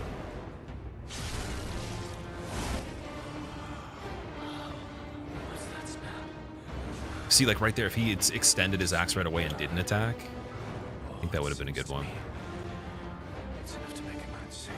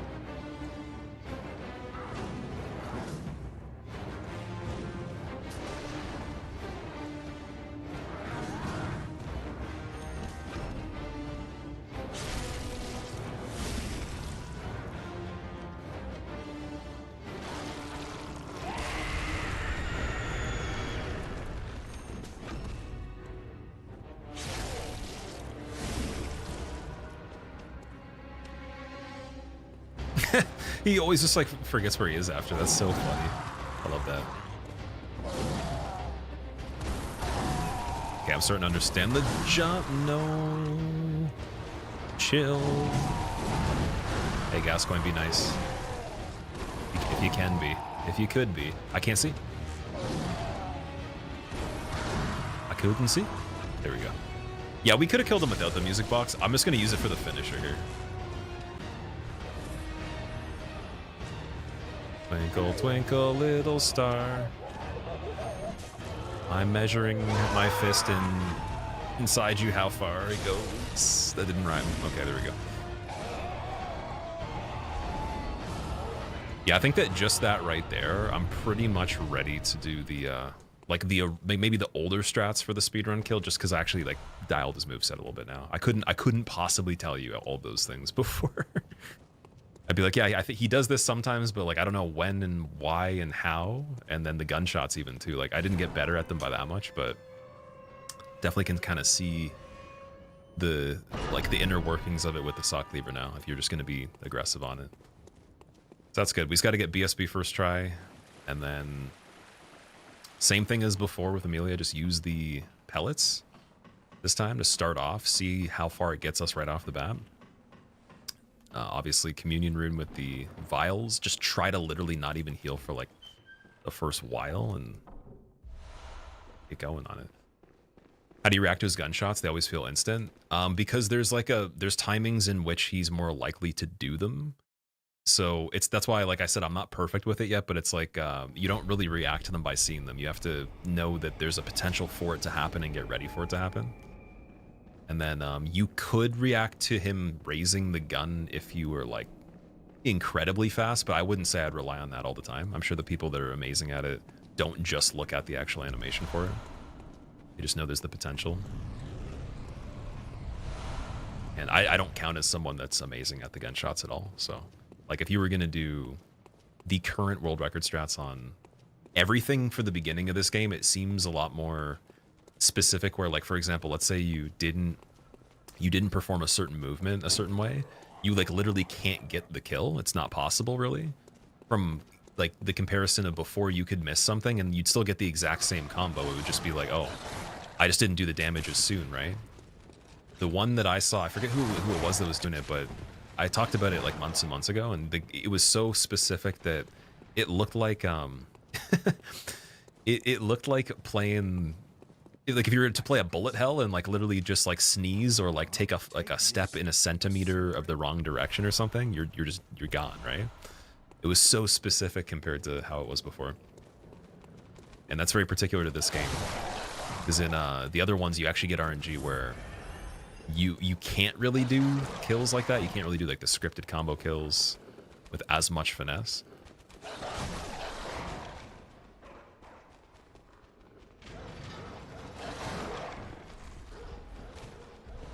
Yeah, that's the best way I could put it. I don't think I'm even speaking about it properly, but that's my best analysis of it. Give subhuman reaction time more. So that's one of those things I've talked about before where we're talking about like something like Counter-Strike or like a shooter where there's people that have like reaction time on their side, and then there's people that don't have as good a reaction time that are just as strong of players in competitive scenarios and stuff. And it's not based on actually being good at reacting. It's about having setups where you can't actually make as many inputs to get the results. So like, let's say someone's so good, like the way I'd like to play things, I just kind of have like more freedom and I get to make movements or do things how I feel in the moment. Whereas someone else might position themselves or only do certain things that limits the amount of information they have to perform to kill you. And they'll just do that every single time in all the scenarios, right? And so that person doesn't have to have good reaction time. They can just, let's say they camp a line of sight for X amount of time and then like, you know, factor in like all the other potential outcomes. And maybe they use a weapon that's more accurate or they use something that's better at a distance so they don't have to be as close so they can get you before you have an advantage if you're more aggressive, whatever. But there's a lot of balancing factors to like, I would say you could argue the people that are the best in esports even, like not all of them have the same reaction time. And then some of them are different ages too. So even like their predisposition to being able to perform something fast might be less. The only thing where I think that stuff matters a lot is APM games where your actual inputs per minute or actions per minute are measured in the success of what you're doing, and I think that's StarCraft and like League and stuff is APM heavy. I might be misspeaking on League, but I know StarCraft's one of them. I've never played it. I don't really know how it works. But there was a dude that had a genetic thing where he had high APMs by default, and he was like a world record setting for that. I think he was one of the better players based on just that. Whereas in a shooter, that wouldn't matter at all. So, then there's things where it's like Sekiro, for example. There's a dude saying how he couldn't play the game because he physically could not push the buttons fast enough, and I can see how the only way you'd be able to do that is you'd have to have macros set up and then have like a controller solution that's different than a regular controller. You have less time to reach between buttons or buttons that do the same function if you're in a certain circumstance that automate things or whatever. And then maybe you could cut down the intensity of it, but yeah, there'll be like certain games where literally you can't react fast enough. I think with something like this, there's enough freedom in the playstyle to cut down information, so you don't have to worry as much. You could still get a similar result. So maybe on Gascoigne, that's like you only go for the jump attack because it's easier. Or if you're using a weapon and you're not doing fists only, you literally just pick a weapon that's longer, has like a better time frame, better shape to line up. You can always cheese. You can call it cheese if you want to, but like at a high level of something, if it was competitive, like the first scenario I was mentioning, then technically it wouldn't really be cheesy. It would just be smart, right? Because there's not really a predisposed set of information. You're still adapting in real time. But like I've given examples of it before. I've seen even people do opposite strategies where they both are just as effective. That's why like a lot of that kind of stuff is so interesting to watch, because you know, there's style, right? It's not just like, oh yeah, this is the best thing, we all just do the best thing, that's it. Like there's actually a little bit of style there.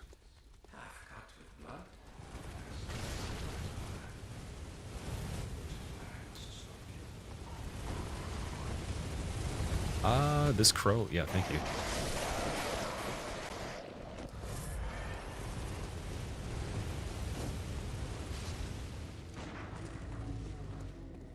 Really good at predicting, understanding patterns, and or creating setups. So you take the reaction time out of it. For a game like this, you can see how many times you can get hit before having to dodge or something like that. That's why you like them. They're knowledge issues more than skill. Yeah, like knowledge can overpower the skill in so many scenarios, for sure. Like, especially if you're just playing the game. Like, if you're not, like, doing anything special, definitely can.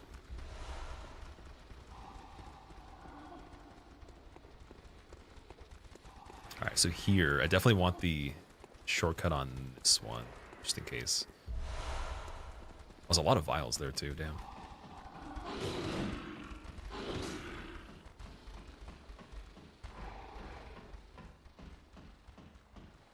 Scholar's 10 years and 3 days, Axon. It is, actually, you're right, yeah. It's April 2015, right? Near...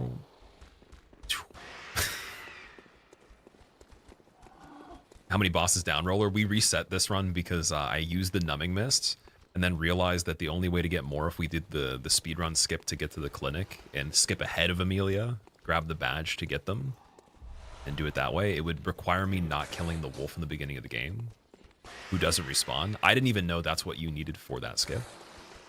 Like, I figured there was something you could do, but we were debating it in chat, and like Doofus, he said if you kill Jura, his badge might be able to give you the numbing mist.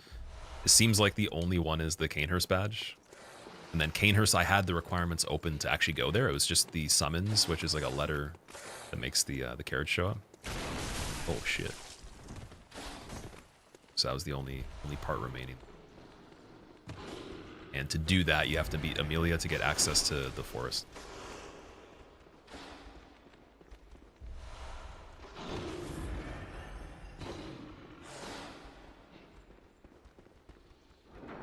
Yeah, we can get back there incredibly fast now.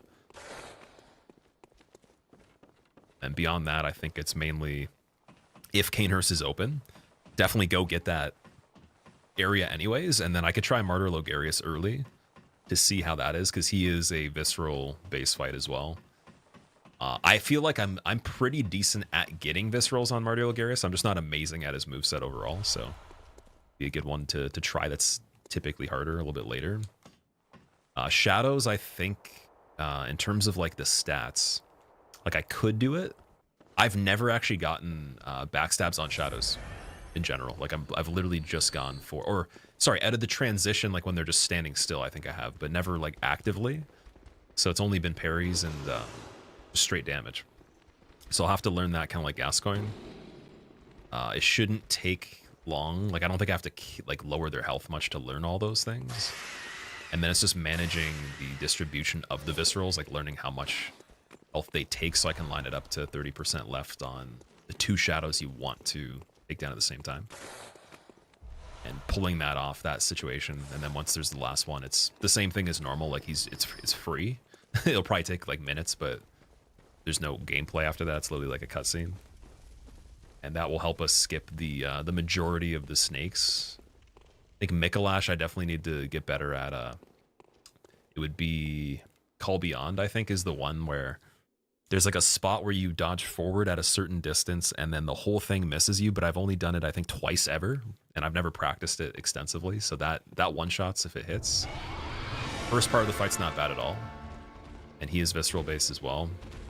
Wet Nurse is free, in my opinion. Just lengthy. Basically, all of any percent's free, and then I do have to learn a little bit for One Reborn. There's an attack that actually there's a couple different attacks you can go for, but you don't want to do it aggressively. You want to be very patient on that one. Like if you're doing No Hunter's Dream, I'm imagining it's very similar to that because that one has no upgrades. Oh shit.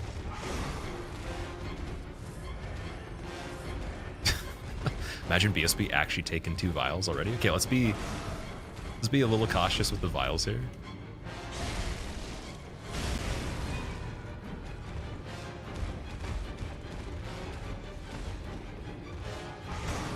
And I'm gonna grab the antidotes as well. Fight cut content Bloodborne bosses in Night Rain.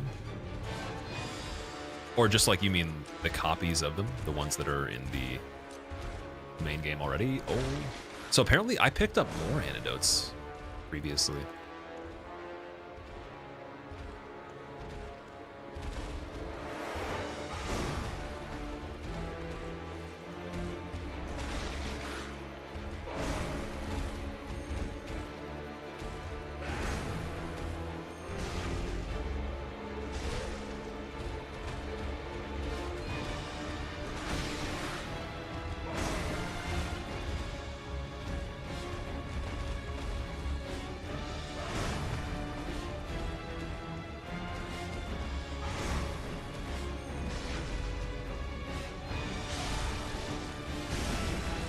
Stopped at every Edis roller and then started the DLC.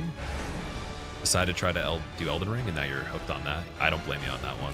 I've really been wanting to go back to it and play it as well, because there was a All Remembrances with DLC hitless run that I wanted to do, and I've only done All Remembrances hitless for the base game, which is like, it's a pretty big run, but it's not like insane compared to some of the other stuff. It is like a harder run with the methods. Like you have to actually just play straight up a little bit more, unless you take forever to set up everything. So it was like a little bit more of a skillful run. I'm definitely looking forward to doing a slightly cheesier one with DLC, then also do damageless on it.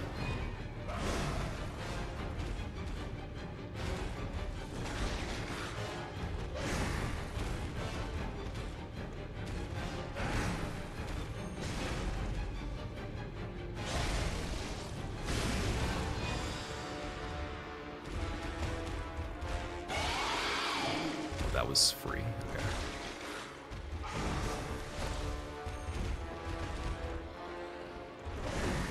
Oh, that's a really quick grab there. Nice. Oh, dude, give me the critical attack. Where are you going? I don't think it knows where it's going either.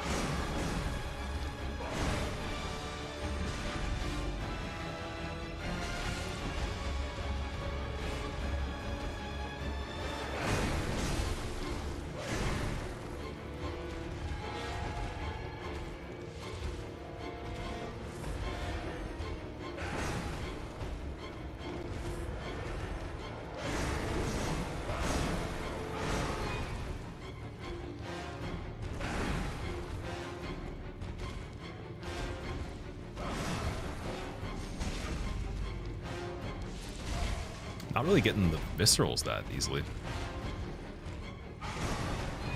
Doing Bloodstarved again? Yeah, I reset just because you kind of get soft locked for numbing mists unless you do a skip past Amelia, and we didn't have the requirements for it because I killed the wolf in the beginning.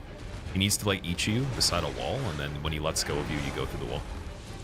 And we killed him right away. I didn't really know about that being something that would be relevant on this. I thought you could get more numbing mist before.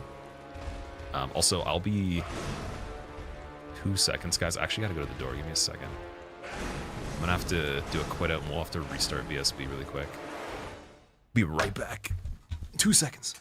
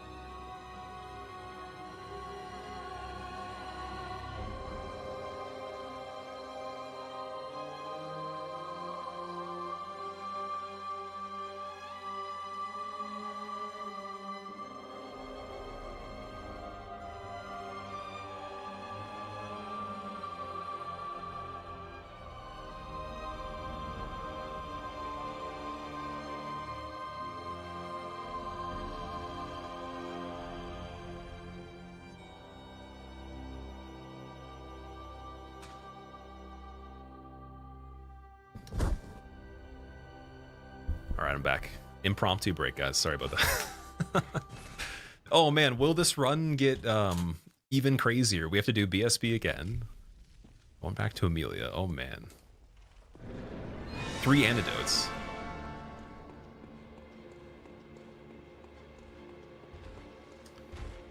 Purple, it's been a good day, man. How are you? Solved quite a few things earlier. Actually, someone was helping me with some stuff for the stream, and in terms of like audio, when it comes to how you splice everything for making edits a lot better. And then beyond that, some other stuff that I got done that was important as well. Before that, this run's been really fun. Pretty crazy, but it's been very fun so far. I'm looking forward to doing more of it. So it's been really good. How about you? How are the calf muscles? You were talking about your calves last time you were here, from what I remember. Does anybody have like the super juicy calves and they don't work out? Or like you just have like amazing calf genetics? Your calves are tired? Yeah. Oh man. You know what I want to see? Like, imagine doing the skip that I was talking about to get more numbingness if we have to, and then someone complaining about it. Do you think that it warrants me saying to them they have to send me a response and a comment showing that they did this with proof that it's them to even be able to get away with it? And then I'll redo the run without that. I think that's a fair trade. Like, if someone literally shows me you did this, like past Amelia, you can say whatever you want and I'll actually listen. I'll literally redo the run and not do the skip. Even if we're already like halfway through it, I'll do it again.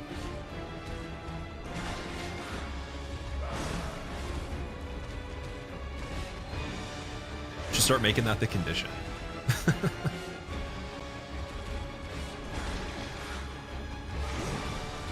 The question is, do I do the skip before we go to her or not? Because I mean, it just means we'll have more of the numbing mist anyways, right? Because, like, the pellet will affect the fight quite a bit. Save scum before Amelia? You don't have to do the skip? How do you save scum on console? Like, if I had a PS5, how would I do that?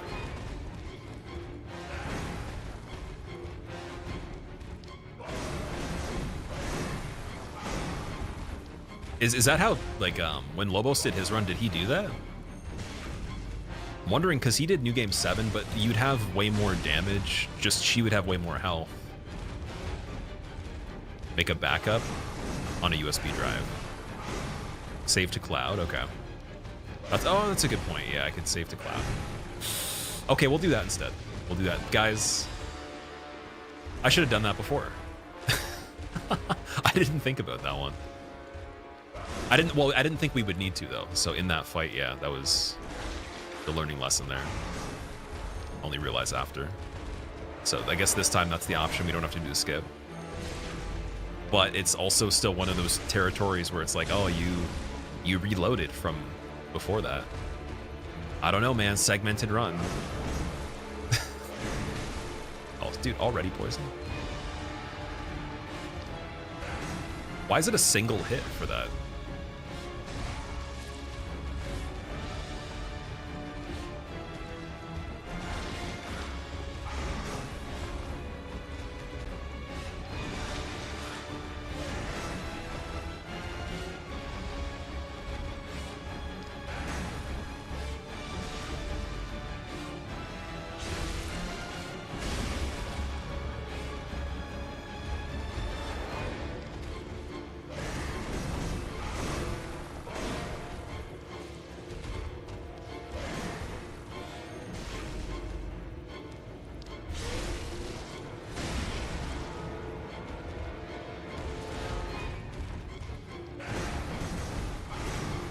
Cyborg, what's up, man?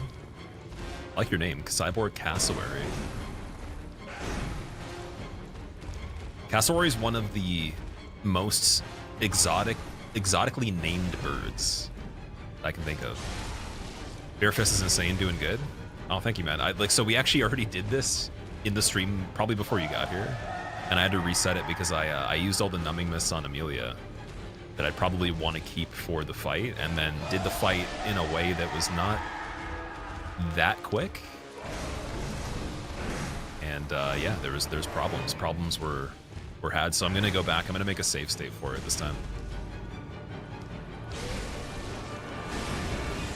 I should have thought about it ahead of time. I genuinely didn't think it was gonna be a big deal. I was like, let's just get really good at canceling the heals. But if you think of it this way, having more than 6 of them could be an advantage too. Oh my god, dude, poisoning as well. Okay, yeah, let's be careful here. Otherwise, vials are going to be going down quick.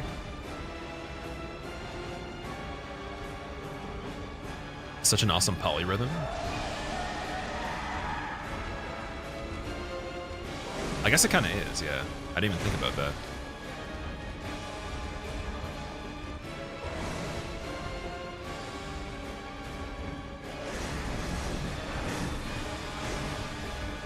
What part of the instrumentation's doing the actual imposition against like the bass time signature though? I'm trying to think of like, is it just the melody you're talking about?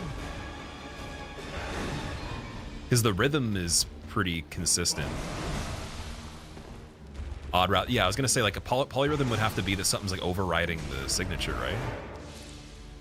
Or not even that, but like, yeah, I guess it would be like the 2 different contexts going on at the same time.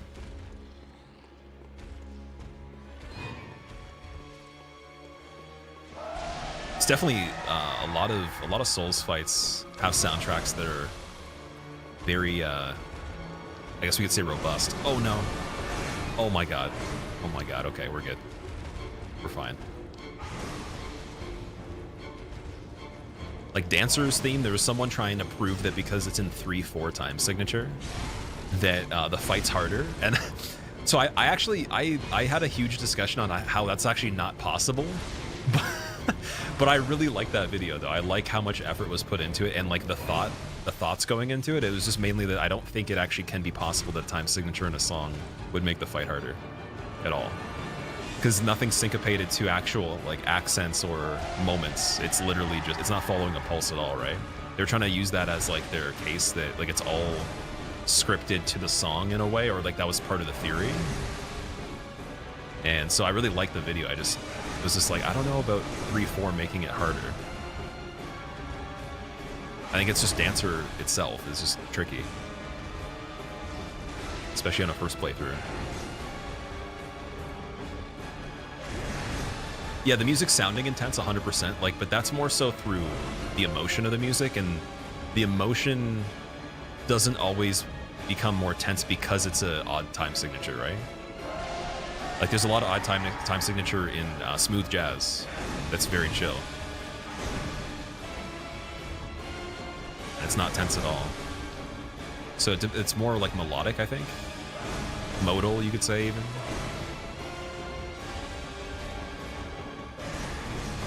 Like dissonance, and then like certain motifs, like build-ups that create tension and release. That's kind of the thing that I'd look at.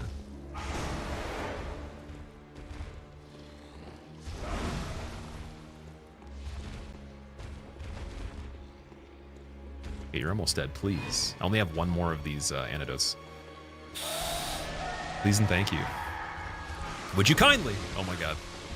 Oh, dude, no. Fuck! Okay, wait, we're good. It's alright. All you have to do is just give me one more attack, that's it. It's a pretty simple attack.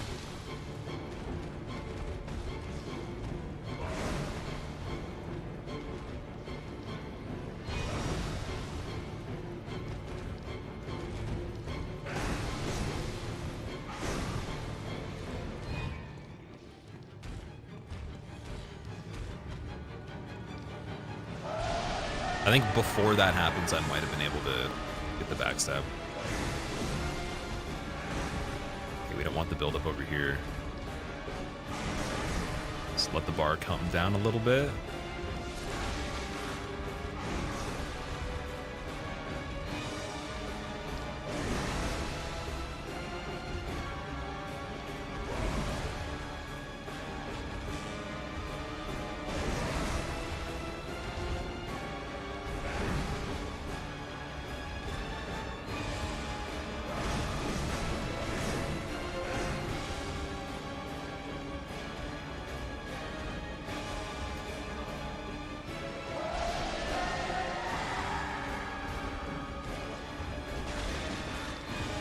Favorite spanner size is 15 over 16.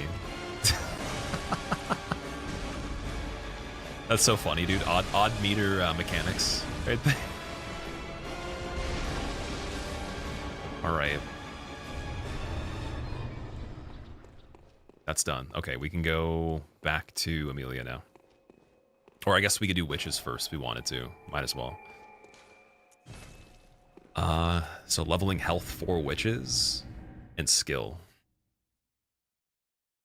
Oh, Moan, you're still here. Wow, you guys are hardcore. Like for this particular time that I had to reset the game. That's insane.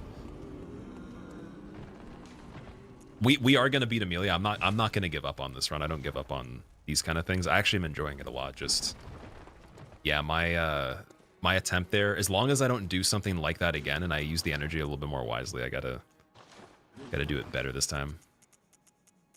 But anyone that actually saw that whole fight and is still here, that's incredible. That's actually really funny in my opinion. Mr. JC, what's going on, man? Welcome back. Also enjoy your lurk as well. Right, so red gem, tempering, don't need that. Ritual blood, definitely get rid of all those.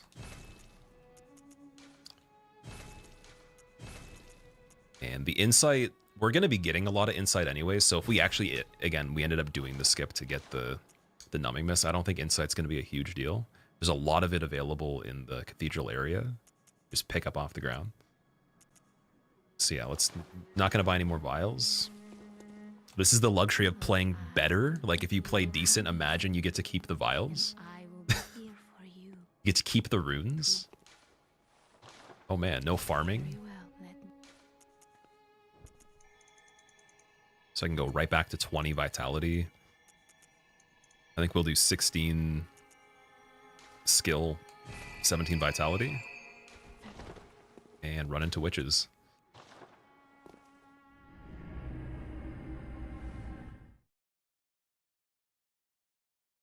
(15/16 of an inch) is about 24 millimeters. Interesting.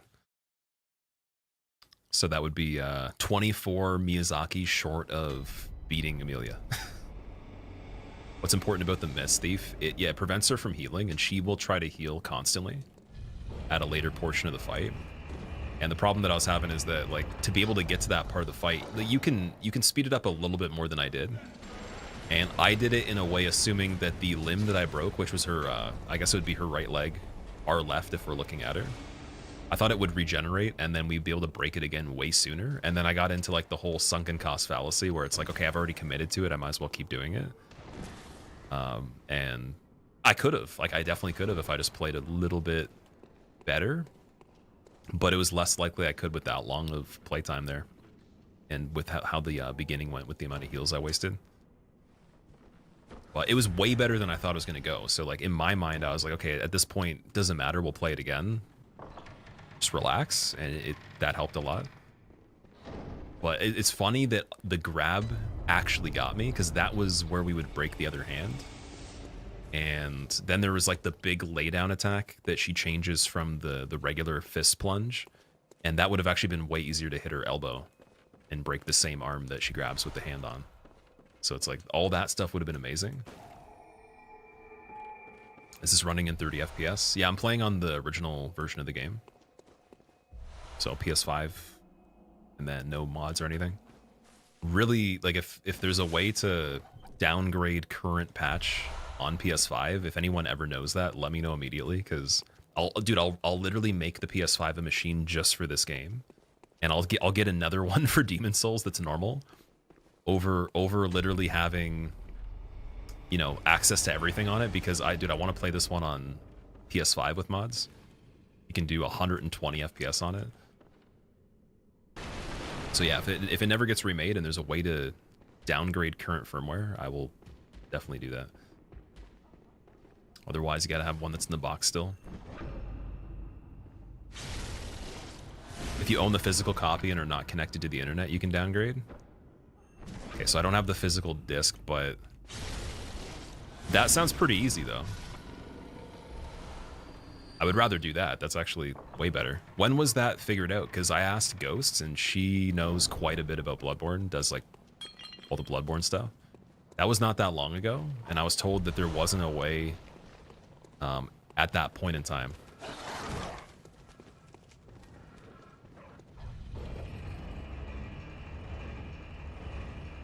Insight level has an inverse relationship to beasthood.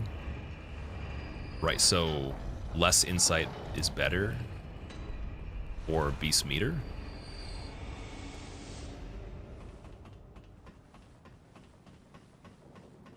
Allows you to see the incomprehensible horrors from beyond. Right, that my version of that is dudes with hooks popping out of the floor at over whatever it is, like 15 insight.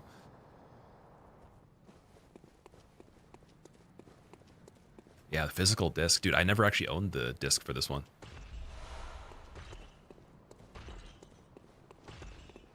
Okay, I'm going to unlock this too.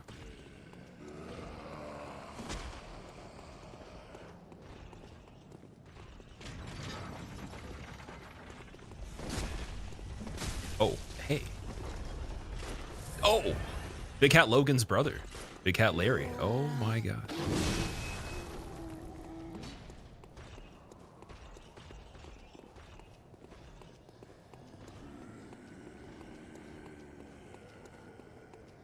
Beasthood caps out at 300. The effects of it, okay. Your mom is so big, you can't comprehend her size below 60 insight. Oh, I remember when those jokes were popular. I remember summer camp specifically like on the bus there and the bus back, it was like, yo, mama's like this, that, whatever. And then it got to the point where everyone had heard all the ones that you could make up. So if you came up with a new one, it was a huge deal. It was like, wow, you just invented something. Moderate-sized Hat Larry, yeah.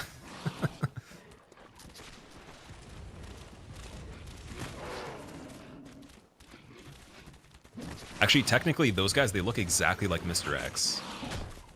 So maybe Big Cat Logan's related to Resident Evil.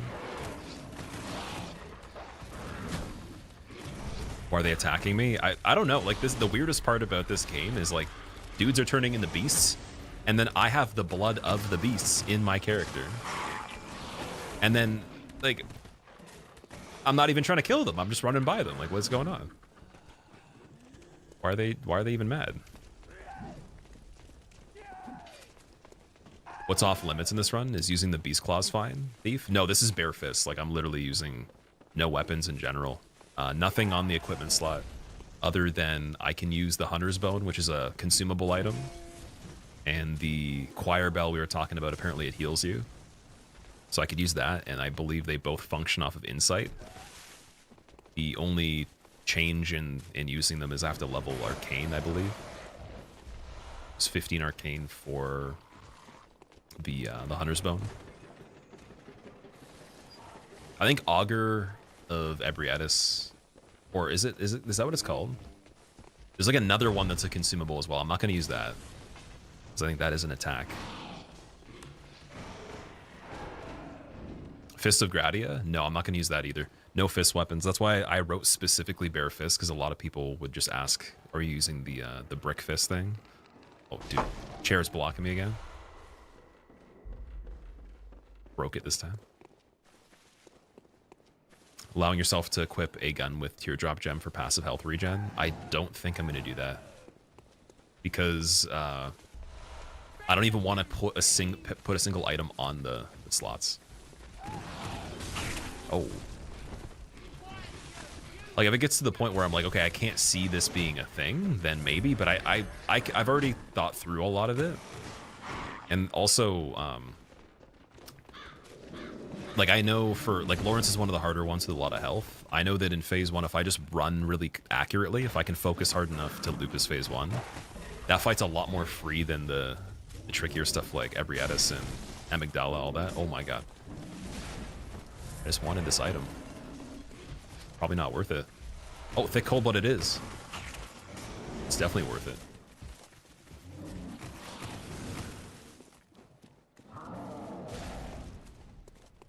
Gravy, you own this and you never played it? I would say just try it out and see how it is for the first couple hours or so. Like, when you start it off, you kind of get, oh god, you get the idea right away. Like, there's nothing about it that changes to the point where the gameplay is going to be drastically different. Not it's not here like, every time, but still enjoying say your Dark Souls streams. 2, you got to give a longer chance. Elden Ring, you got to give enough time to be able to, like, develop the character build. And then Sekiro, you have to learn how to, like, do the mechanics the way they want you to play it. But this one immediately is explained right away.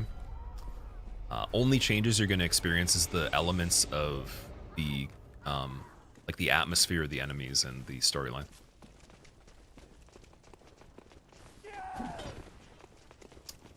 Min Jinsky, thank you for the 9 months.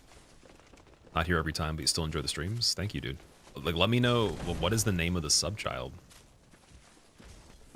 I'm gonna go with Fernando Alvarez Lustísimo.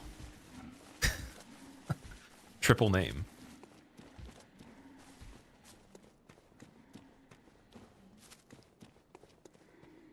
It's more like not upgrading, but you get the original copy of Bloodborne, and then it runs.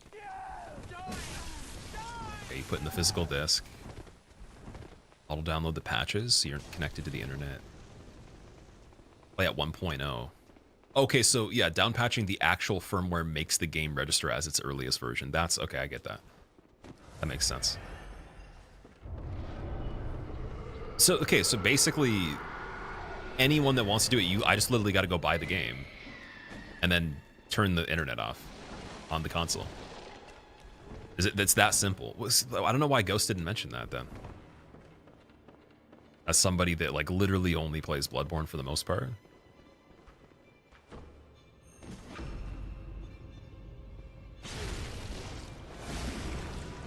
Like, I definitely am going to consider that.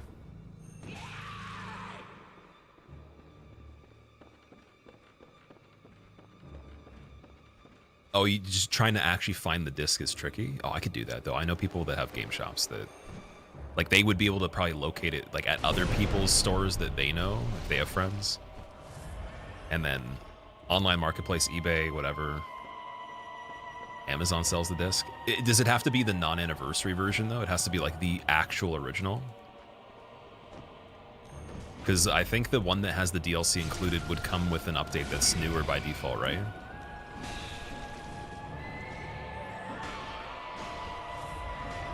Like, I would ideally want to do the damageless run of everything in the game with, like, at least a higher frame rate on console. That'd be amazing. Unless they remake it in the meantime. I was hoping that by the time I start doing that, after the DS2 run is done and some other things, that we're able to get lucky and they just remake this game. I'll still do it in 30 FPS, but it's just a little bit more rough.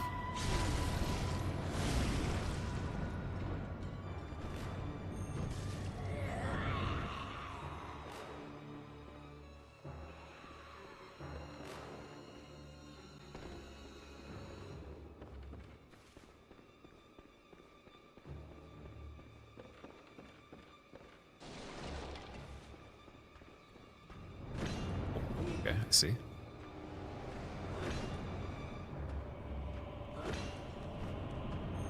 But what if I just did this?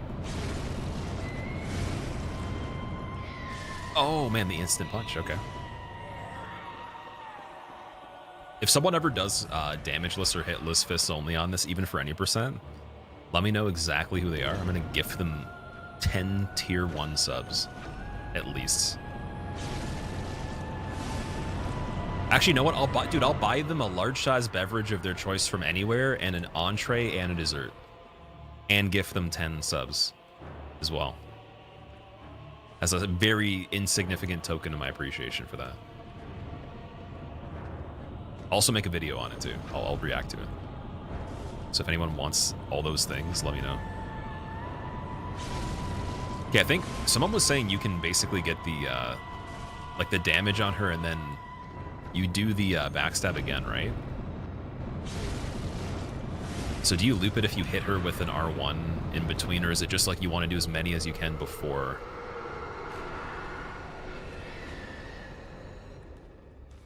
Right there, we were able to knock her off and reset the backstab there because it canceled her warping.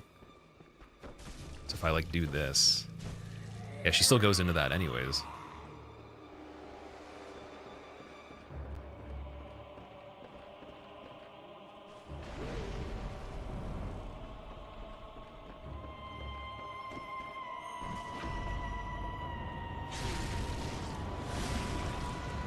Okay, I don't like the fact that this one has a lot of health.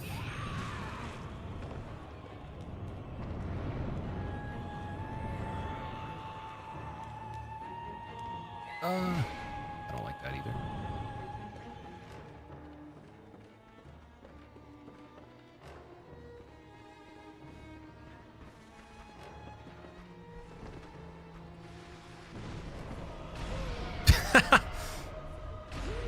Oh, wait, did he knock him? She knocked him out of the map?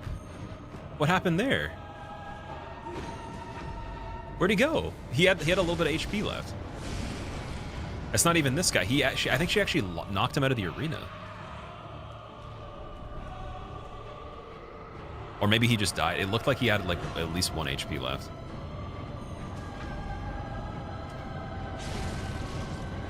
Can you send me some of your music to use on the stream sometime, Robin?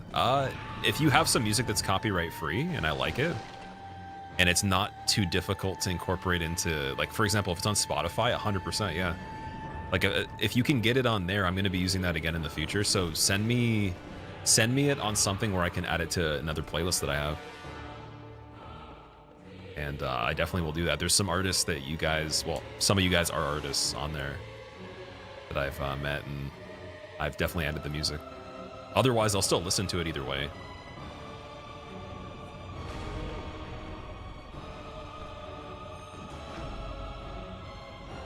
You could even use it for like an introduction or something like that sometime if it's really cool, or just for like if you wanted it featured in a video and it's not copywritten or claimed to you specifically, like it's free use, you make it free use, then for sure.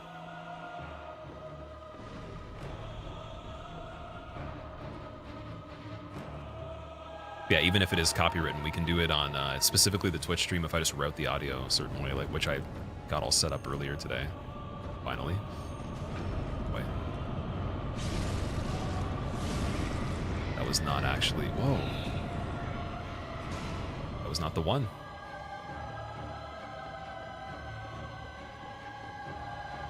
Hemwick doesn't want me to fight Amelia. She's like, no, that pellet's gonna help. Oh boy, okay, here we go.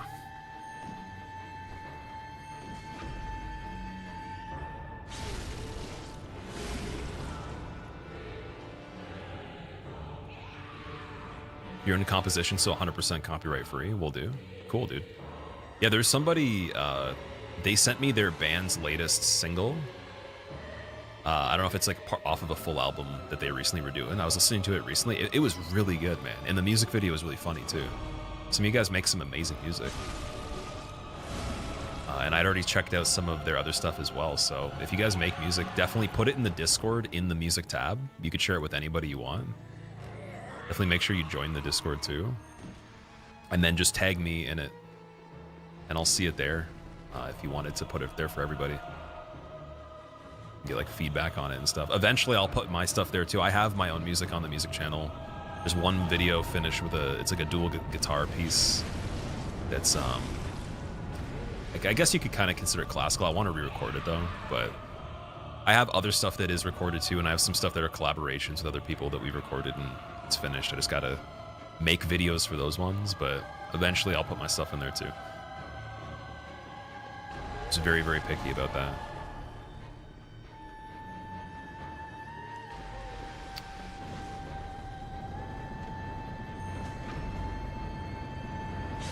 All right. Will we have time to get the next one?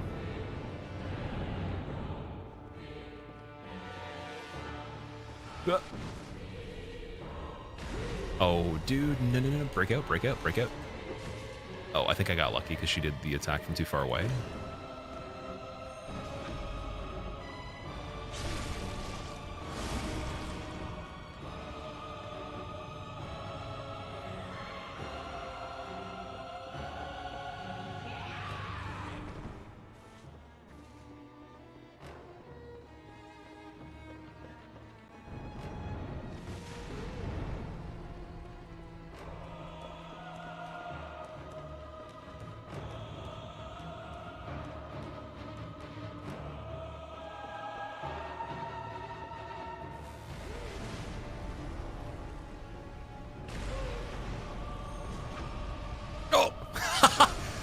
Oh, dude, that would have been bad because we were right beside one that could have locked me into the grab by just turning.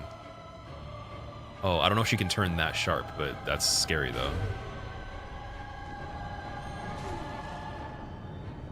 No, don't warp.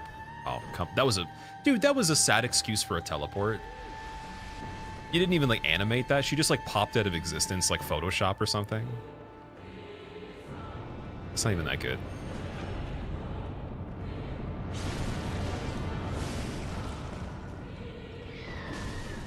Killed from behind here. Recommend Black Myth Wukong. I never played that one. I've heard pretty good things. I've seen some gameplay from it. But yeah, I've never actually tried that. I'm hoping that I get the like a key for Berserker, because like my agency, they were saying that they had to replenish from like the supplier those codes because they didn't actually have as many as they thought and they ran out of them. So there's a chance I actually will get to play Berserker if they provide it and everything. If not, I'll have to get it later on. Because I was saying that right now, definitely want to make sure the Dark Souls 2 run for damageless is dialed in pretty good, so I can just attempt it and not have to like do so much practice on it. Can just go over like small bits of it, but that'll take at least another, I'd say another handful of serious streams of it to get to a point where we're chilling on it a bit, and then I want this finished too. Because I was talking about this one for a while.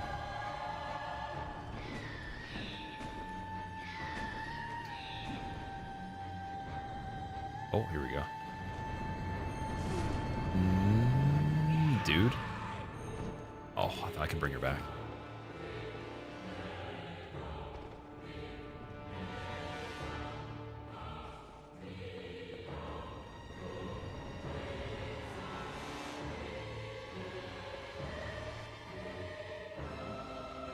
I'm gonna have dreams of 3 blue orbs chasing me.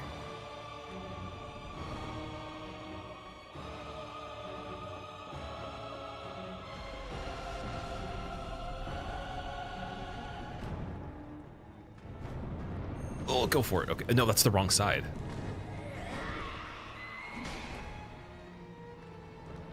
Yeah, you definitely want to have setup on this fight. Oh my god.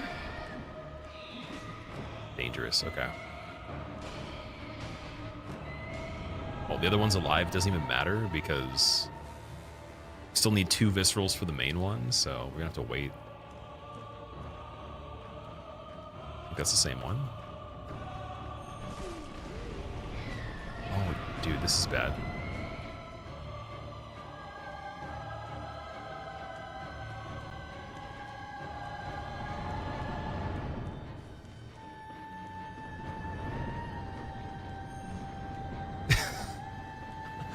Imagine being able to land the attack. I don't know what that would look like at this point because we just don't hit things on this run, right? Okay, there we go. Now they're pretty even. And then she fell, so that should reset. Like, if I were early enough and she wasn't cornered, we could go for 2 back-to-back. Oh, wait, there's something that I forgot about on this that we weren't doing. Wait, look at this. So you can do that over and over. Technically, you don't get as much damage. It's very, very low damage on this one because we don't have, like, good physical attack. Yeah, I forgot. You can kind of loop the backstab a little bit more.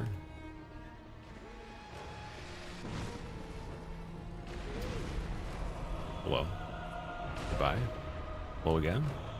Maybe. Possibly. One more. Yep. Finally. Okay, we're good. So this is actually a reset that I did on this one. We literally already played this earlier in the stream up to Amelia, and then I got her to, I would say 47% health or something like that. Like just below 50, and it was a grind, and then I learned, oh yeah, you could make a save state for numbingness if you run out of it. Do it again. And I know the moveset now, so I could use pellets and be a bit safer, at least for the beginning. So we're gonna go back and we'll try that out now. See if it's worthwhile. There's not much else you can do at this point of the game because we've done everything we have access to other than Cleric Beast. That's it. So I could try Cleric Beast as an alternative if we do reload the save state for Amelia, but it's not going to give me too many runes. Or, sorry, echoes. Very well. It's almost not really that big of a deal. Kind of wondering if... oh, sorry, wait. Let's sell the set from Hunter's Workshop as well. Pretty sure I grabbed it. Because that's 20,000, and then we could put that to skill. Oh, sorry, it's way more than 20,000. It's like 34 or something. Yeah, okay, yeah, that's nuts. Well, what? Very. Let me. And then this actually makes, okay, it makes weapon attack go up quite a bit too. At this point. Okay, I see. Yeah, I'll just take that much skill. That's perfect. Okay, this is gonna be better. This is definitely gonna be a little bit better. Oh, we have all these as well. I'm assuming because healing with the vials, 2 of them still isn't even my full health bar. There wouldn't be a point of going much more in health because we'd be kind of wasting the ratio of how much the vials heal at this point. But I'm gonna put on the runes to hold more. Oh wait, where was Communion?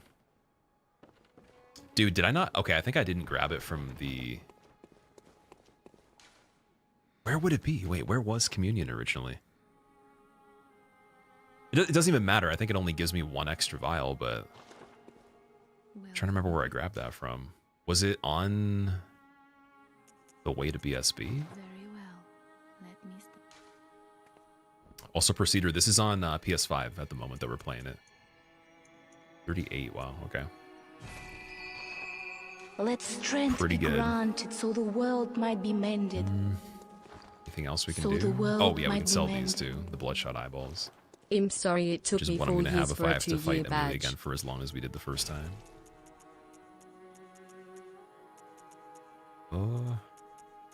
Old Hunter's Bone I'm going to keep. Oh boy. Here we go. Very well. Loads fast on PS5. I think it's because the PS5 has an SSD that's a little bit better than the PS4 Pro. So like when they do speedruns on this game, you don't have in-game time like you do on the other like PC versions of Souls games where you can like get auto splitter and like a software that takes the clock and puts it into the gameplay so it knows what the save file is running. And so there's a calculation at the end like where you do the save file time, but then you have to account for loading screen time in real time. So when you list the real time, I think there's actually separate segments where you have to calculate the SSD speed. And it doesn't affect the overall run because obviously, or maybe it even does, maybe it adjusts it, whatever, but you actually load into things quicker. And so on the save file, I don't know if it changes the final time, but you reference that. And then in the real-time actual section, you have to reference what you played it on to or something. That was something I remember seeing. I was like, oh, that's pretty crazy. Right, now that we have this much insight too, what can we spend it on that would help? Wait, Gascoigne's stuff is better at building Beasthood, right? Oh, this one actually is still better than the top hat and his. Okay. I know the defense on this one's not as good. I guess we're going to have to just literally spend all the insight we have on the cocktails here to get rid of it so we have 0, and then the pellets will be a bit better.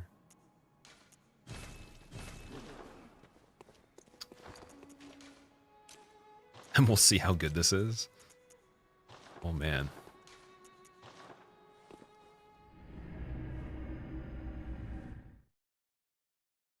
It's good for poison resistance, which was useful for BSB, but you beat him. Okay, I should have done that then.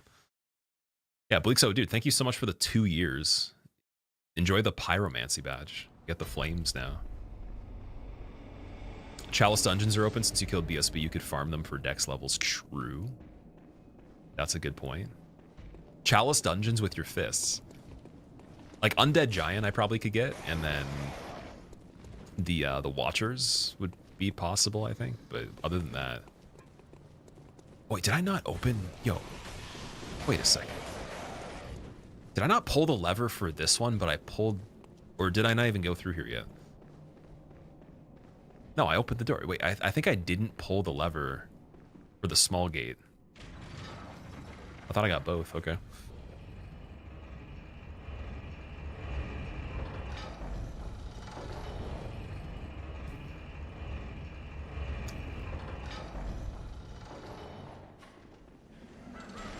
We're in the year of our Lord 2025. Why are we still playing Bloodborne at 30 FPS when the great ones have blessed us with an emulator, Glungers? So, actually, the first thing I did when I wanted to do this run is I tested the emulator just to see if everything was working on it.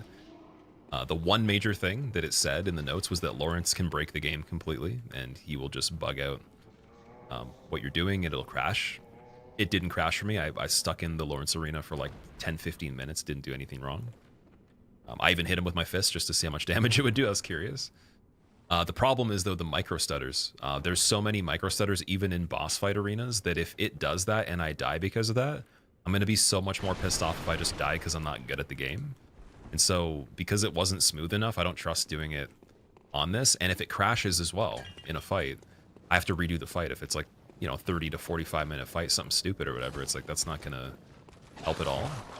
So I was like, why not we just do it on the original version of the game anyways, which people would probably appreciate. Because if you had the PS4 Pro or PS5, it's the exact same as what you'd be doing at home. And you can even make save states on it too with the cloud, so It's more realistic to like what you could do anyways. I don't have the advantage of the FPS, which I would like, but I think it makes sense. Okay, what I'm gonna do here is actually I'm gonna die here. We'll get back the full health bar. Not waste any vials. Just go super min-maxed all the way up here. Going with 20.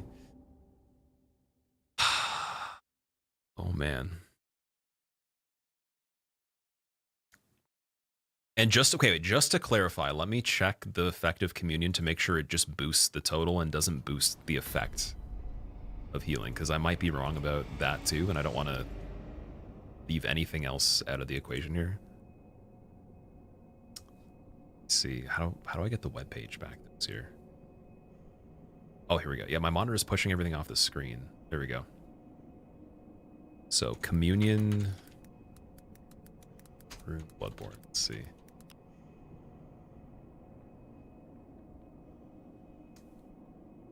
Raises maximum number of vials one may carry. Yeah. So it wasn't raising it by that much, and I don't think that matters. Just for one extra.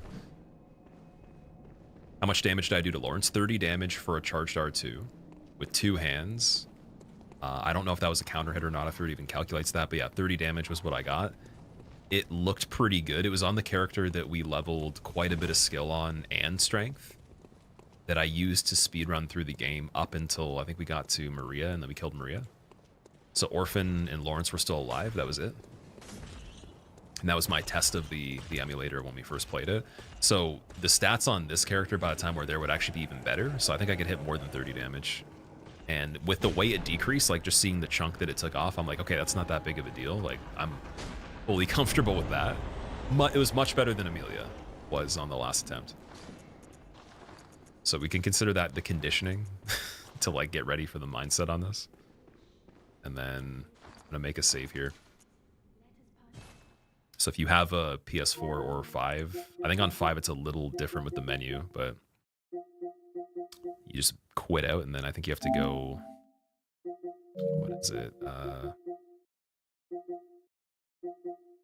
It's downloads, uploads? No.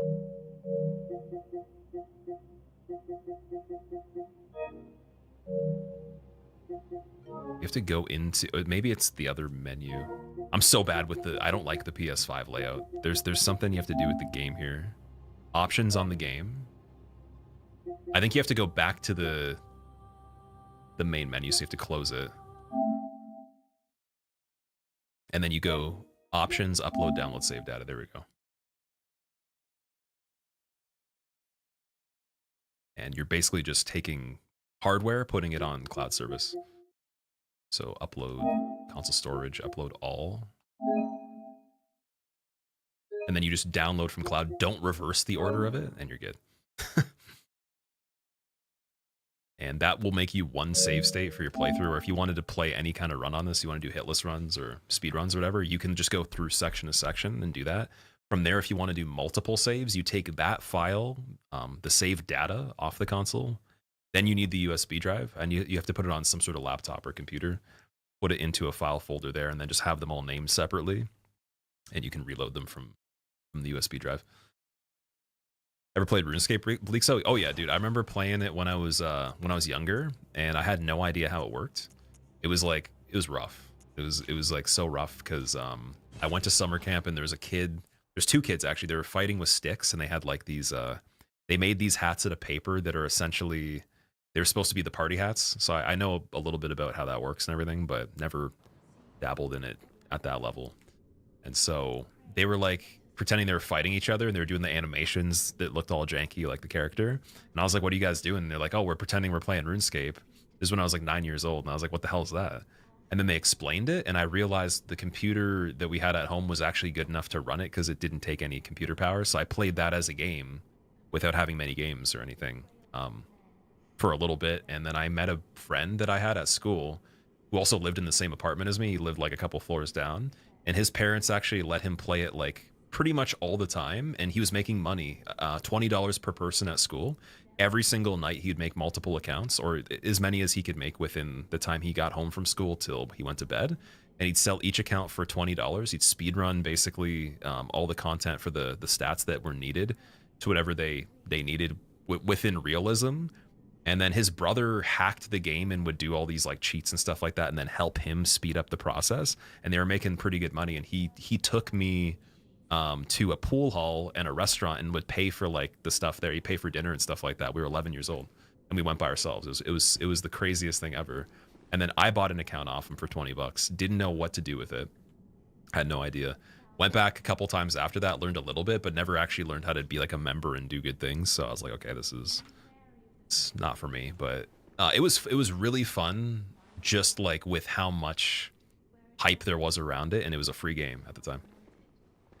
That was the coolest part. But yeah, he was balling, dude. He was making like actual cash money at 11 years old. It was in the 6th grade. It was crazy.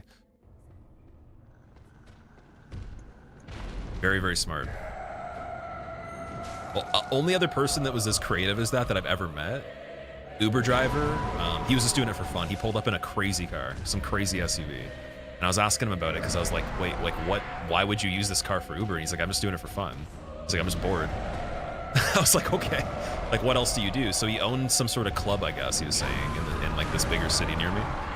And he said before that he actually streamed on Twitch before it was Twitch. It was like JTV, or like right when it was becoming Twitch. And he took WoW gold and turned it into real money, and he bought a house with changing money from WoW into real dollars. Like not from streaming or making content, but literally from just converting it into real money before they changed a lot of the stuff with the game. And I know people that did that with Diablo, but he bought a house with it. And then like started getting into investments and everything, and he started his life by doing that. I was like, that's amazing, dude. And he said he had heard it, he actually had seen some of my videos before too, which was amazing. Because not many people, you know about that, right?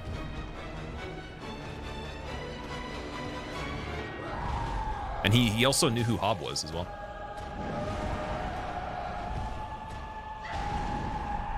Okay, we're already cooking right here. Let me pop a pellet right away. Let's just eat one, see how good it goes.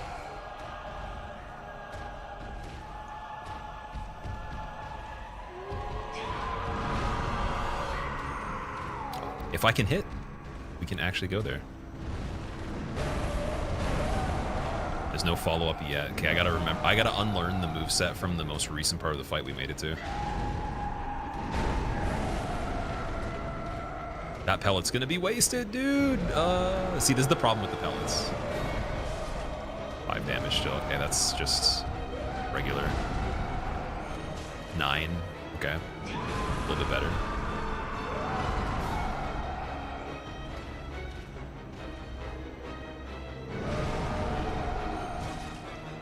And as we build the meter, it should go up a little bit.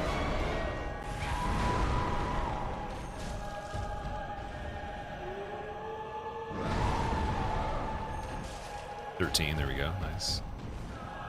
So that's the idea, but see how like that pellet didn't last too long. So it's really just I gotta play really good, and we still have obviously a way quicker fight because the number is better, but it's mainly hitting the limbs that I need to when I need to, especially when the fight's easier. And let's practice staying very close too.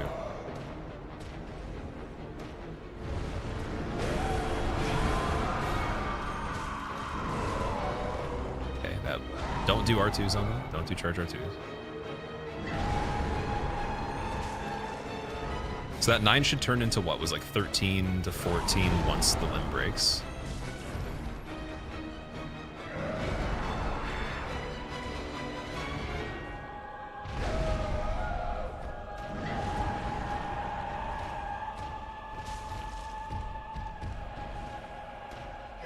Oh, I'm almost, dude, I'm not two-handing. That's not even the damage. That's not the full damage. I thought something was up. Okay, wait, we're not doing the full amount. Never mind.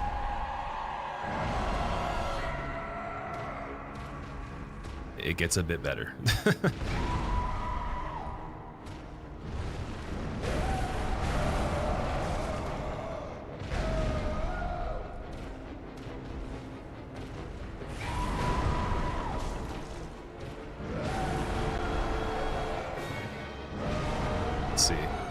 19. Oh, that's great, dude. Oh my god.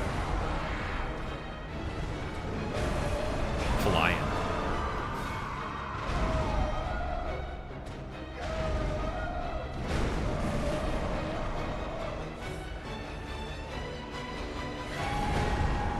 I think if we could sell the Stockholm Syndrome that I've developed for this fight already, there'd be a lot of possibilities out there for people that wouldn't necessarily be like that cool, but you know, like they'd be able to do a lot of things.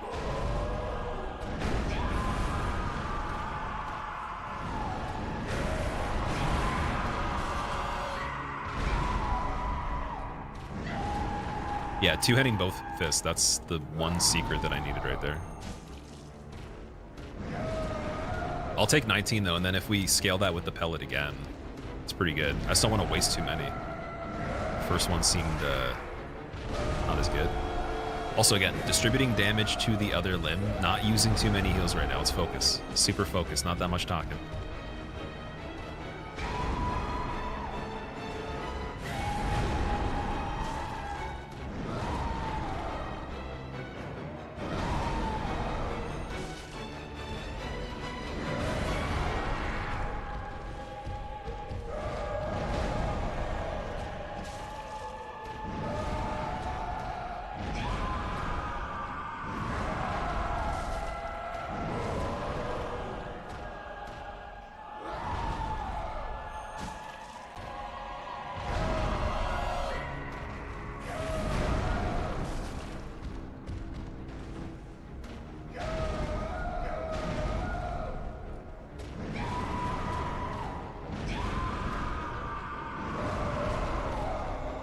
I think, yeah, after that swipe, I want the other leg too.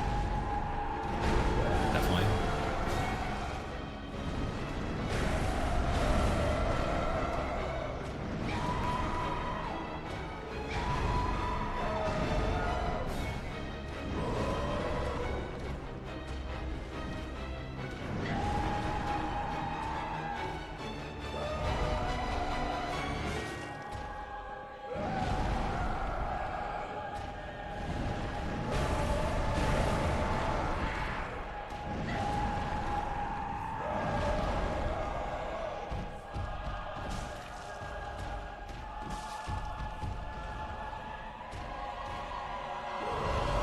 Let strength be granted so the world might be mended. So the world might be mended. Yeah, 3 years.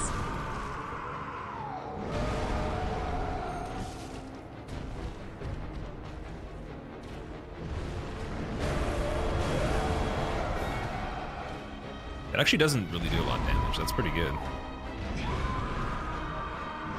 Okay, right here, another leg. Oh no, so she still does that. Okay. Just wanted to try it and see.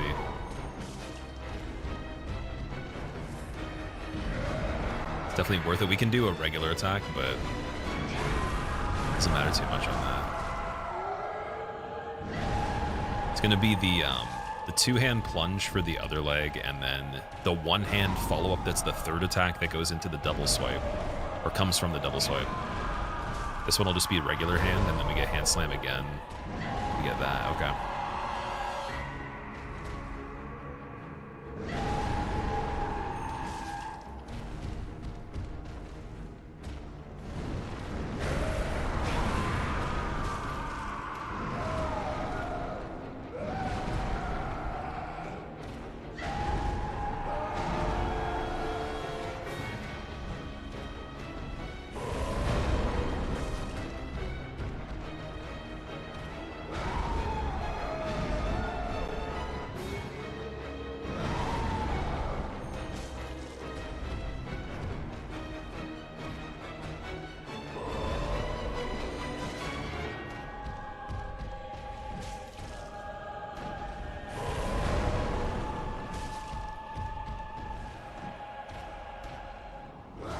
Oh, again. Let's see. I don't know if button mashing actually helps. That's a really mild bite, though. I thought that was going to be bad. First time on that one.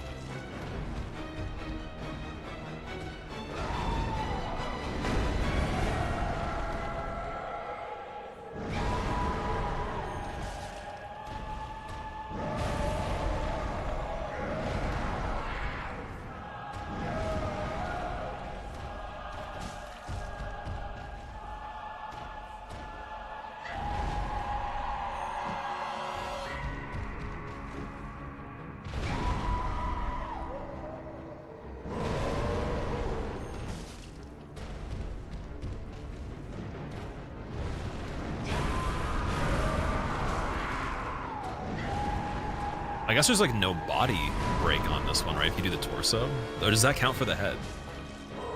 I've never thought about that.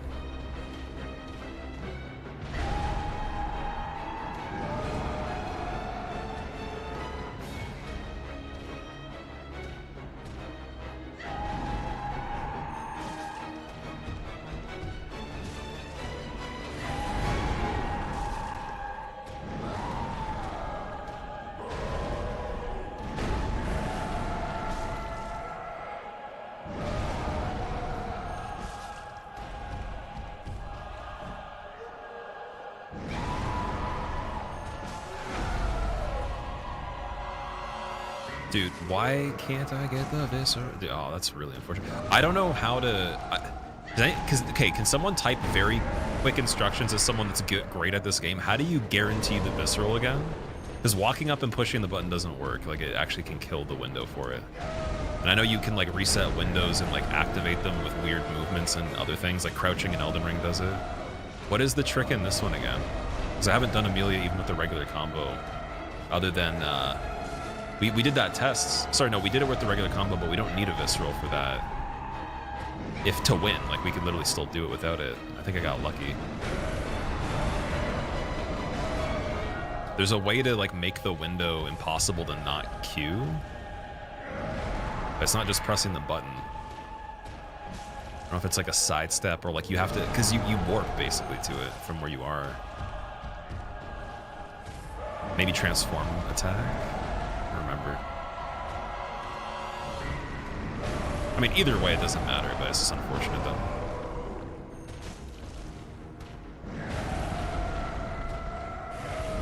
Still getting 19 here. 26. Oh, never mind. Maybe. Well, what was 26? Did we get a different break?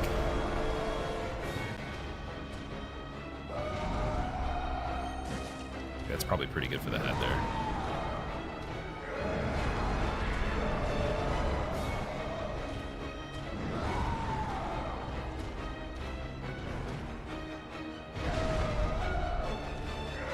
Also, Etria, what's up? I appreciate that. Well, welcome. And Felicity, thank you for the good luck, dude. I need it. I need it on this one. We're just gonna go for the hand for this part now. And another leg.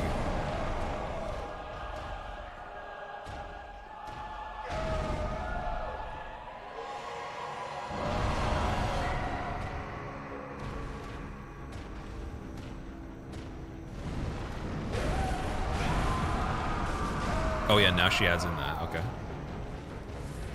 True.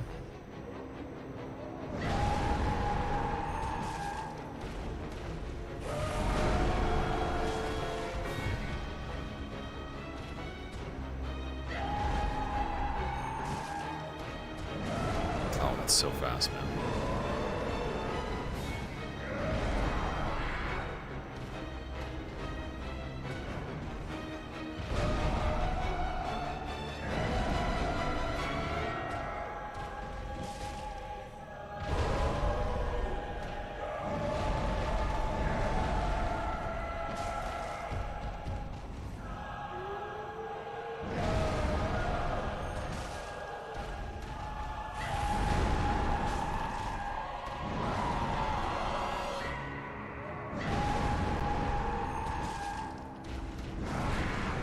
See.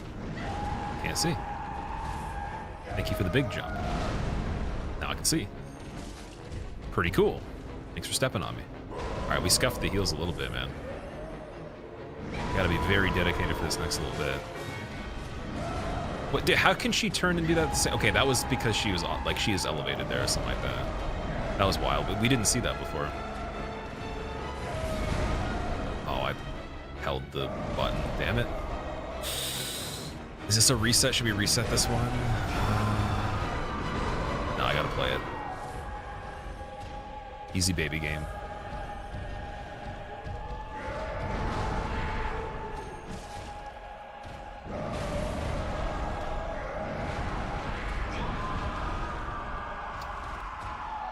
Yeah, the pellets are cool and everything. It's just the way that you have to distribute the damage where it's like you're gonna probably only get value out of a small amount of some of them. Ooh, that was good. like that. That jump was clean. I want to try another jump like that again. Because when she does like the two-hand attack, obviously we always go on the other leg there. If I can get the jump every time for the other one, we are actually super solid.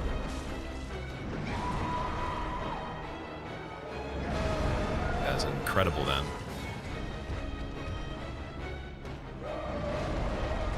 This is tricky because the hand she slashes with is the one that's dominant on the side of the leg we need to break now. And it's obscured by either like the wall or her actual fur. Like, so I have to just assume on it. And then, sorry again, freaking third follow up there. Yeah, I almost want to redo it again, but it's moving fast enough. So we have the save state.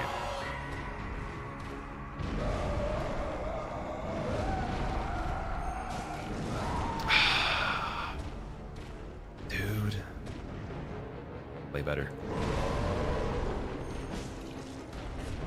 See, like she's locking me into a stagger on that by turning and also attacking, and it's like I can't do the input because it's locking me into a stagger. But that wasn't happening last time, so I must be standing slightly different. It's definitely eaten quite a few heals just because of that.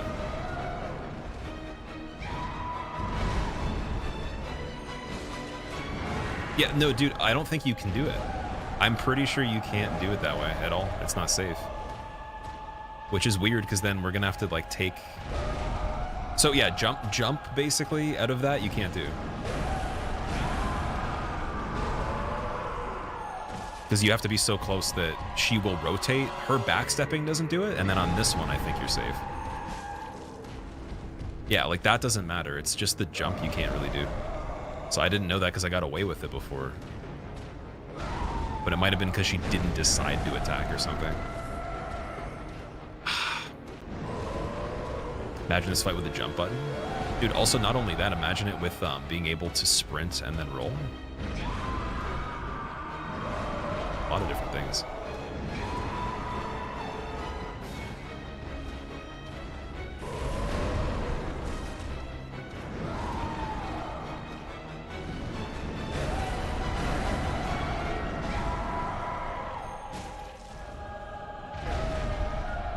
It's funny that this is faster even though we had the visceral robbed as well. That's kind of silly how slow the other one was.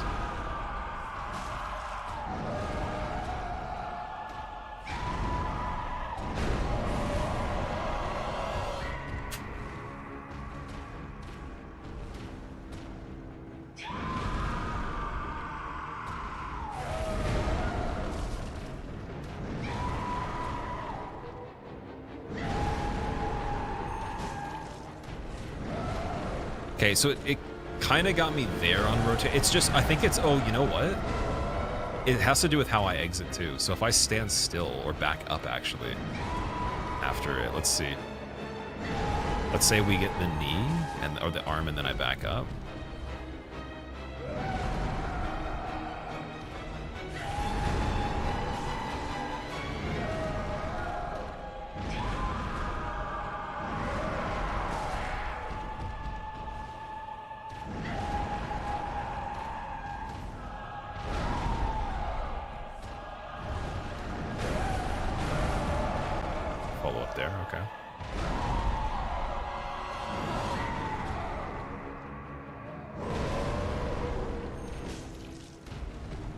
Like, if she had already turned, I don't think that input would have gone in. So it's like, I really have to have a crazy angle.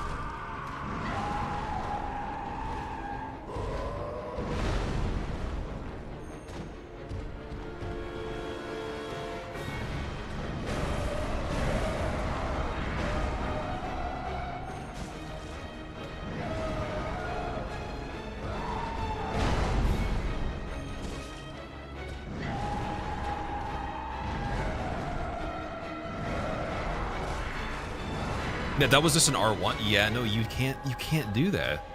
That's so freaking weird, dude. That, like, that's the only thing that operates like that on the fight.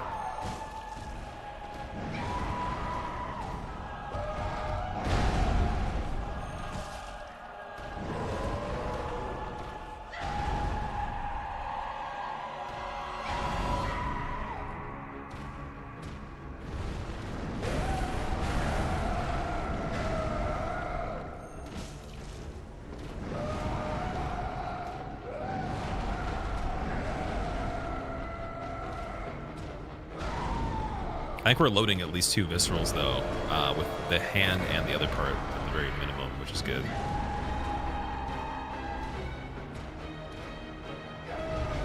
That's safe. There we go. Nice head punish there. I should have been doing it that way anyways. Just wasn't sure if like she had magnetic grab or if it was pretty respectable.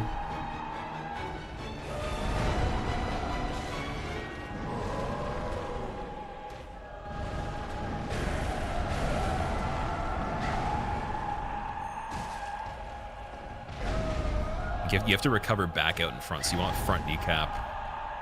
And then I think you don't get turn stagger, because she can't really turn anyways, but you have to just really watch where we end up there. Didn't know it was that specific. But the problem is, I guess, like now we're hitting more of the arm, which is fine. You just don't get limb break on that as easily. Well, I mean, limb break doesn't even visceral out of that. We just give us a free opening for, I think either we get more hand damage. Yeah, see like right here? Then we still get a knee shot there. Now that hand might take more. But how often can we R2 it, right?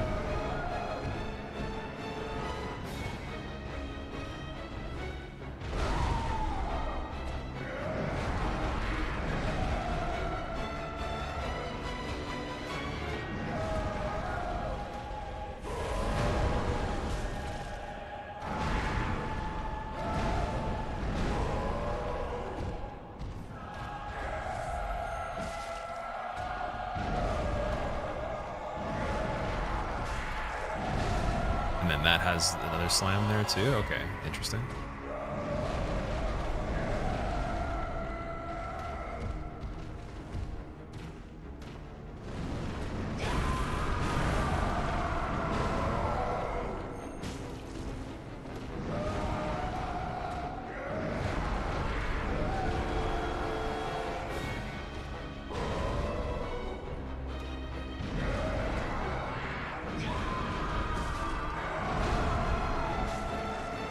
Okay, now that I know, like that's really good, but just, oh, wish I had dialed that before.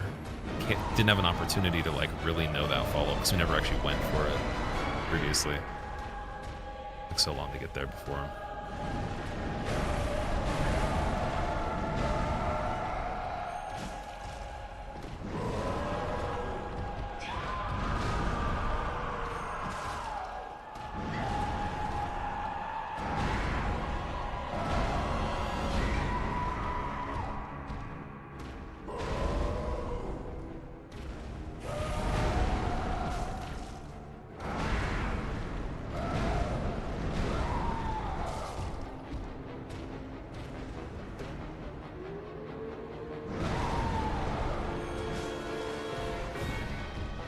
On that hand still.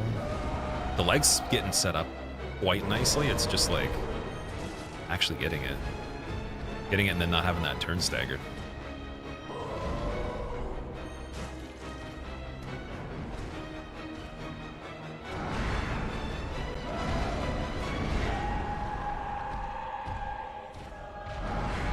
Oh, that's like a quicker grab. Nice. There we go. Give me that kneecap.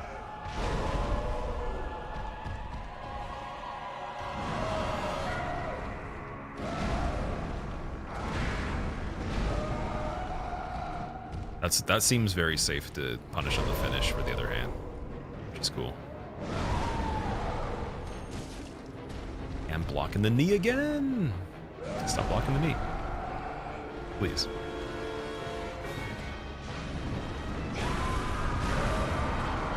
Follow up there. This hand, go for it.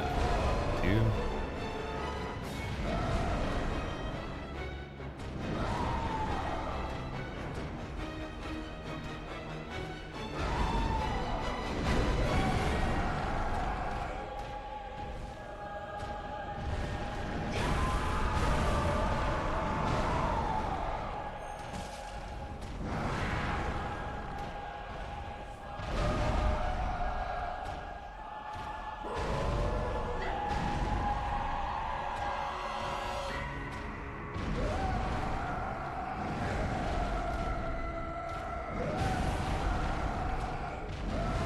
That one's good for the head if I go in, but I don't want to go into it and it has lingering damage. That's one issue there.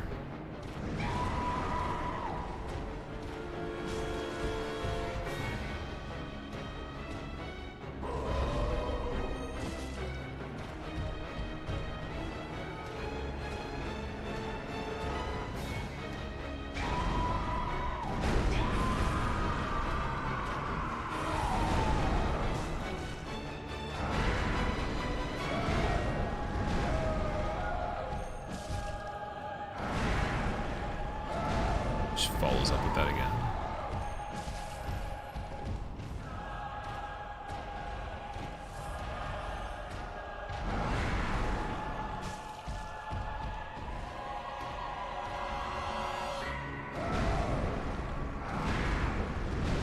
So arrive early, boom, watch out for it, okay.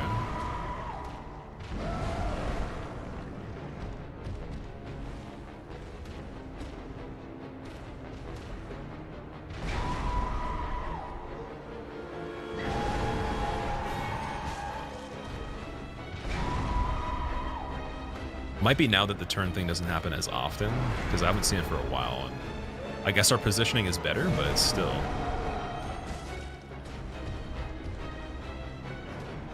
I'm gonna assume that's probably not enough, just in case.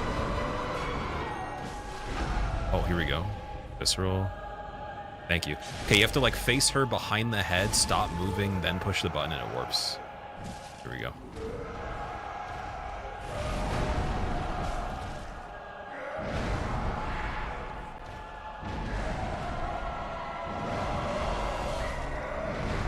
Not safe because... Oh, no, but then... Yeah. Okay, I see. It is safe for a second.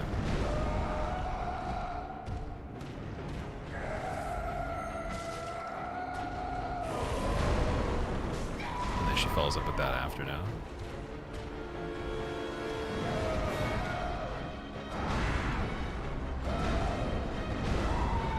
No follow-up from that still, which is nice. Okay.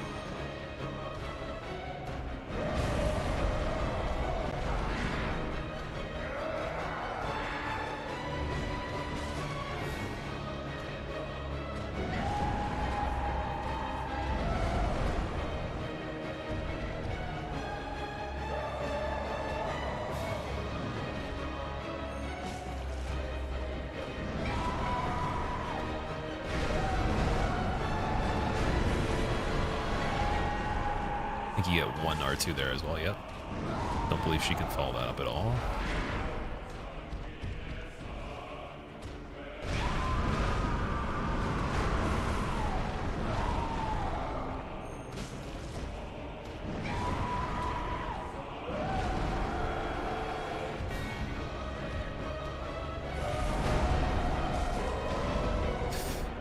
It's an interesting, so yeah, we still dodge that the same way, but it's funny she can do the little backstroke there now. Let's watch out for that too, and this.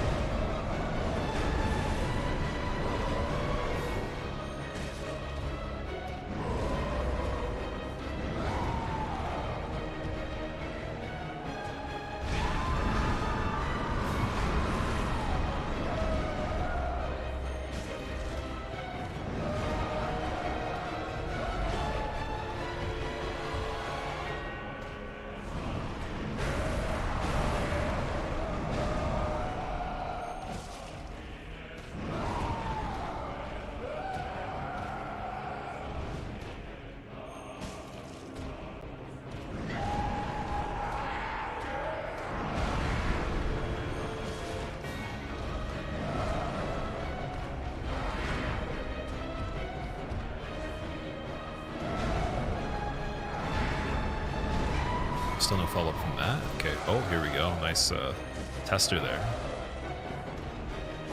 Just remember backslash on this. 2 and 3. 28 on broken hand. Not bad. Not bad. Okay. Taking it.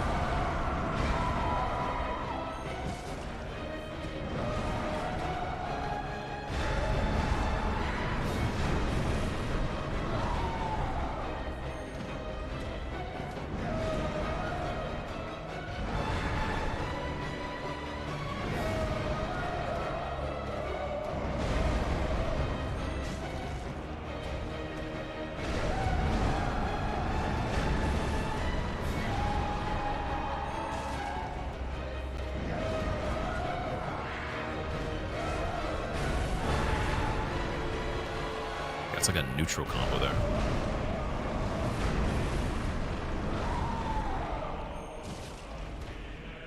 So it's because we were hyper close on the one part. And I don't think you get flick of the wrist if you don't actually recover on the side, which is interesting. So there's a lot of positional stuff. Like this fight actually is really well made. Like super well made, dude. More than I thought. I already knew it was good, but like definitely better than what I knew before. It's a big goof right there. All right, here we go.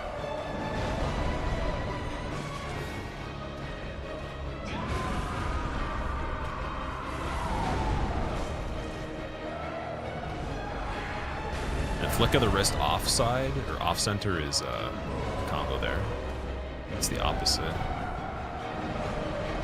Have a follow-up too. It does, yeah, it has the overhead. Okay.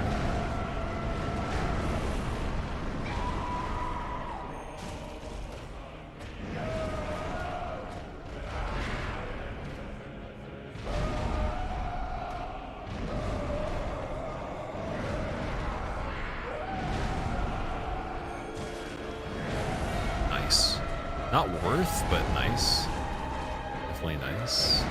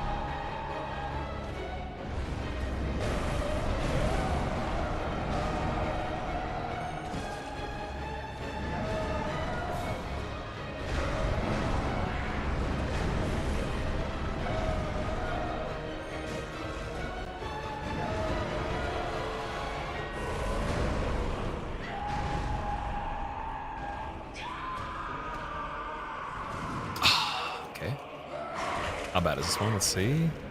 Still in there? Okay. Gotta go from farther away on that now. Way farther. Silly far. super stupid silly fire.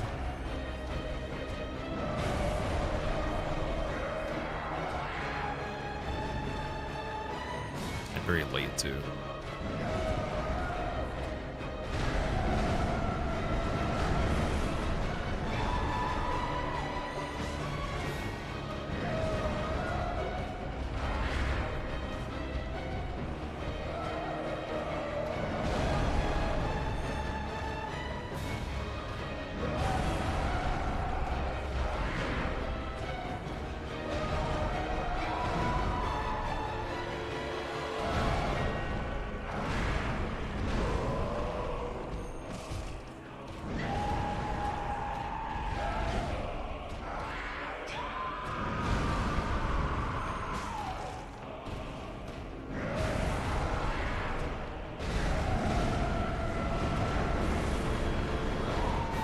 Pretty crazy on that.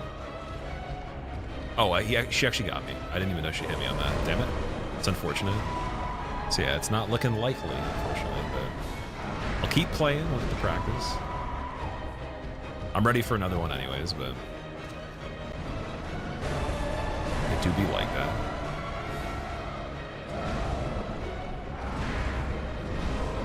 Let's get out of the corner here at least. Let's make it good.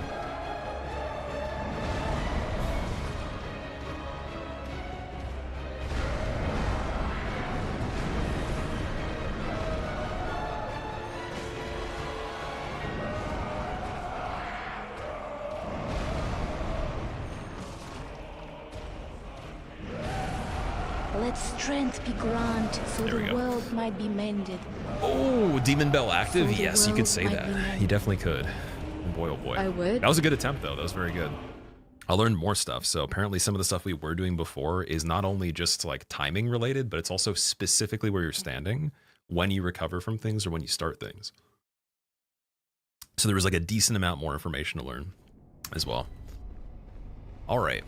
We didn't even use a numbing mist. I canceled the heals the entire time there. That was perfect. So yeah, let's we don't even need to reload the save technically. I'm trying to think of if that makes any sense. Let me, how many storage vials do I have? Can we check? Probably not that many. Okay, I'll reload the save. I'll be smart about it. We'll do it one more time. See if we can actually get a good one. Because we have everything we need to not even use numbing mist now, which is insane. Like, I'd say just learning that alone is valuable for anything in the future, but doesn't Amelia have healing? She does, but we canceled it the entire time. She was already able to heal there. So I literally did it without fail, and there might have been 1 or 2 times we got lucky on it, but we didn't even use a single miss. So I could have done that the whole rest of the fight. I just, there was a lot of things I didn't know that I thought I knew earlier that needed to be kind of refined a bit, but now it's looking good. Just the visceral thing too, missing that one visceral would have put us a bit further. Didn't get the head stagger. Got to go like unbelievably far away from grabs, and then still can R2 only on the one that's a single hand, double hand one. Not as much recovery time, but yeah, it's getting close. Okay, how do we do this? To click this and then close. Ever heard of the puzzle game Baba Is You? I've seen people on the lists for people streaming playing it. I'm not sure what it is though. I've never actually watched it before. Okay, so we download from storage. Even though, again, for the record, we don't need to do this for numbing mist, just for the vials to save some time.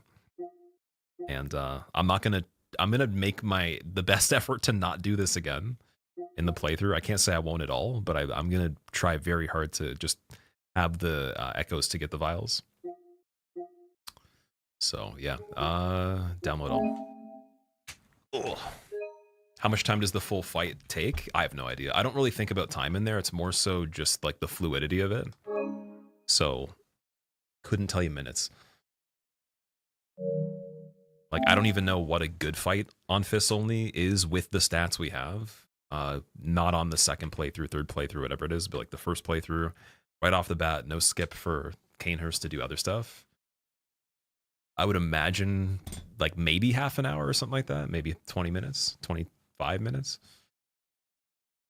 Seems worse than Dark Souls 2 Fists Only by a kilometer. It's the hardest one out of the entire series, other than Elden Ring could be worse. if you include DLC, just because the DLC is crazy. Without DLC, Elden Ring, I'm not sure. Because the thing with Elden Ring is you have, you know, you have 60 FPS, first of all. You have way more flexibility. You don't have to play it a certain way. You can just do whatever you want. You have all these items that you can't get in Bloodborne, so I'll have to do that one to see in comparison. But I would imagine this one's probably the hardest, just based on the conditions of how it works. You know, not being able to sprint then roll, counter hits being crazy, defense being so low, like when you actually do take damage, and then getting hit on the ground after you get knocked over, so you get locked into way bigger combos too. All right, so we'll pellet right away.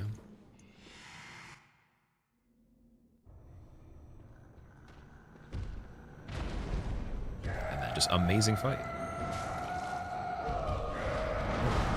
That was scary. Man, that was really scary.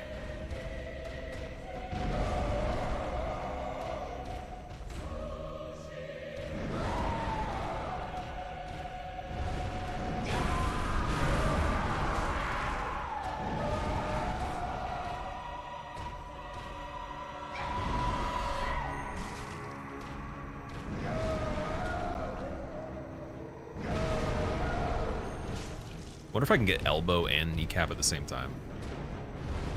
Oh, still not two-handed here. There we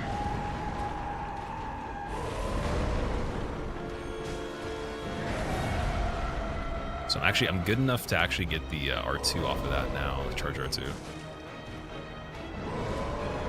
It's another thing too, like manipulating the maximum extent of the windows and everything gets you so much more time saved if you can do it you know, enough times to get consistent at it, but that's like a whole nother level of this too. Like you don't have to do that, it really helps.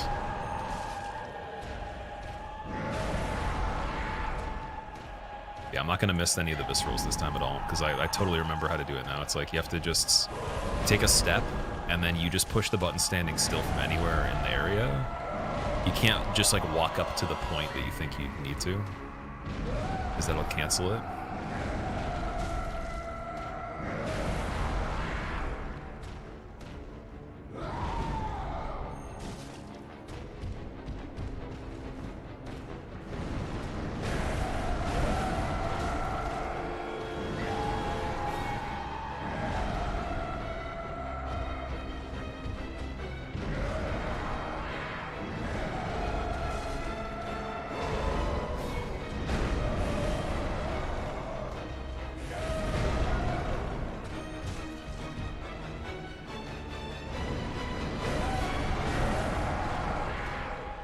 So being far away on that to get the nose again, I gotta be like super far to get that attack to connect on the actual head. It's the only thing like that. It's like, well, it's similar to the grab, but it's the only quick attack where you have to be that far away to connect it.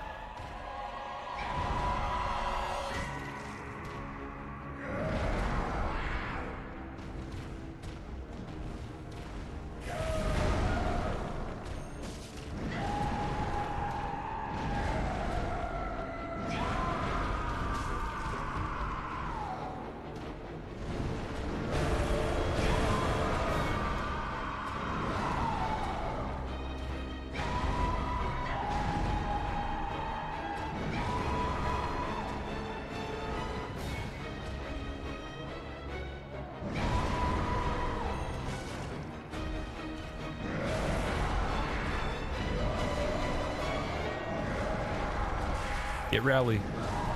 Get rally, don't get rally. Get rally. Yeah, I made a little bit back.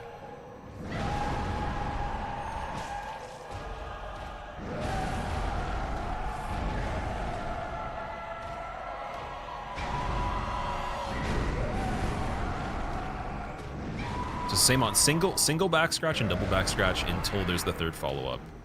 The double is the same distance.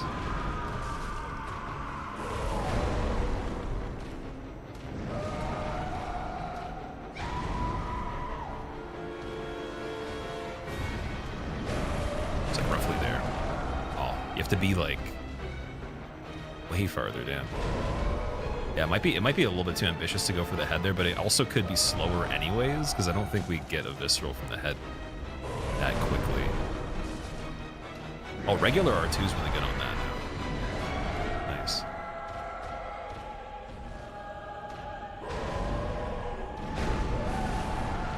Almost. That was a bit better of an adjustment. Let's see if we can get it on this right here. Yeah, there we go.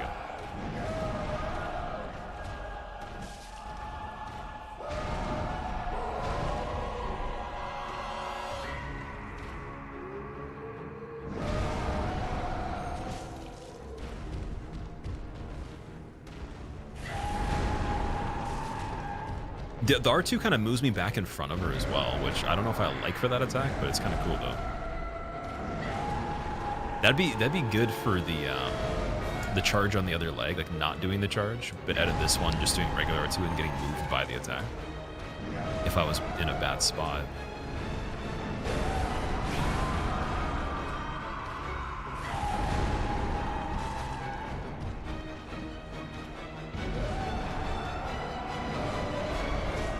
Oh, you get hand punish out of side dodge on that too. That's crazy.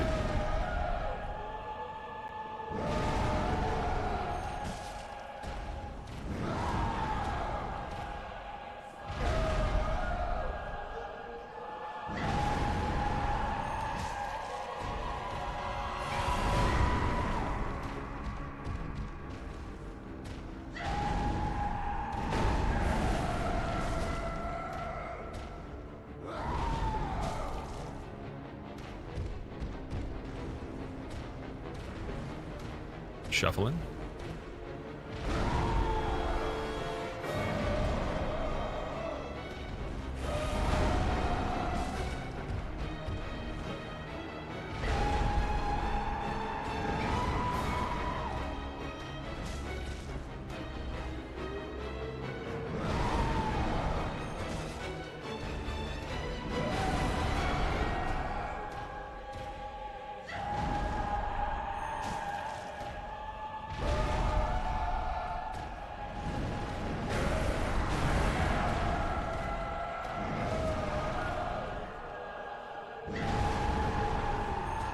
Okay, I'm gonna switch out to doing the head punish attempt on the double swipe now, because when it kicks into the follow up, we're not gonna want to do that. So I'll just switch the habit of that now. We can go for the hand instead.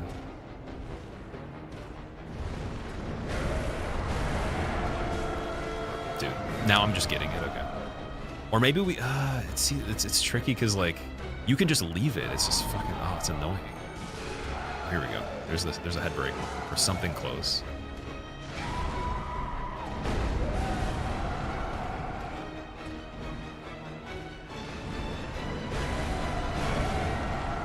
Oh, and now we get the follow up anyways. Perfect. Maybe wait, could she have always done that? Or is it literally at like a sixth health taken? That's a weird break point.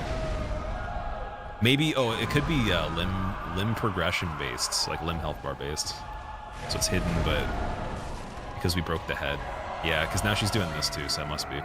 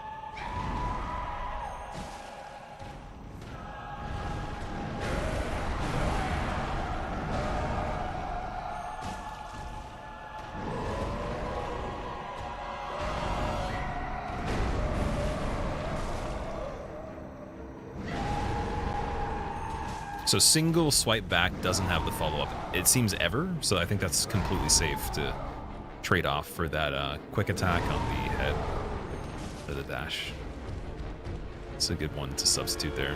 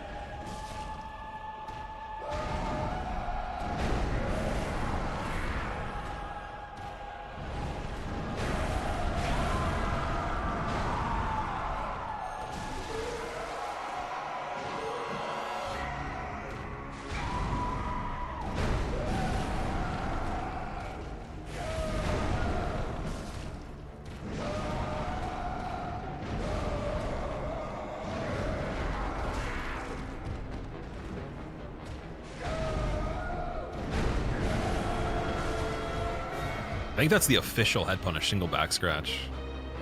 It's literally the, like, sponsored head punish there. Dude. Yo, are you serious? Okay. Deserved? I don't know. I think I'm... Man. I didn't pivot or flick the character properly. You might have to also just do a very minimal movement. It's all good, though. More interesting.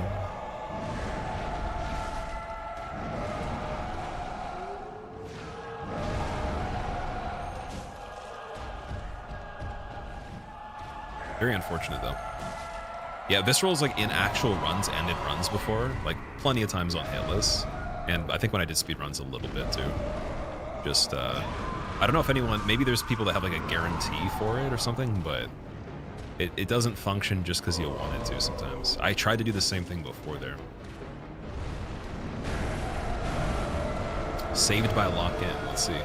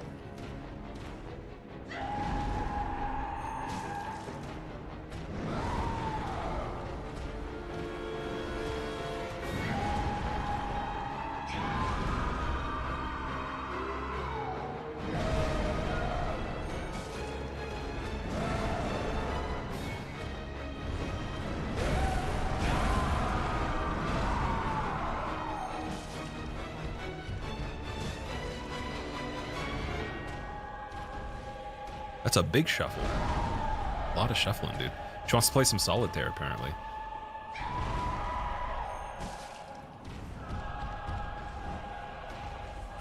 You guys think Lawrence plays blackjack or solitaire?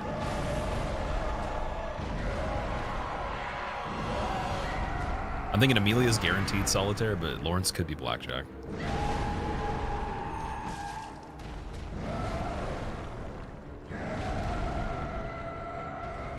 What's a vicar? It's like a high-ranking church member, I believe.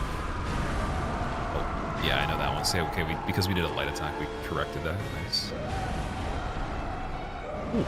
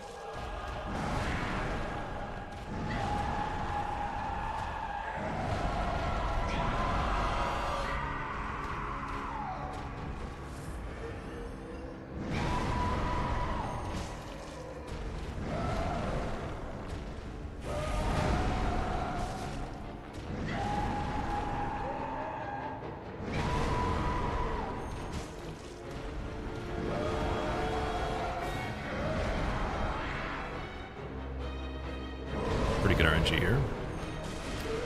Not complaining.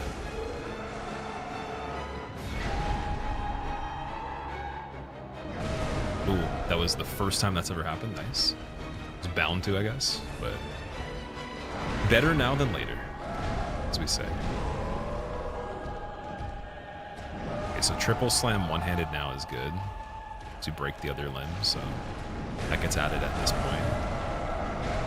And on this one, I think on overhead we want to go for leg.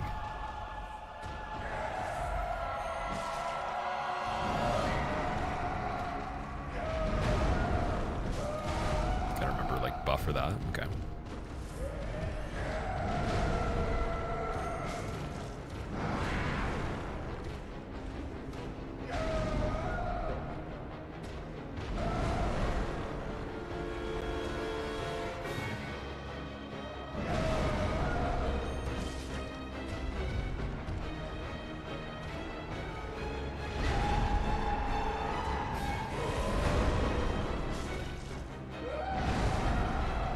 Interesting.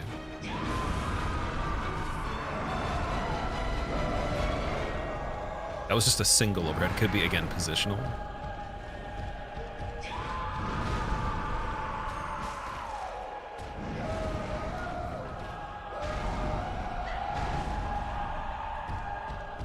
Or it was probably the beginning of the combo that's supposed to be, or that I see farther away, and then I moved into the range last second, then it canceled because I went past it. That's probably what happened there. Because she can initiate with it, but usually we're pretty far when she does.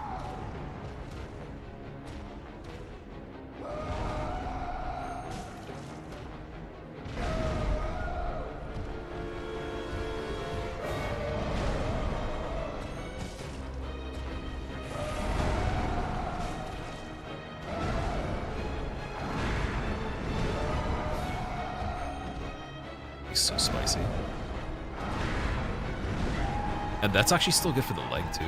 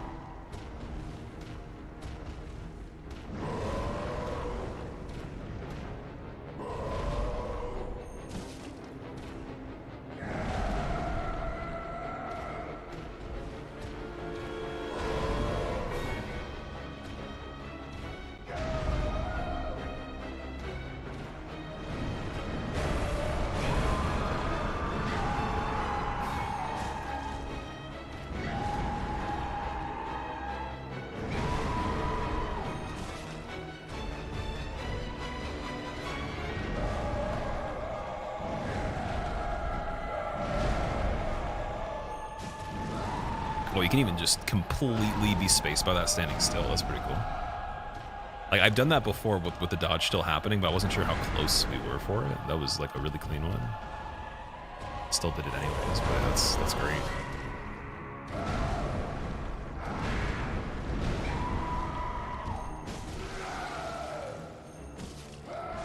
That hand should be 28 damage now. The far? Ooh. Only we could reach.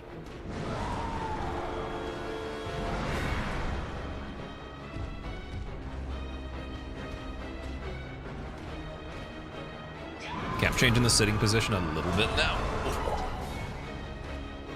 Let's see. Whoa. Wanted the hand that broke. Wanted the hand that broke. Here's one opportunity.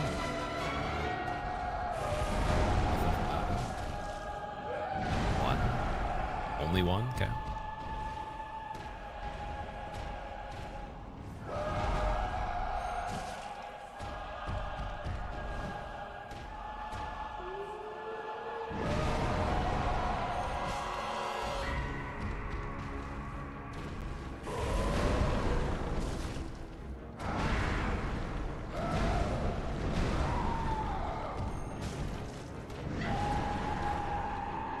I think we missed the 28 window on that, unfortunately. So.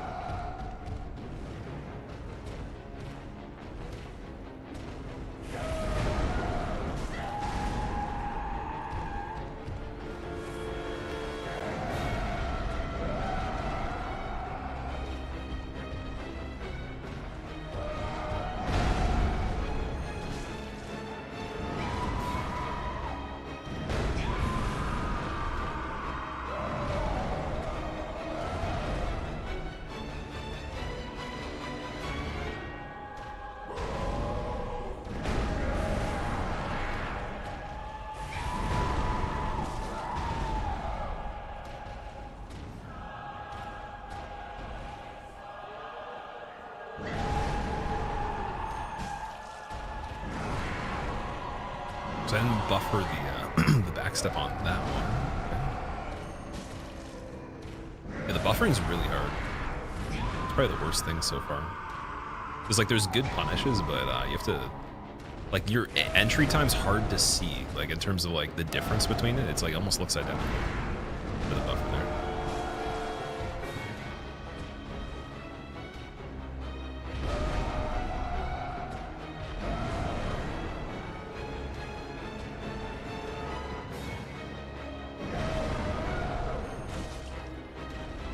So that one was a little early. That was good.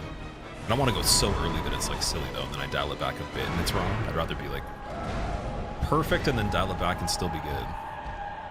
And dial it late and still be good too, but mostly just dial it early or perfect.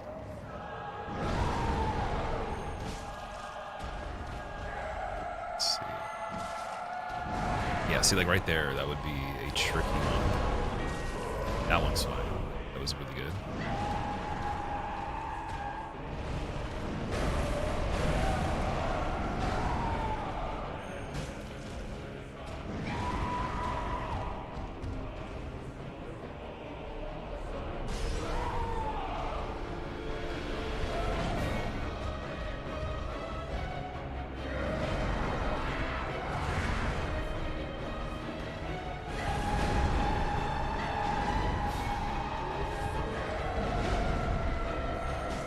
Ooh, look at that.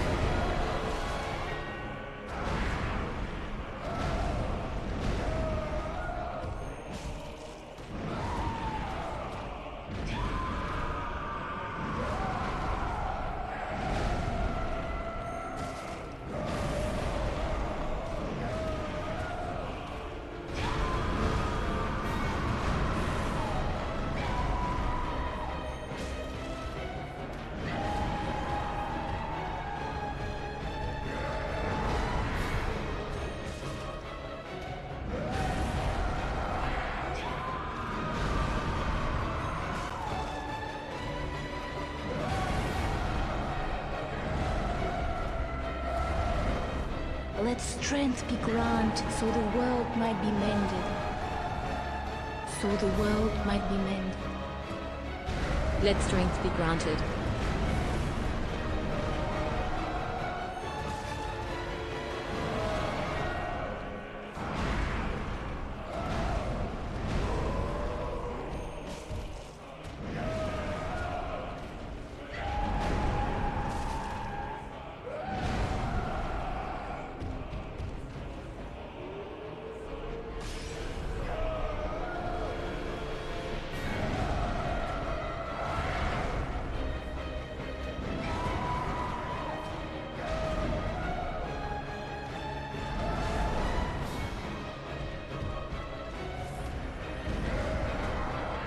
I just thought about it. Maybe making her heal on purpose would be a good idea with numbing this for a little bit too for free punishes. It's definitely it's a strategy if it happens randomly, but it would be something that's cool as well. It does help a lot because you could predict that quite a bit.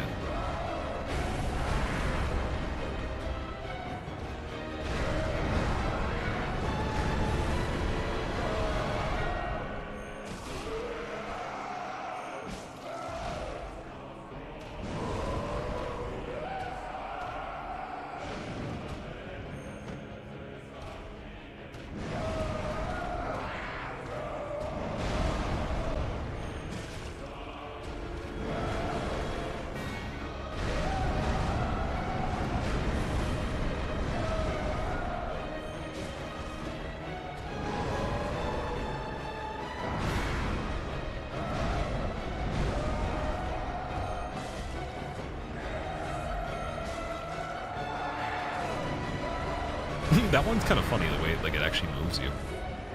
Oh man. Sassy Amelia, flick of the wrist.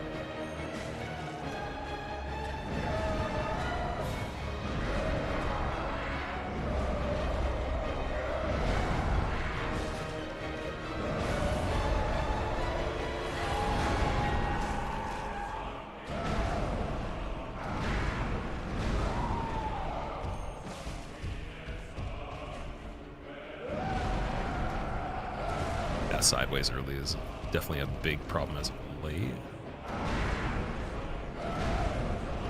So we want to be careful on that.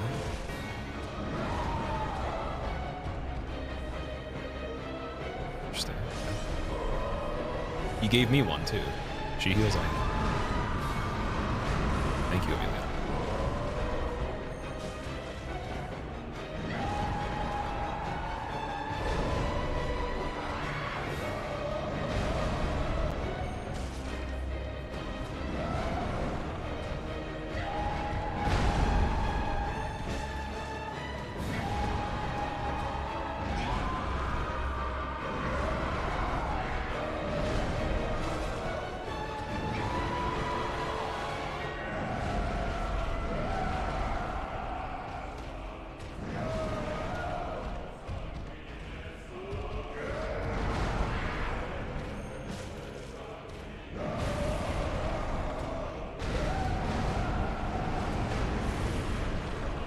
Oh, she actually can cancel that combo too. That's cool.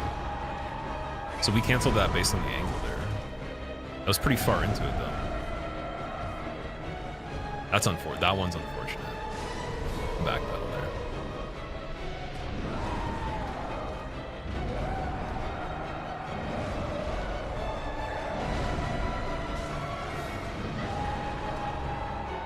Although I did do the elbow wrong. Oh, this is bad.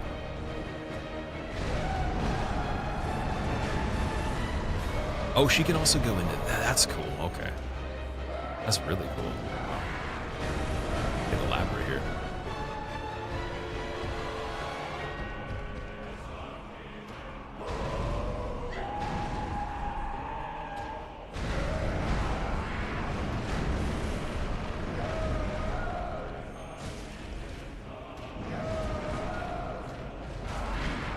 Whitey, okay. Buddy boy. Follow up there. See, like, out of that, though, I don't think she could have healed there. That would have been a really weird one if she did. That'd be a little bit excessive, I think. Because you couldn't really predict then trail that as easily. This one, I hope you do. I really hope you would. I really hope you would. Come on, let's go. Jump, exactly. Here we go. Oh, here we go.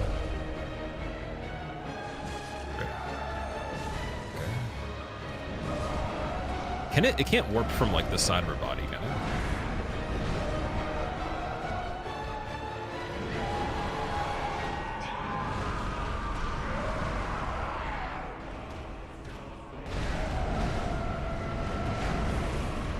Okay, we're gonna change chair position a little bit again. There we go. We'll go back to cross leg. Getting comfy. Here we go.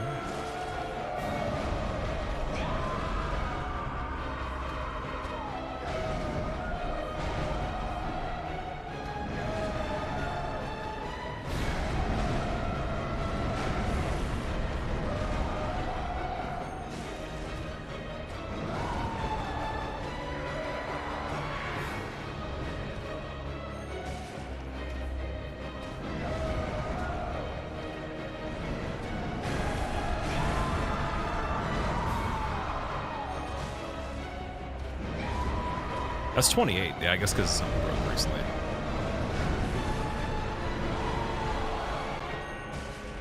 It's on the left. Okay.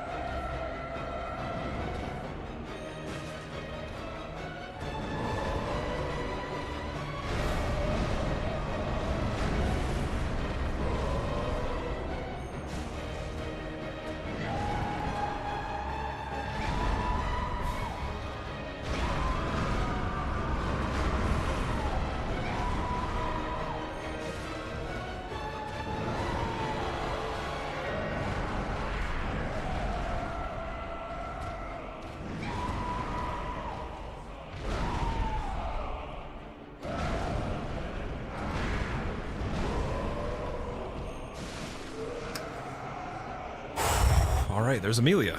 Oh man, that was a sweaty ending though. Jesus, dude. Oh man.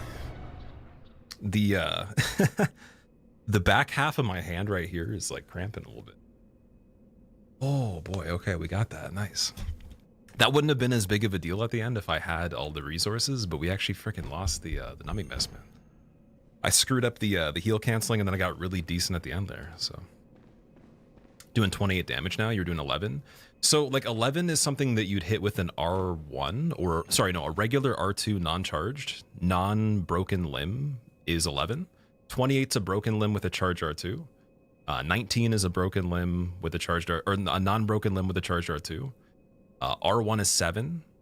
And then the headshot with the dodge, the quick step, I think is also 11 as well.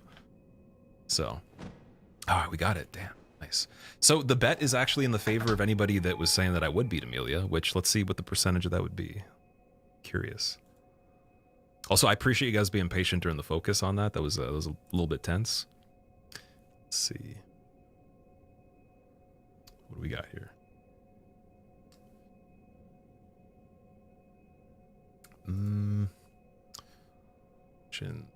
Oh, dude, actually, well, I beat a lot of people. Bet that I would. Okay, cool. That's awesome. Choose outcome. It should have been on that attempt particularly. But yeah, 93% of you guys get points. And also, I greatly appreciate you guys sitting and watching that. It's a hard thing to watch if we have to redo a fight. I think first try obviously is really cool. So I appreciate you guys watching not only 3 fights of Amelia, but also a reset of the run too. And now we're set up to do a lot more stuff. Now we can chill for a little bit.